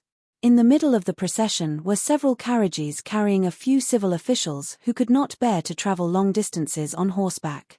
Chen Dong and Sun Yuxuan from the Ministry of Justice, Hu Yuanli, Shi Yu, and Wen Ao from the Ministry of Censorate went with Wu Yizong. As for Qiu Lingji from the Ministry of Revenue, Zhang Zhongbua from the Ministry of Granaries, and Hu Zhongyu and Chen Yenru from the Ministry of Works, they all followed Wu Yizong from the Golden Guards. Wu Yizong roped in the officials from the Ministry of Revenue and the Ministry of Works to his side. One of these two yamens would be responsible for the renovation of the old capital of Chang'an, thus controlling large amounts of funds and workers. The other yamen would be responsible for the census and statistics of the people of Chang'an, directly controlling the household registration and tax situation. Wu Yizong clearly wanted to grasp the key points by taking control of the population, tax, allocation of funds, and construction. He wanted to control these two yamens along the way by using both carrot and stick. Qiu Lingji from the Ministry of Revenue was his in-law, so he would definitely cooperate with him. He only needed to work hard to win over the Ministry of Works. Although the Ministry of Justice and the Ministry of Censorate did not care about money or people, they were responsible for fixing people. The aftermath of the corruption case in Yangzhou was rippling, and the emperor was about to return to Chang'an. Chang'an's public security was bound to be greatly improved. The Ministry of Justice and the Supreme Court would play a major role in this. Because of this, as long as Wu Yizong controlled the Ministry of Justice and the Supreme Court, he could monopolize all the governance of the old capital and completely exclude Yang Fan. However, the Ministry of Justice and the Supreme Court had always been close to Yang Fan. This time, the people from the two yamens clearly rejected his invitation and went with Yang Fan. Perhaps Wu Zetian had already thought of this result when she transferred these people over. She had deliberately transferred these people over to create this kind of situation, balance. In Wu Zetian's heart, the Wu family was still the most trusted and most willing to use. Moreover, the reduction of Wu Yizong's military power was also a disguised form of compensation. Wu Yizong would spare no effort to rope in the officials of the Ministry of Works. The assistant minister of the Ministry of Revenue, Qiu Lingji, was his relative and would definitely cooperate fully. There were many areas in which the Ministry of Revenue and the Ministry of Works would need to work closely together in the future.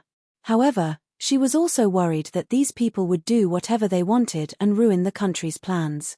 She needed someone to strictly monitor and restrain Wu Yizong's power, so she specially transferred a few officials who were close to Yang Fan from the Ministry of Justice and the Imperial Censorate. When these people left, they must have been instructed by her personally. Imperial Censor Shi sat alone in a carriage and walked behind in a sickly state. He had not shown himself many times along the way and was very depressed. Originally, he and Hu Yuanli were the most popular candidates for the position of Deputy Imperial Censor. Unfortunately, during the trip to Danju, he fell into a honey trap and was played by Miss Fang Dian. In the end, he missed a good opportunity. Following Zhong Changzong and Yang Fan's actions in Yangzhou, Hu Yuanli also solved the grain embezzlement case while overseeing Fengju. However, because the evidence had fallen into someone else's hands, he could not do anything. In the end, because of the Yangzhou case, the provincial governor of Danju, Li Junfeng, was unable to escape the law, but he did not have any credit. If it wasn't for the fact that Li Junfeng did not want to add another crime of framing the imperial censor, he would have lost all his reputation and been removed from office. Imperial Censor Shi could only watch sadly as Hu Yuanli took advantage of this opportunity to sit on the throne of Deputy Imperial Censor. However, he became a capable subordinate of Hu Yuanli and came to Chang'an with him. What made him even sadder was that if he had really slept with Provincial Governor Li's Madame Ayu, he would have vented most of his anger. However, it was not until Li Junfeng was caught by the law that he found out that Madame Ayu was actually a famous prostitute from a brothel that Li Junfeng had found.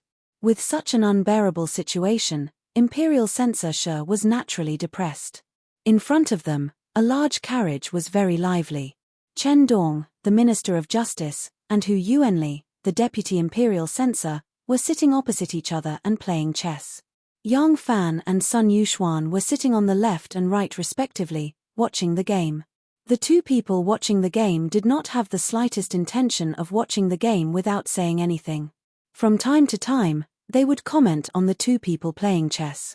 The four people chatted and laughed, and the atmosphere was very harmonious. The wheels of the carriage rolled and squeaked as they traveled on the ancient road of Chang'an. From time to time, the tall wheels would roll up a few withered leaves and fly in the rustling autumn wind. The carriage suddenly stopped and the curtain was lifted. When Ao walked in with a plate of glistening yellow oranges, he nodded and bowed as he said, "Hu Xianxian, General Yang, Chen Xianlang, Sun Xianlang, please eat some oranges. I bought them at the intersection just now. They can clear the body heat and improve the stomach." When the group of cruel officials was running amok in the Imperial Censorate, this Imperial Censor Shi was only a lackey of those cruel officials. After that group of cruel officials was swept away, this Imperial Censor Shi was spared. This group of new officials were not cruel officials, so the Imperial Censor Shi naturally did not dare to do evil. However, his personality of loving to flatter others still did not change. When Ao always used respectful terms to address the few high-ranking officials. Yang Fan's rank was higher than Hu Yuanli's, but Hu Yuanli was his superior. Therefore, when the few people were in the carriage, he would always greet his superior respectfully first before greeting the other officials according to their rank. Yang Fan smiled and took the plate. He said to Wen Ao, "Thank you, Imperial Censor Shi." Wen Ao felt as if his bones were lighter after receiving his thanks. He hurriedly said, "It's my pleasure, my pleasure." The Imperial Censor Shi stood aside and glanced at the chessboard. He smiled and said, "Oh, Hu Xianxian is really good at chess. I am afraid Chen Xianlang will not be able to turn the tables this time." Chen Dong snorted with a dark face. He looked very unhappy. When Ao laughed awkwardly, he had achieved his goal of flattering Chen Dong. He nodded and bowed and left. As soon as the Imperial Censor Shi left, Yang Fan laughed and said, "You are bad at chess. Why are you showing your face to the Imperial Censor Shi? What do you think? I told you not to go straight for the heart at the beginning of the game. But you didn't listen. Now you can't go on, can you?" Chen Dong glanced out of the window and said unhappily, "We have passed the Hanggu Pass and will reach Chang'an soon. The King of Hanoi has already started recruiting people as soon as he left Luoyang. Why are you still in the mood to point fingers here?" Yang Fan smiled and said, "What is there to be anxious about? The trip to Chang'an is just like the game you played with Brother Hu. It doesn't matter who takes the lead. Chess is a game of encirclement. The key to victory lies in the encirclement and the encirclement.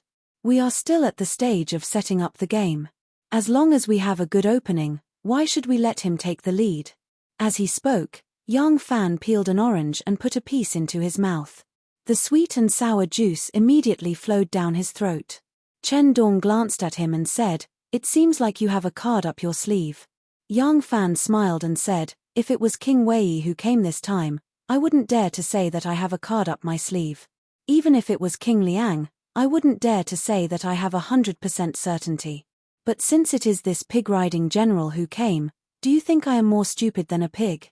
Yang Fan pointed at the chessboard and said, "Being too solid and too firm, nitpicking, and blindly consolidating the position, fearing that the opponent will invade, will inevitably delay the battle. The place of setting up the game doesn't necessarily have to be the territory you want. It is fine as long as it is the battlefield you choose. The key is to seize the key point and gain the advantage. Even if it is only a corner, as long as it succeeds, you will be able to occupy the high ground and break through like a hot knife through butter." Hu Yuanli stroked his beard and gave Yang Fan a meaningful look. He asked, "I wonder which corner General Yang is going to place this piece on." Yang Fan tapped a corner of the chessboard with his fingers.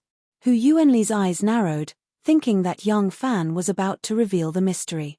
But he saw Yang Fan shake his head calmly and said, "Buddha said, I can't say, in a luxurious bedroom, the furniture, lighting, and silk bedding all showed the wealth of this family.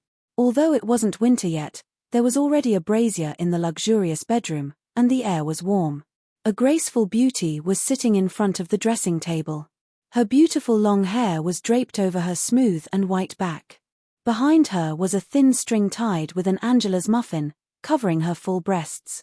On her slender waist was a pair of jade-colored panties, faintly revealing the alluring color of her flesh. Her face was reflected in the bright bronze mirror. It was a delicate and alluring face, as tender and beautiful as a flower that had just bloomed. As soon as Jun Ruyan entered the room, she saw her enchanting and lovely appearance, and her lower abdomen immediately heated up. Jun Ruyan was in her early 30s and was a former supervisor of the Imperial College. She was one of the 3 deputy leaders of the Flood Dragon Union, mainly in charge of accounting and dealing with the government. This woman was his second wife, who he had only married for half a month. Although she came from a small family, she was extremely beautiful and gentle. He loved her very much. Just now, Jun Ruyan went to meet with the gang leader to discuss how to deal with the peerless master of the Shun Gate. He planned to go to the city early the next morning and ask Adjunct Chu if there were any influential families involved. As long as there were no officials involved, it didn't matter how good that woman was at fighting. Not to mention that there were 3,000 members of the Flood Dragon Union, she couldn't fight against 3,000 people no matter how good she was at fighting. As long as there were no officials involved, that woman would fall into the trap no matter how good she was at fighting. Lang Jun, you're back? His wife saw the figure walking over from the mirror. She happened to turn around with a smile, but Jun Ruyan hugged her and threw her onto the bed. Lang Jun, you're only thinking about doing that shameful thing as soon as you're back. The woman's eyes sparkled as she spoke shyly. Jun Ruyan had already jumped forward while laughing. With this leap, the warm and fragrant jade did not fully embrace him, but his entire body was suspended in midair. A big hand suddenly appeared and grabbed his belt. Jun Ruyan was a 7-foot-tall man. When he jumped forward again, the man grabbed him and held him in the air. This arm strength was really amazing. Then, she heard a boorish man's voice with a hint of ridicule and sarcasm as he said, "I'm sorry to disturb President Jun's good mood. President Jun, do you have time to talk to me first?" Jun Ruyan turned her head in horror and saw an extremely strong man standing firmly on the ground. His outstretched arm was still grasping her belt, and his pair of big, sharp eyes were bright and full of expression. The 3 brothers of the Jiyu family acted at the same time on this night. In a corner outside Chang'an City, they laid the first piece of this game for young Fan. Chapter 946. Li Hei slowly walked back to his mansion and entered the guest hall. He sat down and thought about what happened today. Just as he was thinking, his daughter-in-law Miao Qing suddenly stumbled in. When she saw Li Hei, she shouted, "Gong Gong, you're back. You're back." Although Li Hei was a Jianghu person, his family had always been very strict. Seeing his daughter-in-law only wearing Yangju casual clothes and her wet hair draped over her shoulders, he was very displeased. He frowned and reprimanded, "How can you be like this? That's not proper." Before he finished, his daughter-in-law burst into tears. "Grandfather, Jinyu is gone. Jinyu is gone." Li Hei was so scared that his whole body trembled and his face turned pale. He hurriedly asked, "Gone? How did he go missing? Tell me clearly." Li Hei only had one son. He fell into the water and died while crossing the Sanmen Gorge in the autumn of the year before last. Now he only had his precious grandson, Li Jinyu, who was the only bloodline of the Li family. Li Hei was now in his early 60s. Although he had many wives and concubines, it would be difficult for him to have a son. Carrying on the family line, continuing the family line, and wearing mourning clothes for him after 100 years, all depended on this baby. This precious grandson was the flesh of Li Hei's heart. He was now the 2nd deputy leader of the Jiao Dragon Society. In fact, he was the 1st deputy leader. He handed over the power for retirement because of his precious grandson. He used to be in charge of Cao Quan. Every year at the beginning of the year, he would go to Yangju and then return to Chang'an from Yangju.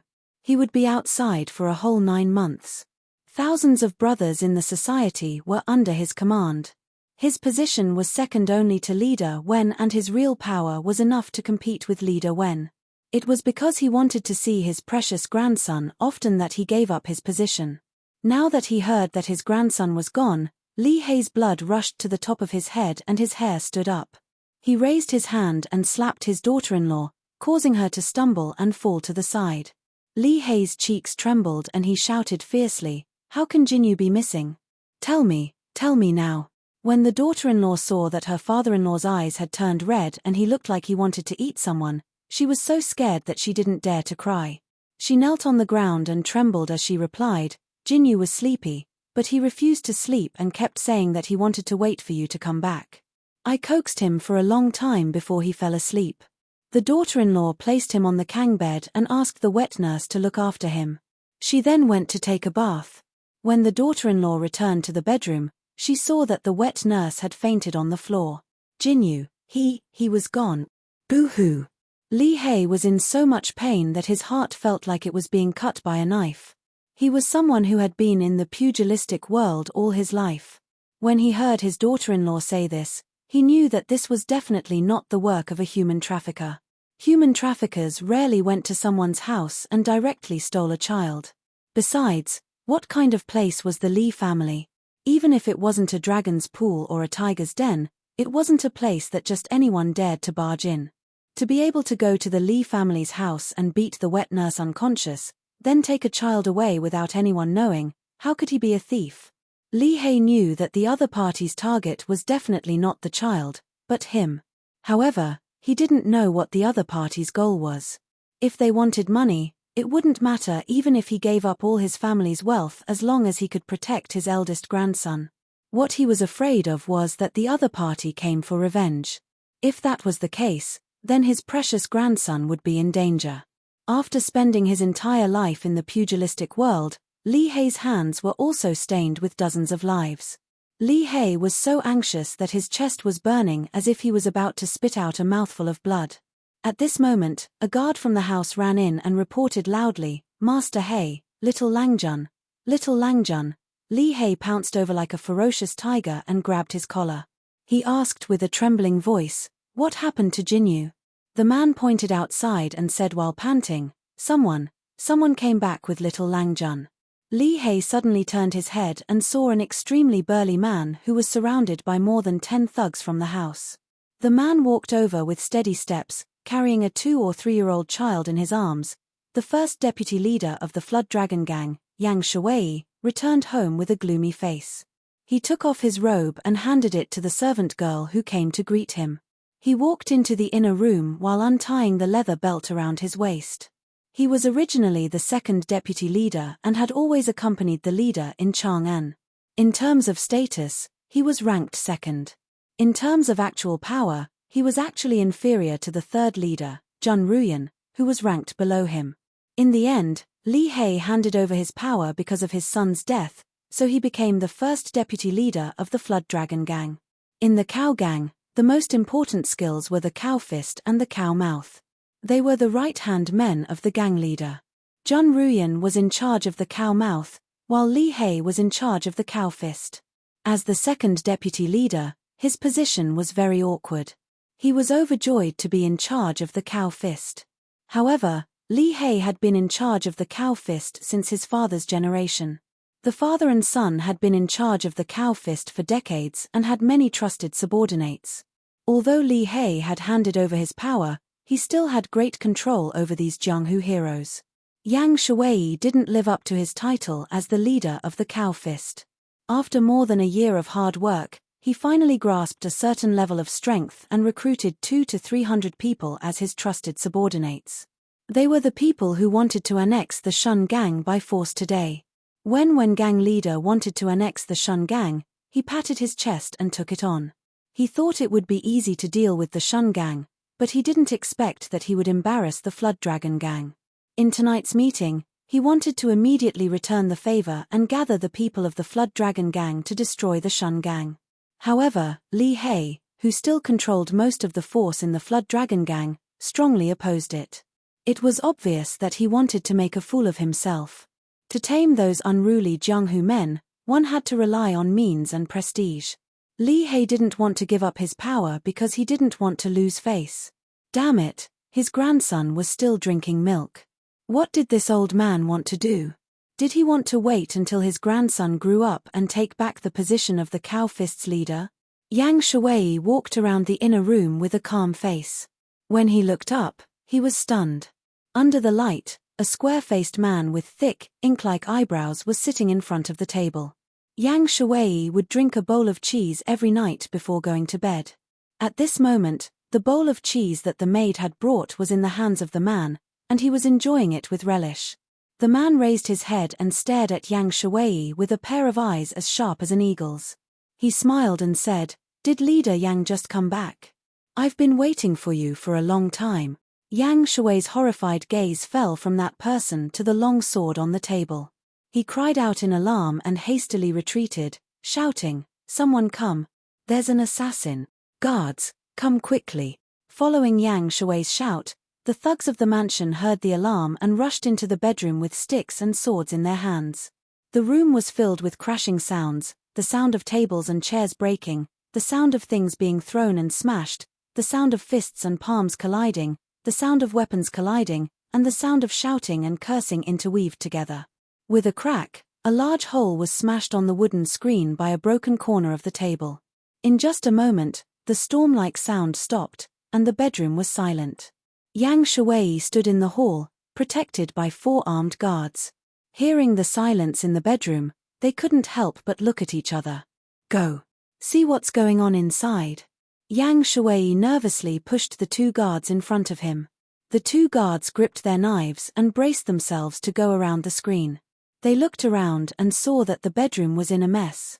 The 7 or 8 thugs who broke in were lying on the bed, some were hanging limply from the top of the tent, some were hanging upside down on the dressing table, some were lying on the floor full of wood shavings, and one was sitting on the floor leaning against the screen.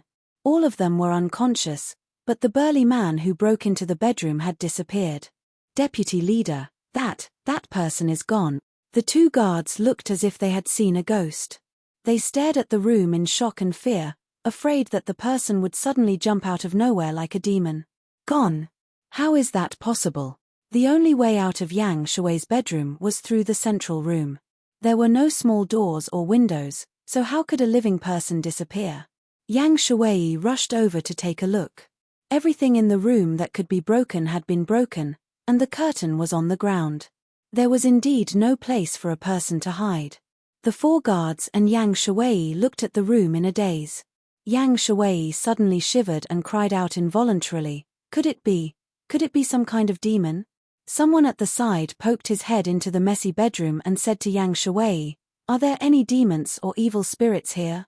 Deputy Leader, you should invite a Daoist priest to perform a ritual." *T. You are. Yang Shuwei was furious. He was about to turn around and scold him when he suddenly realized that the person who spoke wasn't his guard at all. The guard had fallen to the ground, unconscious. The person who was standing there and looking into the bedroom curiously was the man who had just disappeared from the bedroom. When the sky was about to brighten, someone impatiently knocked on the door of the vice president of the Flood Dragon Society. About half an hour later, Jun Ruyan hurriedly walked out of the house with dozens of hired thugs and rushed to Vice President Wen's house. Halfway there, they met Li He, who had come out from another alley. Li He also had a few dozen people with him. The 2 of them did not speak when they met, only nodding with cold expressions. They then cooperated and hurried towards Guild Master Wen's house. Soon, Yang Shuwei also appeared in town with dozens of thugs. All of them looked gloomy and hurried toward Leader Wen's house. The people who got up early noticed the abnormality and immediately thought of the great loss the Flood Dragon Society had suffered yesterday. Could it be that the Flood Dragon Society had set the time for them to take revenge on the Shun Gate this morning? Curiosity and excitement tickled them like a cat in lust. They all informed their neighbors and waited eagerly. However, they did not see the troops marching to the Shun Gate until the sun was high up in the sky. Instead, they received a piece of unbelievable news: Wen Changxing, the leader of the Flood Dragon Union, was dead. The first to discover Leader Wen's death were the 8th and 9th wives of the Wen family. Leader Wen's 8th wife and 9th wife were a pair of twin sisters. They were originally prostitutes in the martial arts world, but Leader Wen took a liking to them and took them in as his wives. Leader Wen loved having them serve him in bed. Last night, it was the two sisters who served him on the bed. Today, at dawn, when the ninth wife was about to get up, she found that Leader Wen, who had been sleeping between them, was already dead. Leader Wen was unscathed and died of old age at the age of 42. Chapter 947. The headquarters of the Flood Dragon Triad was Wen Changxing's home. The morning hall had already been set up, but because the news had just spread, there were no guests to pay their respects except for the 3 vice presidents and the stewards. The stewards gathered outside the morning hall and discussed. They had many doubts about the sudden death of President Wen. The 3 vice presidents and the young president, Wen Bin, were discussing in the living room. Wen Bin was wearing linen clothes and had a white scarf wrapped around his head. His eyes were red and swollen from crying, but the 3 vice presidents were unusually silent. Wen Bin said in a hoarse voice, "My father was so strong. How could he have died so suddenly? There must be something strange about this. Yesterday, a master came from the Shun faction. With her martial arts, she could easily kill my father. This must have something to do with her." The 3 vice presidents were still silent. Li He silently thought about his worries. Until now, he could not forget the fear and panic he felt when his grandson went missing last night. He still remembered when he snatched his precious grandson back into his arms and ordered his men to arrest the intruder. The intruder's clean and agile movements were still fresh in his mind. "If I can take your grandson away and return him to you, I can take him away again. President Li, if you want your grandson to grow up peacefully and take care of you, you'd better know what's good for you." This was what the man with amazing skills had said to him after he had defeated everyone with a wave of his hand and a kick. "What do you want me to do? Betray the Flood Dragon Triad? What I want to do doesn't conflict with your personal interests at all. I know what President Li is thinking. You want to leave a family business for your precious grandson so that he doesn't have to worry about food and clothing. No matter what I do, I can satisfy your request and give you more. Carry the injured away. Keep your mouths shut and don't leak anything. Otherwise, don't blame me for throwing your entire family into the Wei River to feed the turtles. Warrior, please talk in the study." Thinking of the conversation with the man last night, Li He let out a sigh of relief. Yang Shuwei was also thinking in silence. "President Yang, the Flood Dragon Triad belongs to the Wen family and will never be yours. You have no objections to this, right? So what? The leader of your clan's Cao Quan is you on the surface, but it's still Li He. That's not wrong, is it? What are you trying to say? If you have to choose between death and power and wealth, which would you choose?" Yang Shuwei woke up from his recollection. He raised his eyelids slightly and glanced at Li He and Jun Ruyan. Both of them were silent with sullen faces. Other than the gang leader, these two were the most influential people in the Flood Dragon Union. However, they were surprisingly silent today, which was very different from their usual behavior. Could it be? Yang Shui's heart skipped a beat. Could it be that the two of them met someone last night? Last night, Jun Ruyan had been about to pounce on the beautiful woman, only to be caught in mid-air by someone who could have easily killed her. Jun Ruyan didn't believe that Master Wen had died a sudden death. But if Master Wen had been killed by someone, and there were no signs of tampering, then the culprit must be too terrifying. The person who saved the Shun men yesterday was a girl, but the person who broke into his bedroom last night was a brawny man. Where did these people come from? How many of them were there? While he was puzzled, what that person told him kept lingering in his mind. "Master Jun, you're the leader of the Flood Dragon Union and a scholar. The fighting and killing in the Jianghu has nothing to do with you. You have connections with the government, which is your greatest asset. Only with this asset, even if the Flood Dragon Union doesn't exist, the White Dragon Union and the Black Dragon Union will still offer you a high salary. There's no need for you to stir up trouble. We Jianghu people do things very simply. We go in with a knife and come out with a knife. That's all. Master Jun has connections with the government. You can subdue these Jianghu people who rely on the water for a living, but you can't subdue us Jianghu people who have unknown identities. I think you understand this." What do you mean? You're different from Yang Shuwei and Li He. They rely on the water for a living for generations, but you're a person with an official's title. If you're lucky enough to become an official and are sent to another place, you won't be able to be the leader of the Flood Dragon Union. Or if you lose your connections with the government, you'll still have to hand over the helm of the Flood Dragon Union. You're only a vice leader of the Flood Dragon Union for money. As long as you're willing to cooperate with us, we also need you. We Jianghu people can't deal with the government. We still have to rely on you, Zhun Xiaolian. What do you want me to do? You don't need to do anything now. Tomorrow, you can even go to the city according to your previous agreement and listen to what Adjunct Chu has to say. We'll talk after you've made up your mind. Is that okay? Wenbin spoke angrily for a long time. Only his voice reverberated in the spacious hall. He finally felt the uneasy peace. He looked at the three vice leaders with some bewilderment. Master He, Uncle Jun, Uncle Yang, what do you say?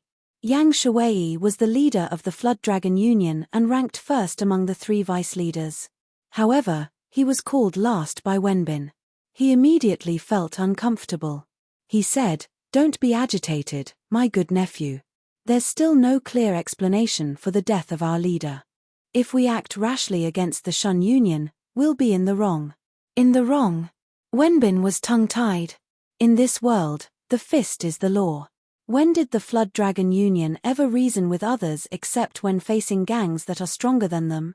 Now the leader of the Flood Dragon Union, Yang Shuwei, actually said that they're in the wrong.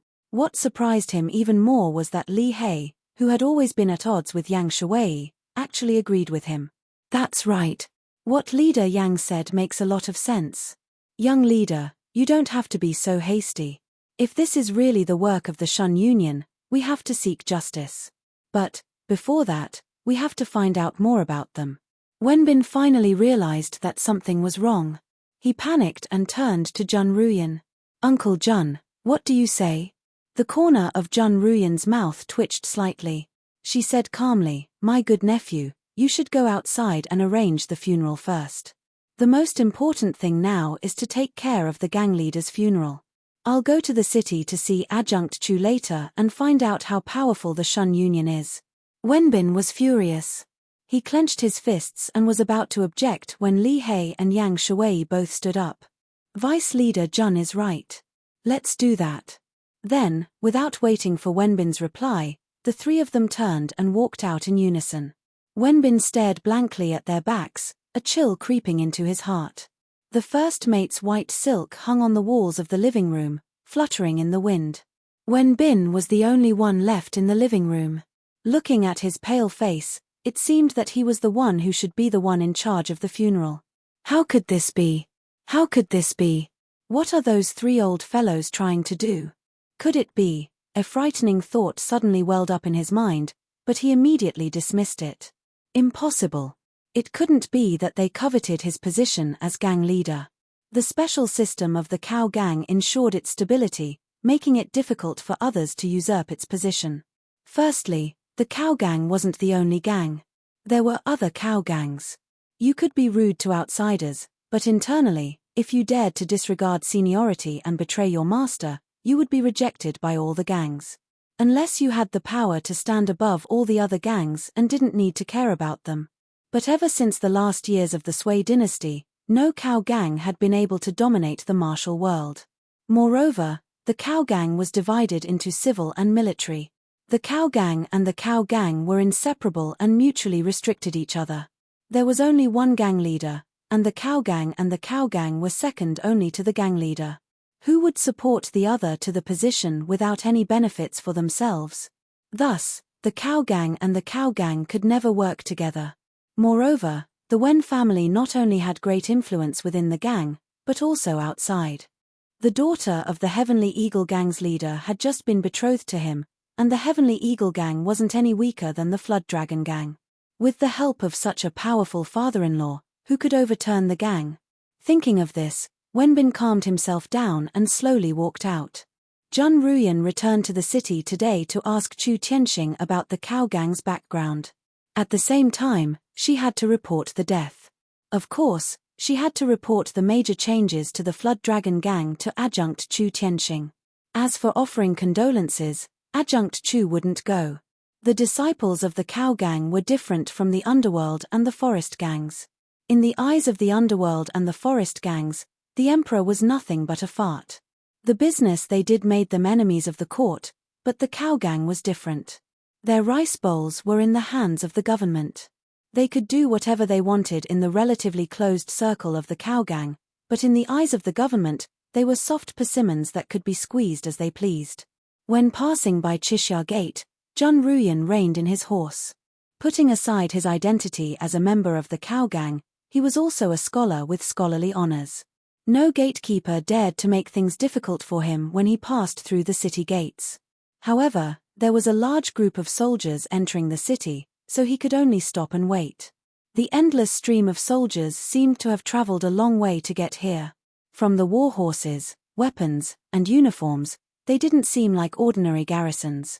As Jun Ruyan watched, many officials in Yamen uniforms appeared in the procession. Behind them, there were several carriages with official banners on them. The imperial censor, the director of the Ministry of Justice.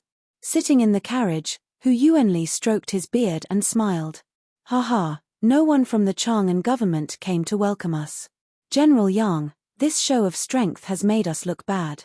Yang Fan smiled. "Since the Lord of Hanoi has arrived in Chang'an first, you should have expected this. If they don't give us a welcome, we'll do it ourselves. Ha ha, tonight at Pinkang Square, I'll treat you. How about it?" Hu Yuanli's eyes lit up. "Pinkang Square? Great. I've long heard of Pinkang Square. I heard that it's no worse than Luang's Teng Square. There are many enchanting and charming golden cats there." Chen Dong, who was dozing off, suddenly perked up. He coughed and said, "Golden cats. General Yang, I can't refuse your good intentions. I must go and see for myself." "Ha ha ha, you're such an introverted slut." They talked and laughed as they drove into the city. Jun Ruyan immediately stood by the side of the road, completely unaware that the disturbance on BA was caused by the young man in the carriage. This disturbance was destined to sweep through the whole of Chang'an, and this was just the beginning. Chapter 948. Pinkang Square was diagonally opposite the 6 ministries of the Chang'an Imperial Court and many government offices. With the geographical advantage, it was convenient for the officials to enter and exit, visit prostitutes, and feast. In the Tang dynasty, officials were not allowed to visit prostitutes, and it was a fashion. Officials were the main force of visiting brothels. No wonder Pinkang Square became the center of Chang'an City's brothel. The Central Plains women who could serve wine in Pinkang Square were not only beautiful and elegant, but also had a beautiful mind. They were good at zither, chess, calligraphy, painting, poetry, and songs. The women from the Western region were not good at literature, but they were good at singing and dancing. They only knew how to do sex, so there was no place for them here. However, at this moment, the Chang'an officials, gentry, and old people of aristocratic families were gathered together, but there was no beautiful girl Hangi reciting poems, nor was there a Western region concubine dancing. The one who was pacing slowly in front of the crowd was a short, skinny man in his 50s. He was the king of Hanoi, Wu Yizong. Wu Yizong knew that Yang Fan and his group would arrive in Chang'an today, so he invited all the influential people in Chang'an in advance. Since the king of Hanoi had sent an invitation, no one would reject it. Therefore, the prefectural magistrate of Chang'an, Liu Xiantian, all the senior officials of the capital, the royal family, and the local gentry, and old people of aristocratic families were all present.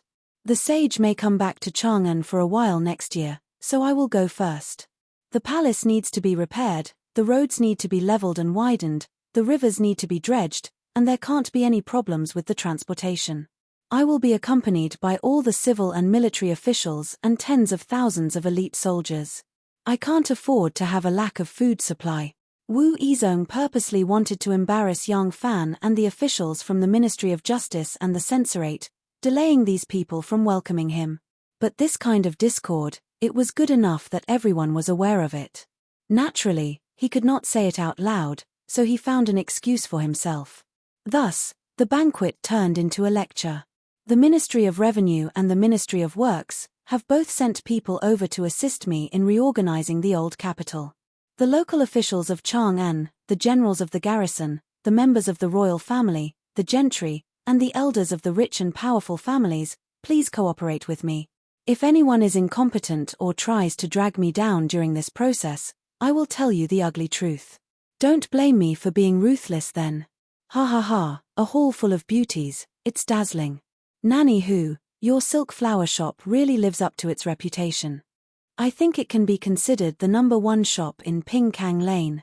Come, quickly invite the ladies to dance a Hu Xian for us. Hu Xian has to be performed by Hu Ji to be considered authentic. Just as Wu Yizong finished speaking, a burst of laughter came from the other side. Turning his head, Wu Yizong couldn't help but widen his eyes. Separated by a low wall was the adjacent silk flower shop. It was also on the second floor and was also the largest room. The windows were wide open, and the people inside looked to be sitting on the side, not facing this side. The window was also drawn with an almost transparent curtain. Several people were sitting inside, and their faces could be seen clearly at a glance. The person in the middle was surprisingly Yang Fan. Yang Fan had Shu Liang, Ma Qiao, and the others lead the 3 armies to the Xuanwu Gate in Chang'an Imperial Palace. In the past, there had been barracks for the Imperial Army outside the Xuanwu Gate. Now, it naturally belonged to them. However, ever since the emperor moved the capital to Luoyang, the barracks had been unoccupied for a long time and had fallen into disrepair. The Ministry of Works had to send people to repair it, so they could only make do with it. Under Hu Yuanli and Chen Dong's arrangements, the officials from the Censorate and the Ministry of Justice also stayed in the Chang'an government office that belonged to that office. On the other hand, Yang Fan dragged Chen Dong, Sun Yuxuan, Hu Yuanli, Shi Yu, Wen Ao, and the others to Pingkang Square. Perhaps it was a coincidence, but the place they had chosen was adjacent to the place where Wu Yizong was holding his banquet. Although they were separated by a wall and belonged to 2 different brothels, the sounds of music could be heard and the movements of the dancers could be seen. It was as if they were fighting in a ring. Wu Yizong had never imagined that when Yang Fan and the others arrived in Chang'an with their tails between their legs, not a single official from Chang'an would come out to welcome them. Instead of feeling indignant, they were actually enjoying themselves here, and coincidentally appeared next to him. Dugu Yu, who was seated, quickly swept his gaze over the guests present. Seeing that everyone had a strange expression on their faces, the corners of his mouth curled up slightly. In the Shi flower shop, when the madam saw that this customer was so generous, she happily agreed to make arrangements. Very soon, the servants filed in a line. 8 delicacies of water and land were laid out, and the table was filled with sumptuous dishes. Immediately after, 8 blonde, blue-eyed, snow-white, high-nosed women spread out and prepared to dance. These Hu girls were all dressed in light tunics, wearing colorful beaded hats, and had great patterned long belts draped over their shoulders, revealing their enchanting, slender waists. For a moment, the entire hall was filled with an enchanting and exotic charm. They first greeted Yang Fan and the others in the Hu language. Their voices were like that of an oriole and it was unknown what they were saying, but their voices were extremely euphemistic and pleasant to the ears. Following that, the musicians who had already taken their seats in the 2 rooms began to play, and the 8 Hu girls danced to the cheerful and powerful music. They raised their eyebrows and moved their eyes on the flowered carpet, their beaded hats slanted in red sweat. They leaned to the east and fell to the west in drunkenness, their boots frail before the lamp. Their circling and hurrying steps were all in response, their hands on their hips like the moon. Hu Xian's music was lively and vigorous. It was originally more suitable for men to dance, but when the women danced, there was a kind of valiant and heroic bearing amidst their vigor. Coupled with their enchanting charm, the pointed hats and pointed chins gave them an even more enchanting flavor that could directly hook people's hearts. From beginning to end, Yang Fan did not even glance over the wall, as if he did not know that Wu Yizong was just a wall away from the opposite brothel. Even Hu Yuanli, Chen Dong, and the others only cared about stroking their beards and watching the dance, chatting cheerfully and wittily. None of them looked over. Since the team had already stood, there was no need to think about turning back. To be able to reach their current positions, They were also people who had toiled in officialdom for half their lives. How could they not understand this principle? At this moment, they were in a dilemma and had no way out. Instead, they had even lost their strength of character and integrity. Moreover, deliberately delaying the Chang'an officials and preventing them from welcoming the 1,000 cavalrymen, the censorate, and the Ministry of Justice, although it was a disgrace to them, as a dignified prince, such a move was too narrow-minded. How could these people not be angry in their hearts? Wu Yizong stared blankly for a long time before fiercely turning back. His footsteps became heavier, and his tone also contained a kind of uncontrollable anger. I will be in charge of the Chang'an Palace, streets, roads, and transportation together with Assistant Minister Chiu of the Ministry of Revenue and Assistant Minister Hu of the Ministry of Works. Everyone, ha ha ha, good. Good dancing, good singing, good speaking. Beauty, you have worked hard. I will reward you with a cup. A burst of loud laughter interrupted Wu Yizong's words. Wu Yizong coldly turned back and saw young Fan raising his cup, waving and laughing at a Hu girl. This Hu Ji was dancing, but when did she ever sing and when did she ever say it? If the two seats were completely unrelated, it would be fine for young Fan to say so. Now that the two hosts were clearly showing signs of conflict, young Fan's words seemed to be mocking Wu Yizong. Wasn't Wu Yizong trying his best to step forward, wave his arms, and reprimand loudly? Wu Yizong's face turned green and red, but he could only listen to what young Fan said. Young Fan did not give him a chance to talk. If he angrily went forward to talk, what crime would he be charged with? Moreover, after the last encounter in the tenderness workshop, Wu Yizong knew that young Fan would not care about his life when he was angry, so he was indeed not afraid of him. At that time, not only would he not be able to do anything to young Fan, but it would also play into his heart. Since you are all here, and since you have met, shouldn't you welcome me? At that time, he, the dignified king of Hanoi, would also become a guest to welcome him, and raise young Fan's status for no reason. After the Hu Xian ended, the music changed to soft silk music. Two beautiful Hu girls sang and danced in front of the hall. The two girls were bright and enchanting, and their faces were full of smiles. They danced calmly, and their steps were light, like willow branches swaying in the wind. The other 6 beautiful Hu girls changed their clothes and scattered to the seats. They sat in front of young Fan, Chen Dong, and the others respectively, holding a giant cup and gently urging them to drink. Young Fan, Sun Yuxuan, and Shi Yu were still fine, their behavior was a bit more reserved, but Chen Dong and Hu Yuanli, the 2 old perverts, who had just encountered such delicacies of the land and sea, how could they still control themselves? They had already let the beauty Hu Ji sit on their knees, not afraid of crushing their old arms and legs. Their hands even reached into the girl's full, snow-white chest. They drank the wine, but they had to drink it with the beauty's leather cup. They ate the food, but they had to ask the beauty to feed them with chopsticks. That kind of sensual energy formed a strong contrast with the people on the other side of the wall, who had not even touched their food or wine, who only cared about listening to Wu Yizong's boastful lecture, which formed a strong contrast. Even when Ao, the imperial judge, was a little restrained in the beginning, but when he saw the ugly behavior of the others, he threw caution to the wind. He was just a small imperial judge, how could the king of Hanoi know him? If he did not stand on the side now, he would be the first to die. Thinking of this, the imperial judge made up his mind and decided to get drunk today. The beauty who had just finished her dance, with a pink neck and sweaty cheeks, smiled sweetly and put a mouthful of the wine into his mouth. The imperial judge immediately hugged the plump girl's soft waist, and his other hand reached into her breasts, grabbed the soft and big ball, and as the Hu girl moaned, he sucked on the tip of her tongue. Such an evil appearance made Wu Yizong so angry that 1 Buddha was born and 2 Buddhas ascended to the heavens.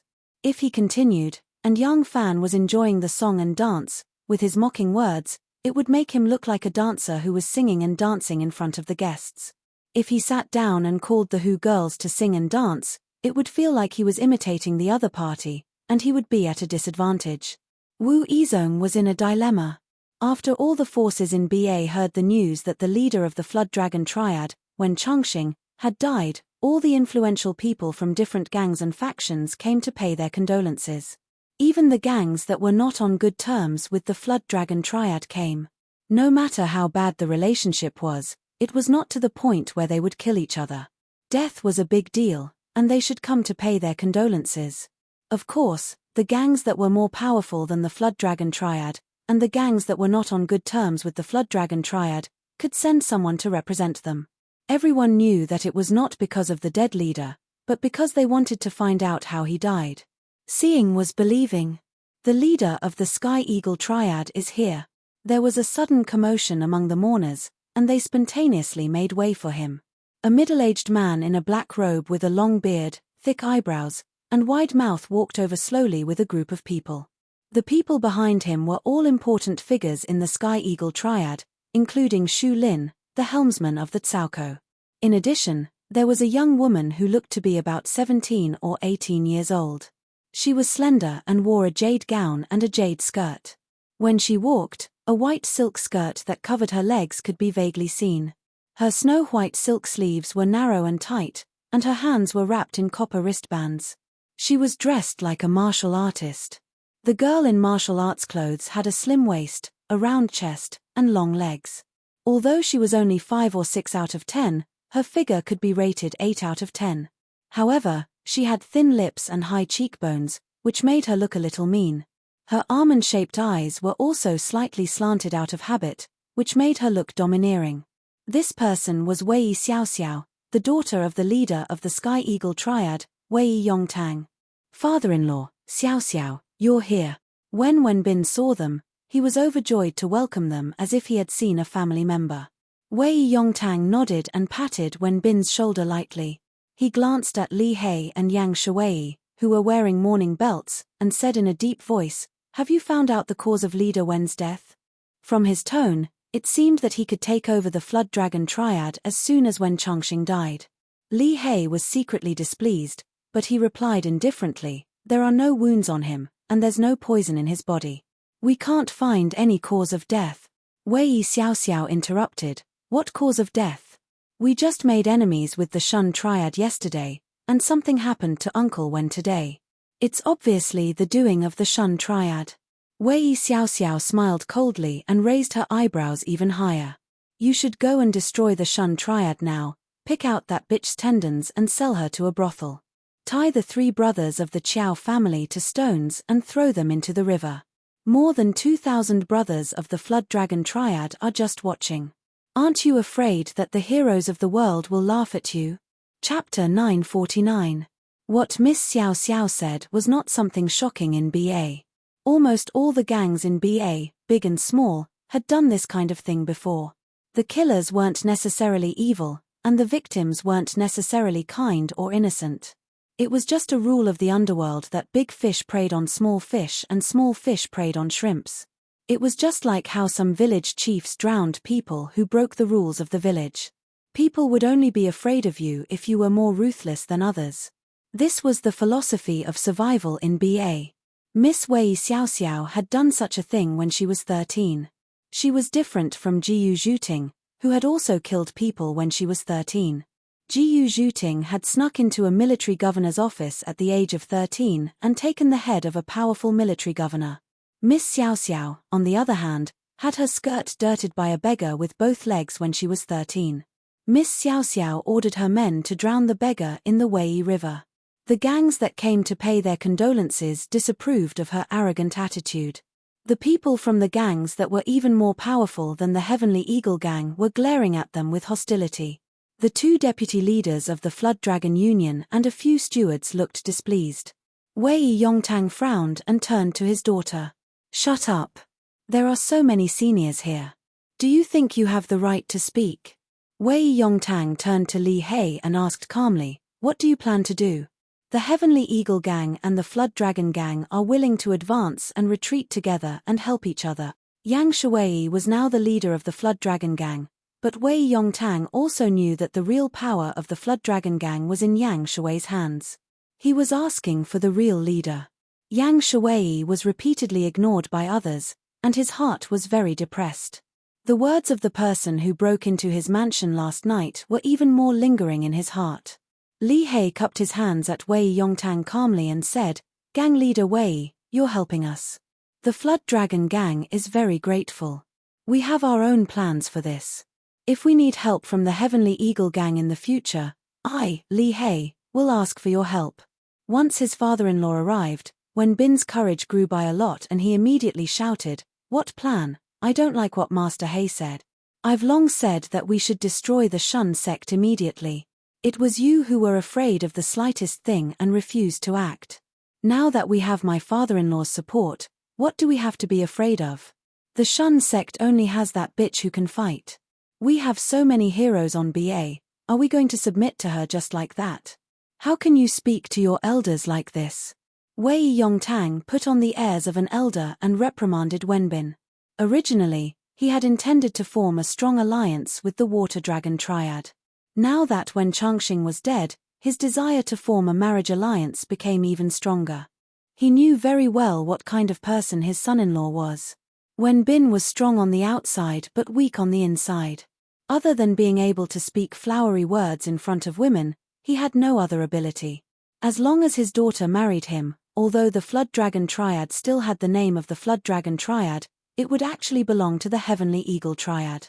At that time, the two triad would be united, and he would be able to become a first-class triad in one fell swoop. He would be able to stand on equal footing with the Life League, Five Elements Triad, Three Rivers Triad, Circle Sect, and Peace Triad. Wei Yongtang reprimanded his son-in-law and said to Li Hei with a smile, "What Master Hei said makes sense. Then let's deal with President Wen's funeral first. Anyway, he can't run away from the Shun sect. Isn't it just a matter of a word for us to get justice?" However, Wei Yongtang glanced at the crowd and said with authority, "A country can't be without a ruler, and a triad can't be without a leader. Now that President Wen has passed away, shouldn't we immediately ask young Master Wen to take over the position in front of President Wen's memorial tablet? This way, we can offer a memorial to President Wen's spirit in heaven and tell him not to worry." Li Hei was silent for a moment. He looked at Yang Shuwei and said slowly, "Of course." Just as Wei Yongtang's lips curled into a smile, Li Hei said again, "However, our Vice President Jun has gone to the city. We should wait for him to come back before we discuss such an important matter. For now, let's deal with President Wen's funeral first." Wei Yongtang's smile froze on his lips. If he wanted to help young Master Wen ascend to the position, he naturally had to have the important people in the association present to be a form of acknowledgement. Others could be absent, but the three deputy gang masters had to be present. However, Li Hei said to wait for Jun Ruyan to come back before discussing, not to hold an ascension ceremony for Wen Bin after he came back. Discuss? What else was there to discuss? The leaders of the triads sitting on both sides of the seats immediately sensed the strangeness in Li Hei's words. They couldn't help but look curious. A quick-witted person immediately came up with an idea. Could it be that Wen Changxing's sudden death had nothing to do with the smooth door, but the internal strife of the Flood Dragon Union? This was interesting. If the Flood Dragon Union really had internal strife and split up, this fat piece of meat was even more tempting than the smooth door. All the triad leaders who had confidence in taking over the divided Flood Dragon Union or could get a share of the pie unconsciously began to think about it. When Jun Ruyan arrived at the Chang'an local government office, a runner immediately led him to the record military advisor Chu Tianxing's office. Jun Ruyan had an official rank and often went in and out of the local government office. He had bribed everyone and would even give him red packets during the new year. Therefore, no one would make things difficult for him when he went in and out of the place. The record military advisor of the Chang'an local government office was a person of high status and power.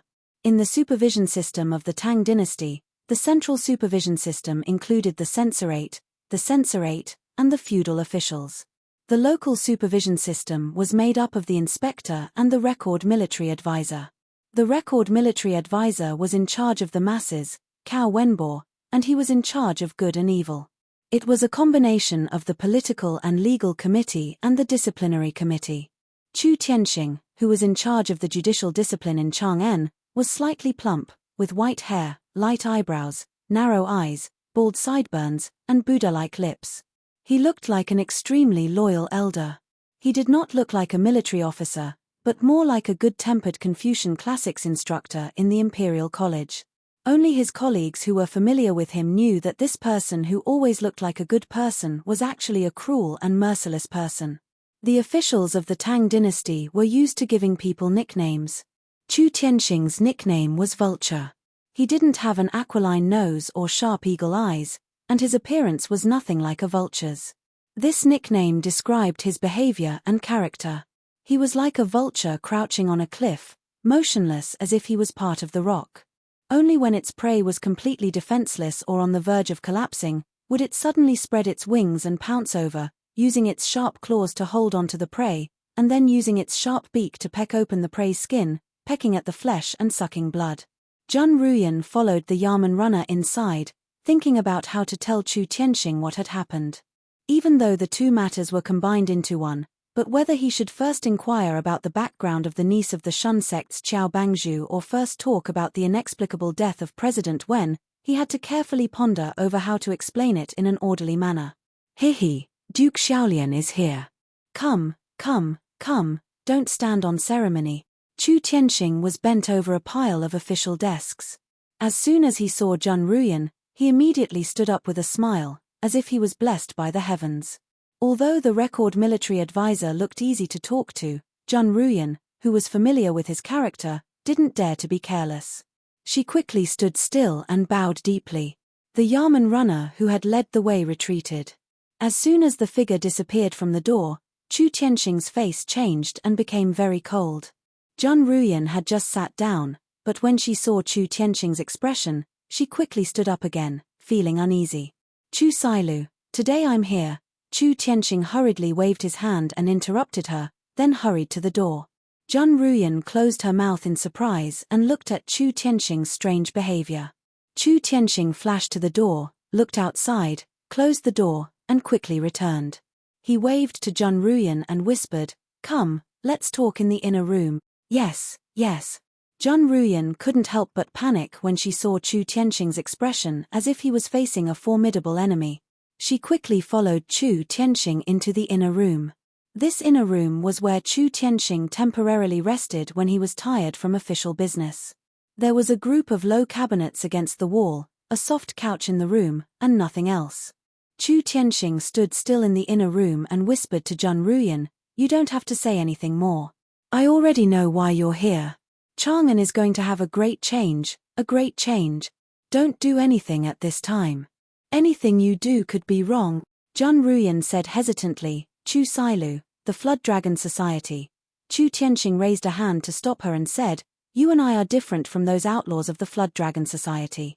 We're just providing them with some convenience and benefits. Without the Flood Dragon Society, as long as we're willing, the other gangs will still treat us as distinguished guests. The Flood Dragon Society is too arrogant, and this disaster is inevitable. Jun Xiaolian, don't recklessly rush up at this time. I'm warning you, the waters are deep, and even I don't know the bottom. Don't get involved. When things calm down, do you think we'll miss out on benefits? Now, just sweep away the snow in front of your own door, and don't worry about the frost on other people's houses." Jun Ruyan said in surprise, "Chu Sailu already knows about President Wen's death?" Chu Tianxing was stunned and turned pale. "What did you say? You said Wen Changxing is dead. When did he die? How did he die?" Jun Ruyan was also stunned. Chu Tianxing didn't know that Wen Changxing was dead.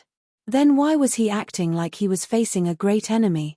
Jun Ruyan didn't dare to be negligent and hurriedly told Chu Tianxing about Wen Changxing's death in detail. She also told him about how the Flood Dragon Society had sent out 200 experts in an attempt to swallow the Shun sect in one fell swoop, only to be utterly defeated by a village girl who had appeared out of nowhere. Chu Tianxing lightly slapped his forehead and paced back and forth in the room, muttering to himself, "They've already made their move? How decisive. Something big is really going to happen." Jun Ruyan looked at him anxiously and couldn't help but ask, "Chu Sailu, what happened?" Right now. Just as he was hesitating whether or not to tell Chu Tianxing about the news of someone breaking into his house last night, Chu Tianxing suddenly turned around and said to him, "If Wen Changxing is dead, then so be it. This is just the beginning." Following this, There will be major events that neither you nor I can predict. You have to stay out of this immediately, or I'll be dragged down by you and doomed eternally. Chapter 950. Jun Ruyan's hair stood on end as she listened. Trembling with fear, she said, Chu Sailu, BA is just a group of poor people who rely on water to make a living. Is there a need to make such a big fuss over such a small benefit? What kind of big shot has taken a liking to BA that even you are afraid of him? Chu Tianxing sneered and said, Afraid? Afraid my ass. Do I deserve to be afraid? If I'm really unlucky, it won't be because someone wants to deal with me, but because I was too slow to dodge and got caught in the crossfire. Let me tell you, right now I can't wait to run far away, if not for. As if fearing that the walls might have ears, Chu Tianxing subconsciously looked around and said in a low voice, If it weren't for the fact that I'm the War Records advisor and there are some things that I can't avoid, I wouldn't even be qualified to know about it if they hadn't informed me in advance. Jun Ruyan knew Chu Tianxing's character very well. He was not the kind of person who would make a fuss over nothing. If he could make it sound so serious, then the truth must be even more serious than what he had revealed. Jun Ruyan couldn't help but jump in fright. But he couldn't figure it out. BA's benefits were extremely generous to them, but they shouldn't be attractive to higher-level nobles. What had happened? Chu Tianxing seemed to see his confusion and said with a wry smile, Don't ask me. It's not that I don't want to tell you, but I don't know either. I don't know what kind of big shot has taken a liking to BA, nor do I know what his goal is, nor do I know what kind of means he wants to use. Chu Tianxing sighed and said, In the eyes of an ant, a blade of grass is a tree, a rock is a mountain that's impossible to climb, and a small stream is an ocean that's impossible to cross. In its field of vision, how can it see what a real tree looks like and how tall a real mountain is? Jun Ruyan was dumbfounded. In his eyes, the captain of the Chang'an department was already crouching on a high cliff, looking down on all living things like a vulture, but he described himself as an ant walking in the crevices of a rock. An inexplicable chill suddenly struck his heart. Jun Ruyan said in a trembling voice, Chu Sailu, then what should I do now? Chu Tianxing said fiercely, If it weren't for the fact that we're in the same boat, I wouldn't have revealed anything to you. Even if you've heard it, you have to bury it in your stomach and never say a word to anyone. Otherwise, before others can grind you into fine powder, I'll take your little life first. Jun Ruyan shuddered and said repeatedly, I know, then Chu Tianxing said word by word, I'm leaving the Flood Dragon Union. From now on, I won't be seeing any guest. This is the only way to avoid disaster. Jun Ruyan's heart skipped a beat, but when she thought of the generous income she got from the Flood Dragon Union every month, she was reluctant to part with it. She said hesitantly, Then, when can we? Chu Tianxing said in a stern voice, Bastard, are you willing to sacrifice your life over your wealth? If the situation had calmed down, would I not have told you? If I can't even protect myself in this storm, what else do you expect? Get lost and go home immediately. Even if the sky falls and the earth collapses, you won't care. Chu Sailu, who held a high position in the Chang'an local government, was actually most worried about whether he could survive this unknown storm. Jun Ruyan couldn't imagine what kind of storm this would be, but he finally understood one thing. If Chu Sailu was just an ant in this storm, then he was not even a fart. Jun Ruyan agreed repeatedly and stumbled out, only one thought lingering in his mind, avoid the door and don't see any guest. Only by doing this can I avoid disaster. In the Shahua house, red dresses fluttered, wide sleeves fluttered, and the music became decadent. After 3 rounds of wine, all the guests became unrestrained. Wu Yizhong's admonition on the opposite building became a great joke amidst the music and dancing. Wu Yizhong had already hurriedly ended the banquet with an ashen face. At this moment, the opposite building was empty, and Chen Dong and the others were even more unrestrained. Sitting next to Shiga was a golden-haired girl with a high bun. She had a pair of sapphire blue eyes and a jade-like nose bridge. Her 2 voluptuous peaks were especially eye-catching under her half-opened shirt, which looked like piles of snow. However, Sensor Sha sat there, as if he didn't see such a bright and dazzling beauty next to him. He was in very low spirits. Yang Fan smiled and raised his cup to him, saying, Brother Sha, please have a drink. Shi Yu was deep in thought when he heard this.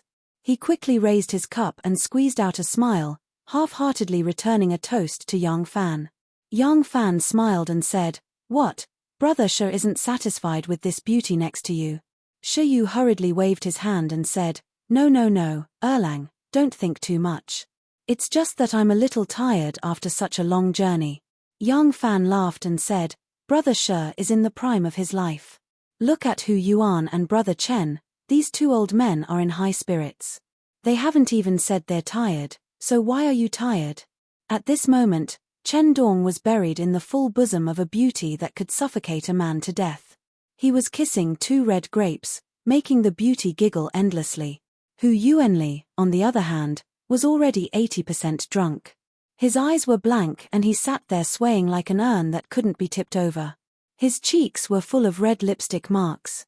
Shi Yu laughed bitterly and shook his head slightly. At this moment, Sensor Wen withdrew his hand from the back skirt of an enchanting beauty and said with a smile, "Erlang, you don't know this. Brother Shi likes dignified and gentle women. Although these beauties are enchanting, they may not be to his taste." Shi Yu frowned, but young Fan smiled and said, "What's so difficult about that? It's not like the Shihua house is full of prostitutes. Beauties, hurry up and help our brother Shi choose a dignified, gentle, and talented woman who is proficient in poetry." Beside young Fan was a woman wearing a silk gown as thin as a cicada's wing.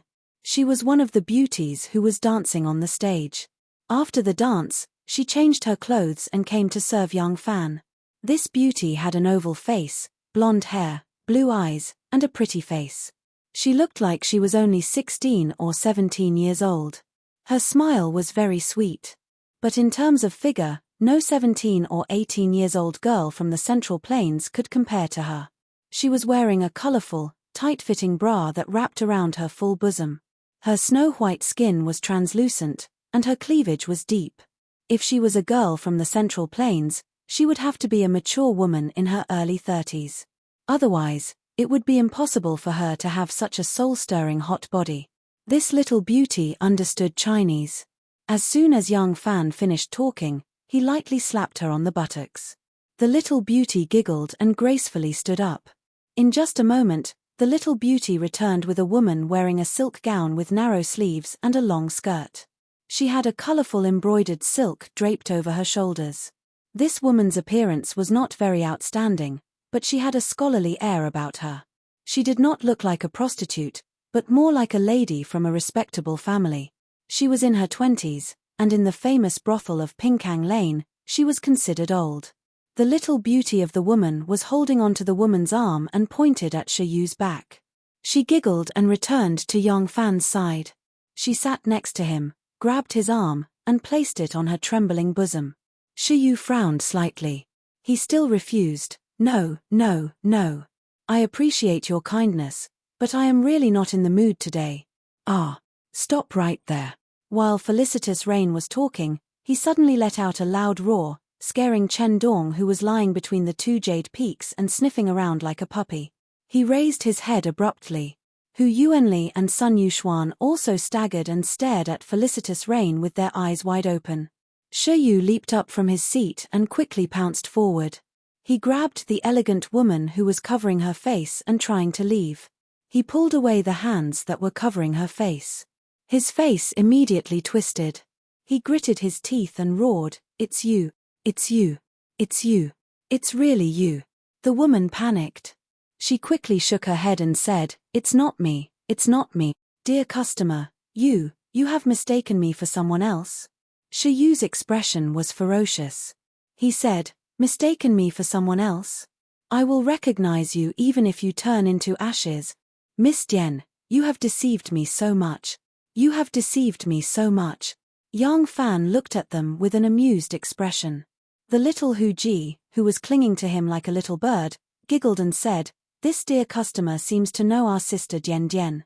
Young Fan smiled and said, "She is called Dian Dian? Dian as in Sai Dian or Dian as in Chi Dian?"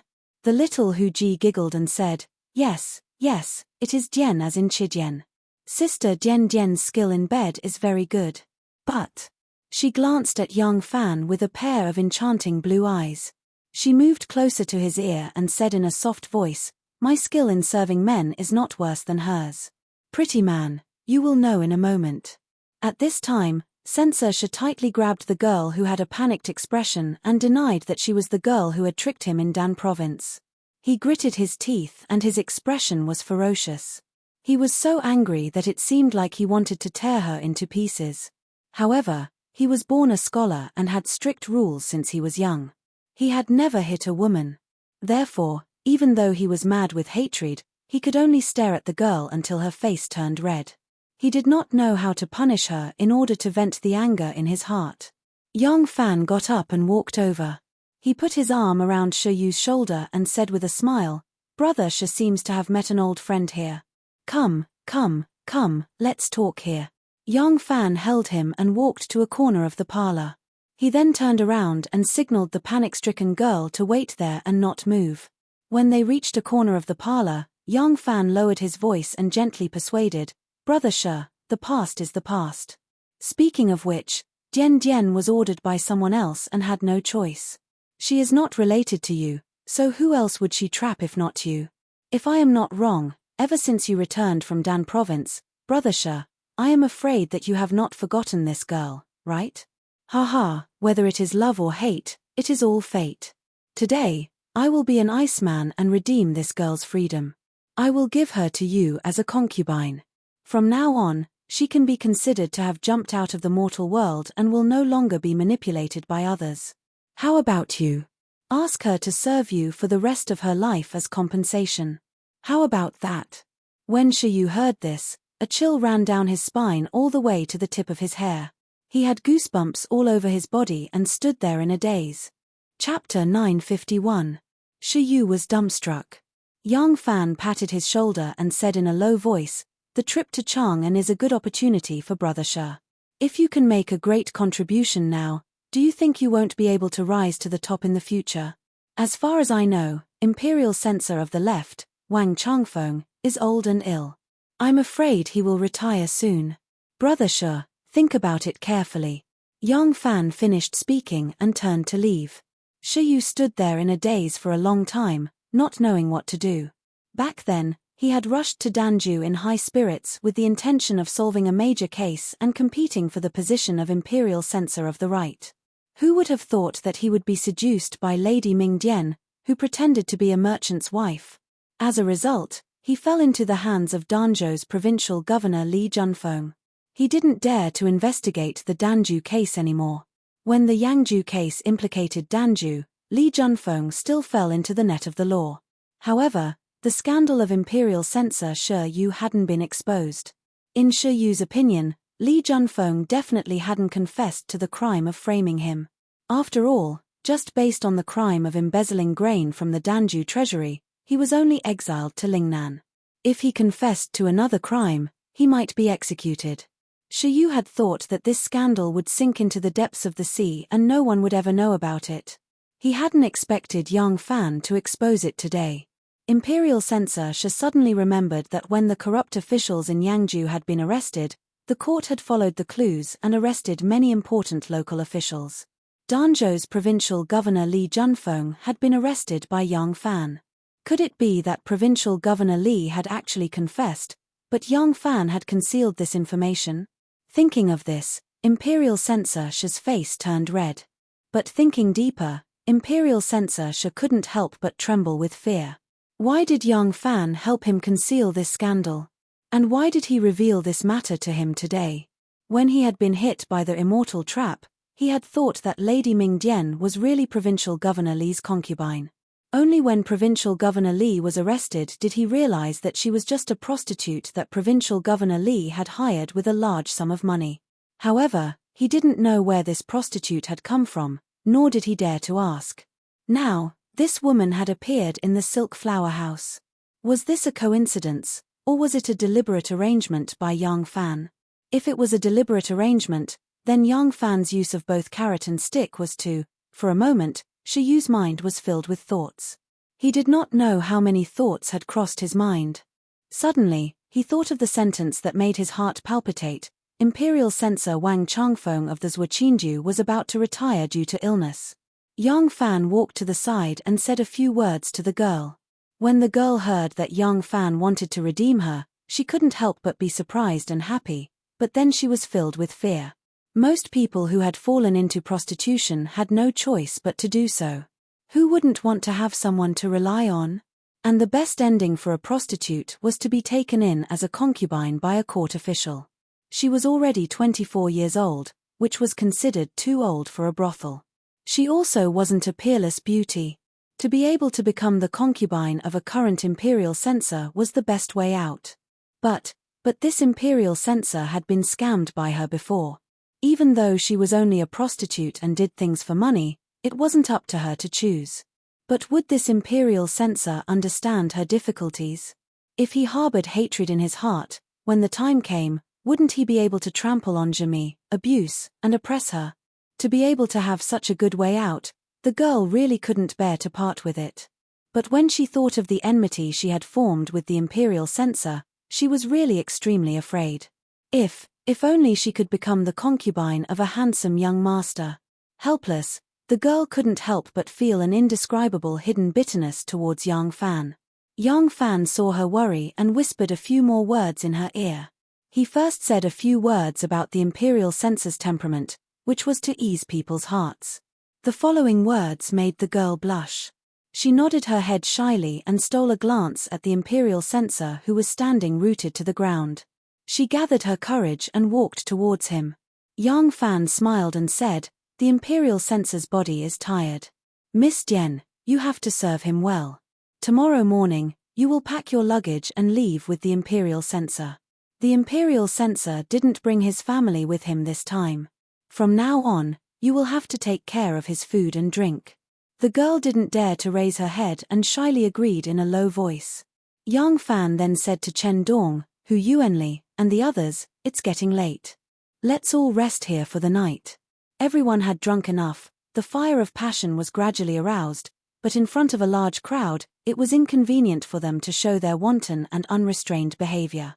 Young Fan's words won the hearts of the people. Everyone responded one after another, each holding a beauty in their arms and swaying away. Little Hu Ji came in front of young Fan and stared at him with a pair of watery blue eyes.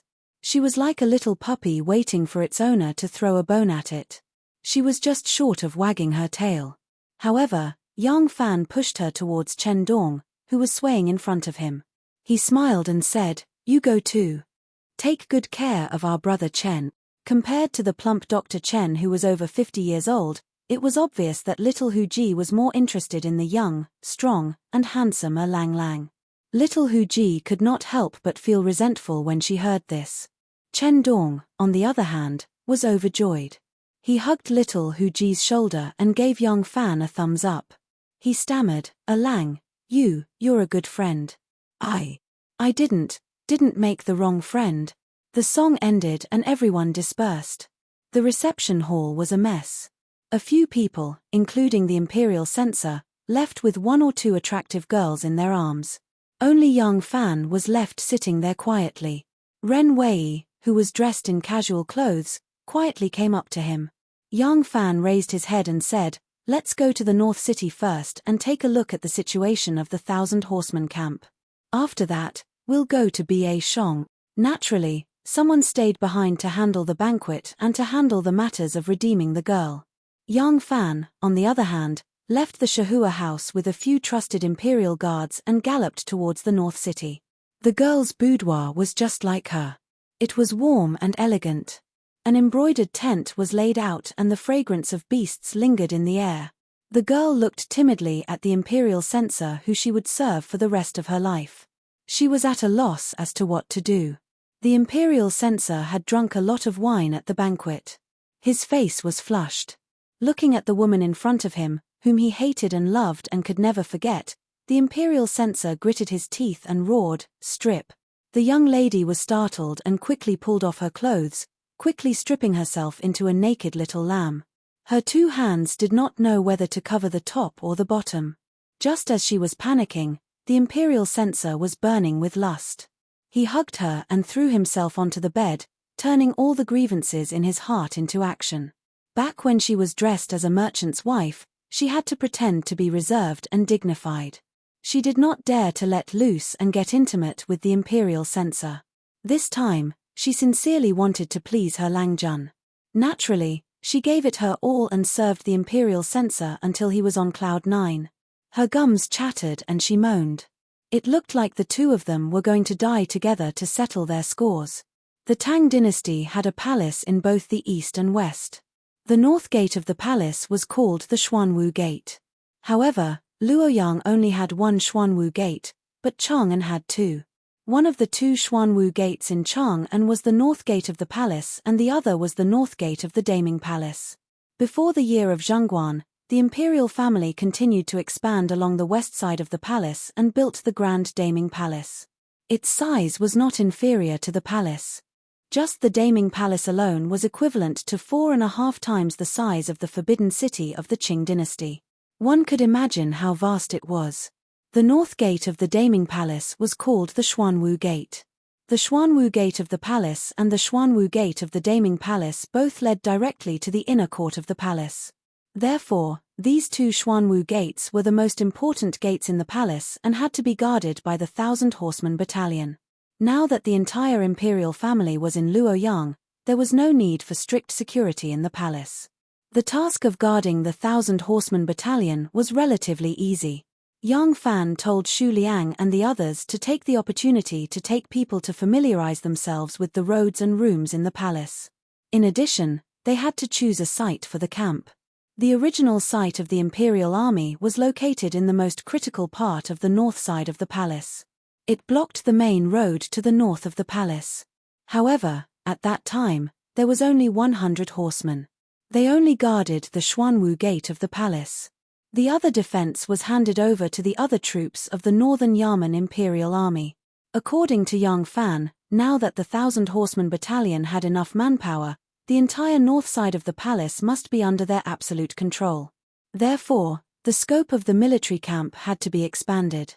With the moat outside the north side of the city as the boundary, the entire north side was under the control of the 1,000 Horseman Battalion.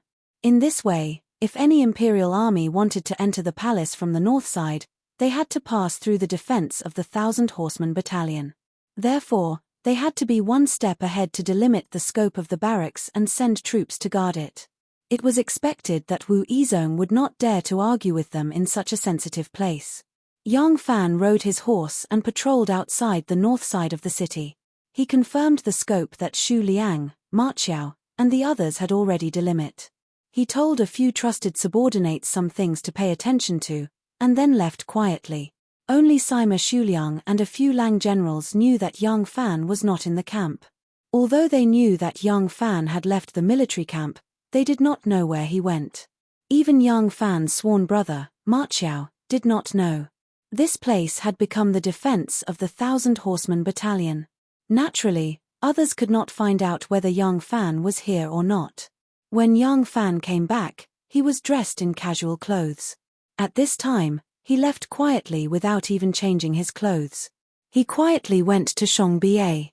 The Xuanwu Gate was to the north of the palace. The palace was to the north of the entire Chang'an city, but Xiongbiye was to the southeast of Chang'an city. If Yang Fan wanted to go to Xiongbiye, he would have to cross the entire Chang'an city. At this time, Zhun Ruyan was causing another uproar in Bashang town. Although the Flood Dragon Society did not say why Zhun Ruyan went to Chang'an City today, everyone knew that he was the branch leader of the Cow Gang. Since the Flood Dragon Society was in such a big trouble, he would definitely return to the city to explain the current situation to the officials who supported the Flood Dragon Society. He might also want to know more about the Shun Gate. However, Zhun Ruyan did not return. Only 2 of his trusted bodyguards came back with a piece of news. Vice President Zhun suffered a stroke. According to the 2 bodyguards, when Vice President Zhun returned from the city, he suddenly fell unconscious from a stroke when he was about to leave the city gate. Therefore, he was sent to the old mansion in the city to be treated by a doctor. Before the Vice President of the Flood Dragon Society, the Chief Steward, and the guests who came to pay their respects could digest this news, the 2 bodyguards brought the eldest lady of the Zhun family back to the city.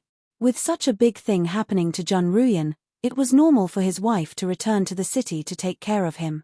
But later, Everyone realized that Jun Ruyan's people had emptied the Jun family's house in Shongba. They did not keep a single valuable item and moved it all back to the city.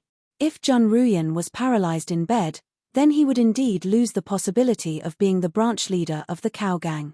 The Jun family would have to move out of Bashang town sooner or later, but was there a need to be so impatient? Jun Ruyan had suffered a stroke. Who had instructed the eldest lady of the Jun family to immediately move all the properties in Bashang town? The Flood Dragon Society, which was already in a state of panic, was plunged into even greater turmoil. Chapter 952. When Li He and Yang Shuwei heard the news, they immediately rushed to the city. They met the Jun family's carriage on the way, but they didn't even greet them and rushed to the Jun family's residence first. Jun Ruyan was indeed paralyzed in bed, his mouth crooked and eyes slanted, and saliva dripped from the corner of his mouth. They couldn't ask a word because he couldn't say anything other than moaning. Jun Ruyan was also a ruthless person. Since Chu Sailu said, "Avoid the door and don't meet outsiders," this is the only way to avoid disaster. He simply carried it out more thoroughly and became a disabled person who couldn't speak or move. Even if someone came to see him, they wouldn't be able to dig a word out of his mouth. Unfortunately, Jun Ruyan only knew a little about the symptoms after a stroke. He had never seen a stroke patient with his own eyes. Li He and Yang Shuwei, on the other hand, were knowledgeable. Although Jun Ruyan tried his best to act, he was not a good actor. Li He and Yang Shuwei could still see some clues from his eyes and the unnatural expression that he tried to twist. They were all experienced people and didn't point out that Jun Ruyan was pretending to be crazy. It was obvious that Jun Ruyan wouldn't admit it, so there was no need to do so. After a while, the Jun family's wife, Miao Qing-er, also hurried back. When she saw her husband was paralyzed from the stroke, she immediately collapsed in front of the bed and cried. She had only married Jun Ruyan for a month and this happened. If Jun Ruyan didn't recover, he would be a widow for the rest of his life. How could she not be sad? Yang Shuwei and Li He looked at the Jun family's wife who was crying so hard that she almost fainted. They could see that the Jun family's wife wasn't acting. That was to say, Jun Ruyan had pretended to have a stroke. Up until now, even his lover was kept in the dark and didn't dare to reveal the truth to his wife. What had happened? The two comforted her and got up to leave the Jun family's residence. Out of the long alley, Li He stood on the street for a long time without saying a word. Strangely, Yang Shuwei sat on the horse next to him and didn't move. After a long time, Yang Shuwei sighed softly and said, "Master He, I'm afraid the decades of peace on Ba River are coming to an end." Li He smiled faintly and said, "Has Ba River ever been peaceful?" Yang Shuwei said, "With wind and waves, it is called Jianghu. If it wasn't peaceful, it would depend on how big the waves were. In the past, the waves could overturn other people's small boats, but they couldn't overturn our big boats. To us, that was peaceful. Now, I'm afraid there's going to be a huge storm that can capsize the Flood Dragon Society." Li He stared deeply at Yang Shuwei and said, "Within a day, the leader became a dead man for no reason. The branch leader of the Tsauko suffered a stroke and became a living dead. Now only you, the branch leader of the Kaoquan branch leader, what do you plan to do?" Yang Shuwei smiled bitterly and said, "Master He, you're making fun of me by saying that. In the past, no matter how much we fought, it was always about who would take the helm. After all, we're on the same boat. Now that this storm is going to overturn the boat, I can't run away, and I can't hide from you. I hope that Master He can help me out." Ever since Li He handed over the position of the branch leader of the Kaoquan branch, the two of them started fighting openly and secretly. But now they had to help each other out to deal with the current situation. Yang Shuwei knew that the most powerful person in the Flood Dragon Society was this semi-retired Master He, so he had to lower his stance and seek cooperation. Li He was silent for a while and said slowly, "Last night, an uninvited guest came to my house." Yang Shuwei's body shook and he cried out involuntarily, "What?" Li He revealed a faint smile and said, "It seems that Vice President Yang also has a guest visiting." Yang Shuwei slowly calmed down from the shock and decided to have a frank talk with Li He. He said, "That's right. Last night, someone from my house also came to visit. Someone came. Yang Shuai told Li He what that person had said and stared at Li He. Master He, what did that guest say? Li He said, that person said the same thing as your guest. Yang Shuai stared at him without blinking and said, then, what did Master He say? Li He said, looks like there's more than one of them. But even if there are a few or a dozen of them, and each of them is a good man who can fight against 100 people, they still can't control BA. No one can make the tens of thousands of people on BA bow their heads to him with just their fists. If you can't make a living for them, they won't listen to you even if they have to fight you to the death. Yang Shuai said, I thought so too. They can't make me bow my head with their fists. But it's different now. You've seen how stupid Jun Ruyan is when he's pretending to be crazy. He's so scared that he'd rather give up his position as the helm of the Tsaoko and give up his generous annual income to hide at home and pretend to have a stroke. The person who wants to control BA must have a powerful background. Jun Ruyan fears them like a tiger.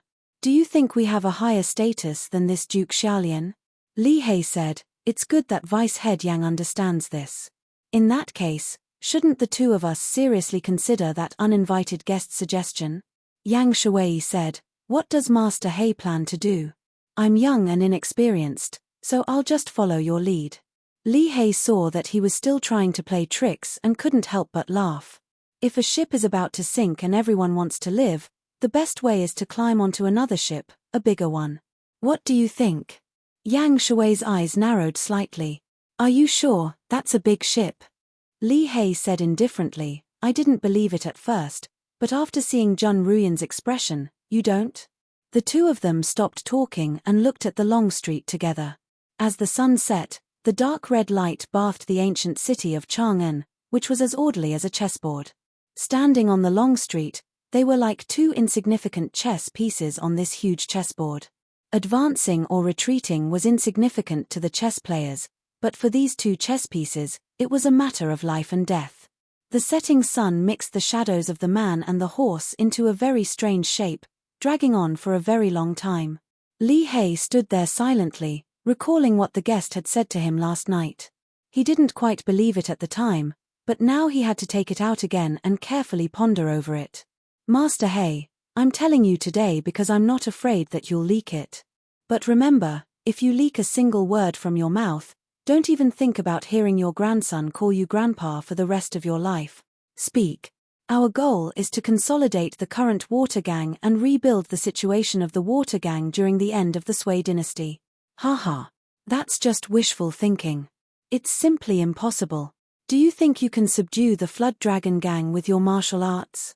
Not just us, there are the Life League, the 5 Elemental Guild, the 3 Rivers gang, the Circle Sect, and the Peace gang that are stronger than us.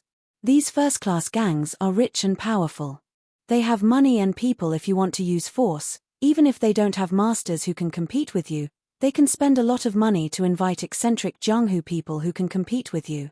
What's more, if they invite the official forces behind them, unless you rebel, a patrol officer and a team of constables can make you piss your pant. Haha, you don't have to worry about whether we have the ability or not. You should be clear that if all the major waterway gangs on Ba Shong can be united, it will be beneficial to everyone except for the gang leaders, society leaders, and sect leaders who have inherited their positions of power and authority. After the unification, you can gather all the skilled sailors to transport the important, urgently needed, and heavy goods that are inconvenient to transport by land by ship, and other goods that are difficult to transport by water can be transported by land by land. This way, everyone's lives will be much better than they are now. There will be less competition and exclusion between gangs. Everyone will be united. Even if there are no ports, the officials along the way won't dare to extort or make things difficult for you. Otherwise, if the transport of grain is affected, the whole of Chang'an will be affected. This matter will be of great personal benefit to you. Once the water gangs are united, we will follow the original rules of the Shun sect and set up 8 elders and 36 stewards. You should know that after the gangs are united, a steward will be more powerful than a helmsman. Most importantly, at that time, you won't have to worry about your family business being taken away by others because of your grandson's young age. Right now, in the big water gangs, aside from the stable position of gangmaster, If the helmsmen don't have capable descendants to inherit their positions, they will inevitably have their power taken away by others after a bloody struggle. But once they are united, even if your grandson is young, he can firmly hold on to the rice bowl you left him. It won't be taken away by others. Because when he is young, his affairs can be handled by other stewards, and it won't affect the affairs of the water gangs. On the other hand, if anyone has designs on your grandson, the 8 elders and 36 stewards will support you. Because no one can guarantee that there won't be orphans and widows in their branch one day. Helping you today is helping them tomorrow. Thinking of this, Li He suddenly raised his head and shook the reins of his horse. He said to Yang Shuwei, "I, Li He, am old. I only have this precious grandson. I don't want anything else but to leave a family business for my grandson so that he can eat and wear warm clothes. I'll work for whoever gives me food. What do you say?" Yang Shuwei rolled his eyes and said through gritted teeth, "Then, shall we go meet them tonight?" Li He nodded, whipped his horse, and galloped away. Yang Shuwei stared at his receding figure for a long time. It was only when Li He's figure was about to disappear at the end of the long street that Yang Shuwei ruthlessly lashed his whip and led his men away. Over the past day, the Shun gang had received too many surprises or scares. Last night, they were still on tenterhooks worrying about the revenge of the Flood Dragon Triad. But this morning, they received the news of the death of Wen Chongqing, the leader of the Flood Dragon Triad. When the Wen family held a funeral, Xiao Mu anxiously waited for the people of the Flood Dragon Triad to break in openly and kill his whole family. This kind of thing had happened before. 12 years ago, there was a leader of a small gang who didn't listen to the Flood Dragon Triad because of his outstanding martial arts skills and unruly character. At that time, Wen Chongqing, who had just taken over the position of the gang leader, used him as an example and led his men to break into his house. After one night, the whole family of this hero disappeared in the surging Wei River. Today, was this scene going to repeat itself in the Qiao family? However, in the evening, the turning point came.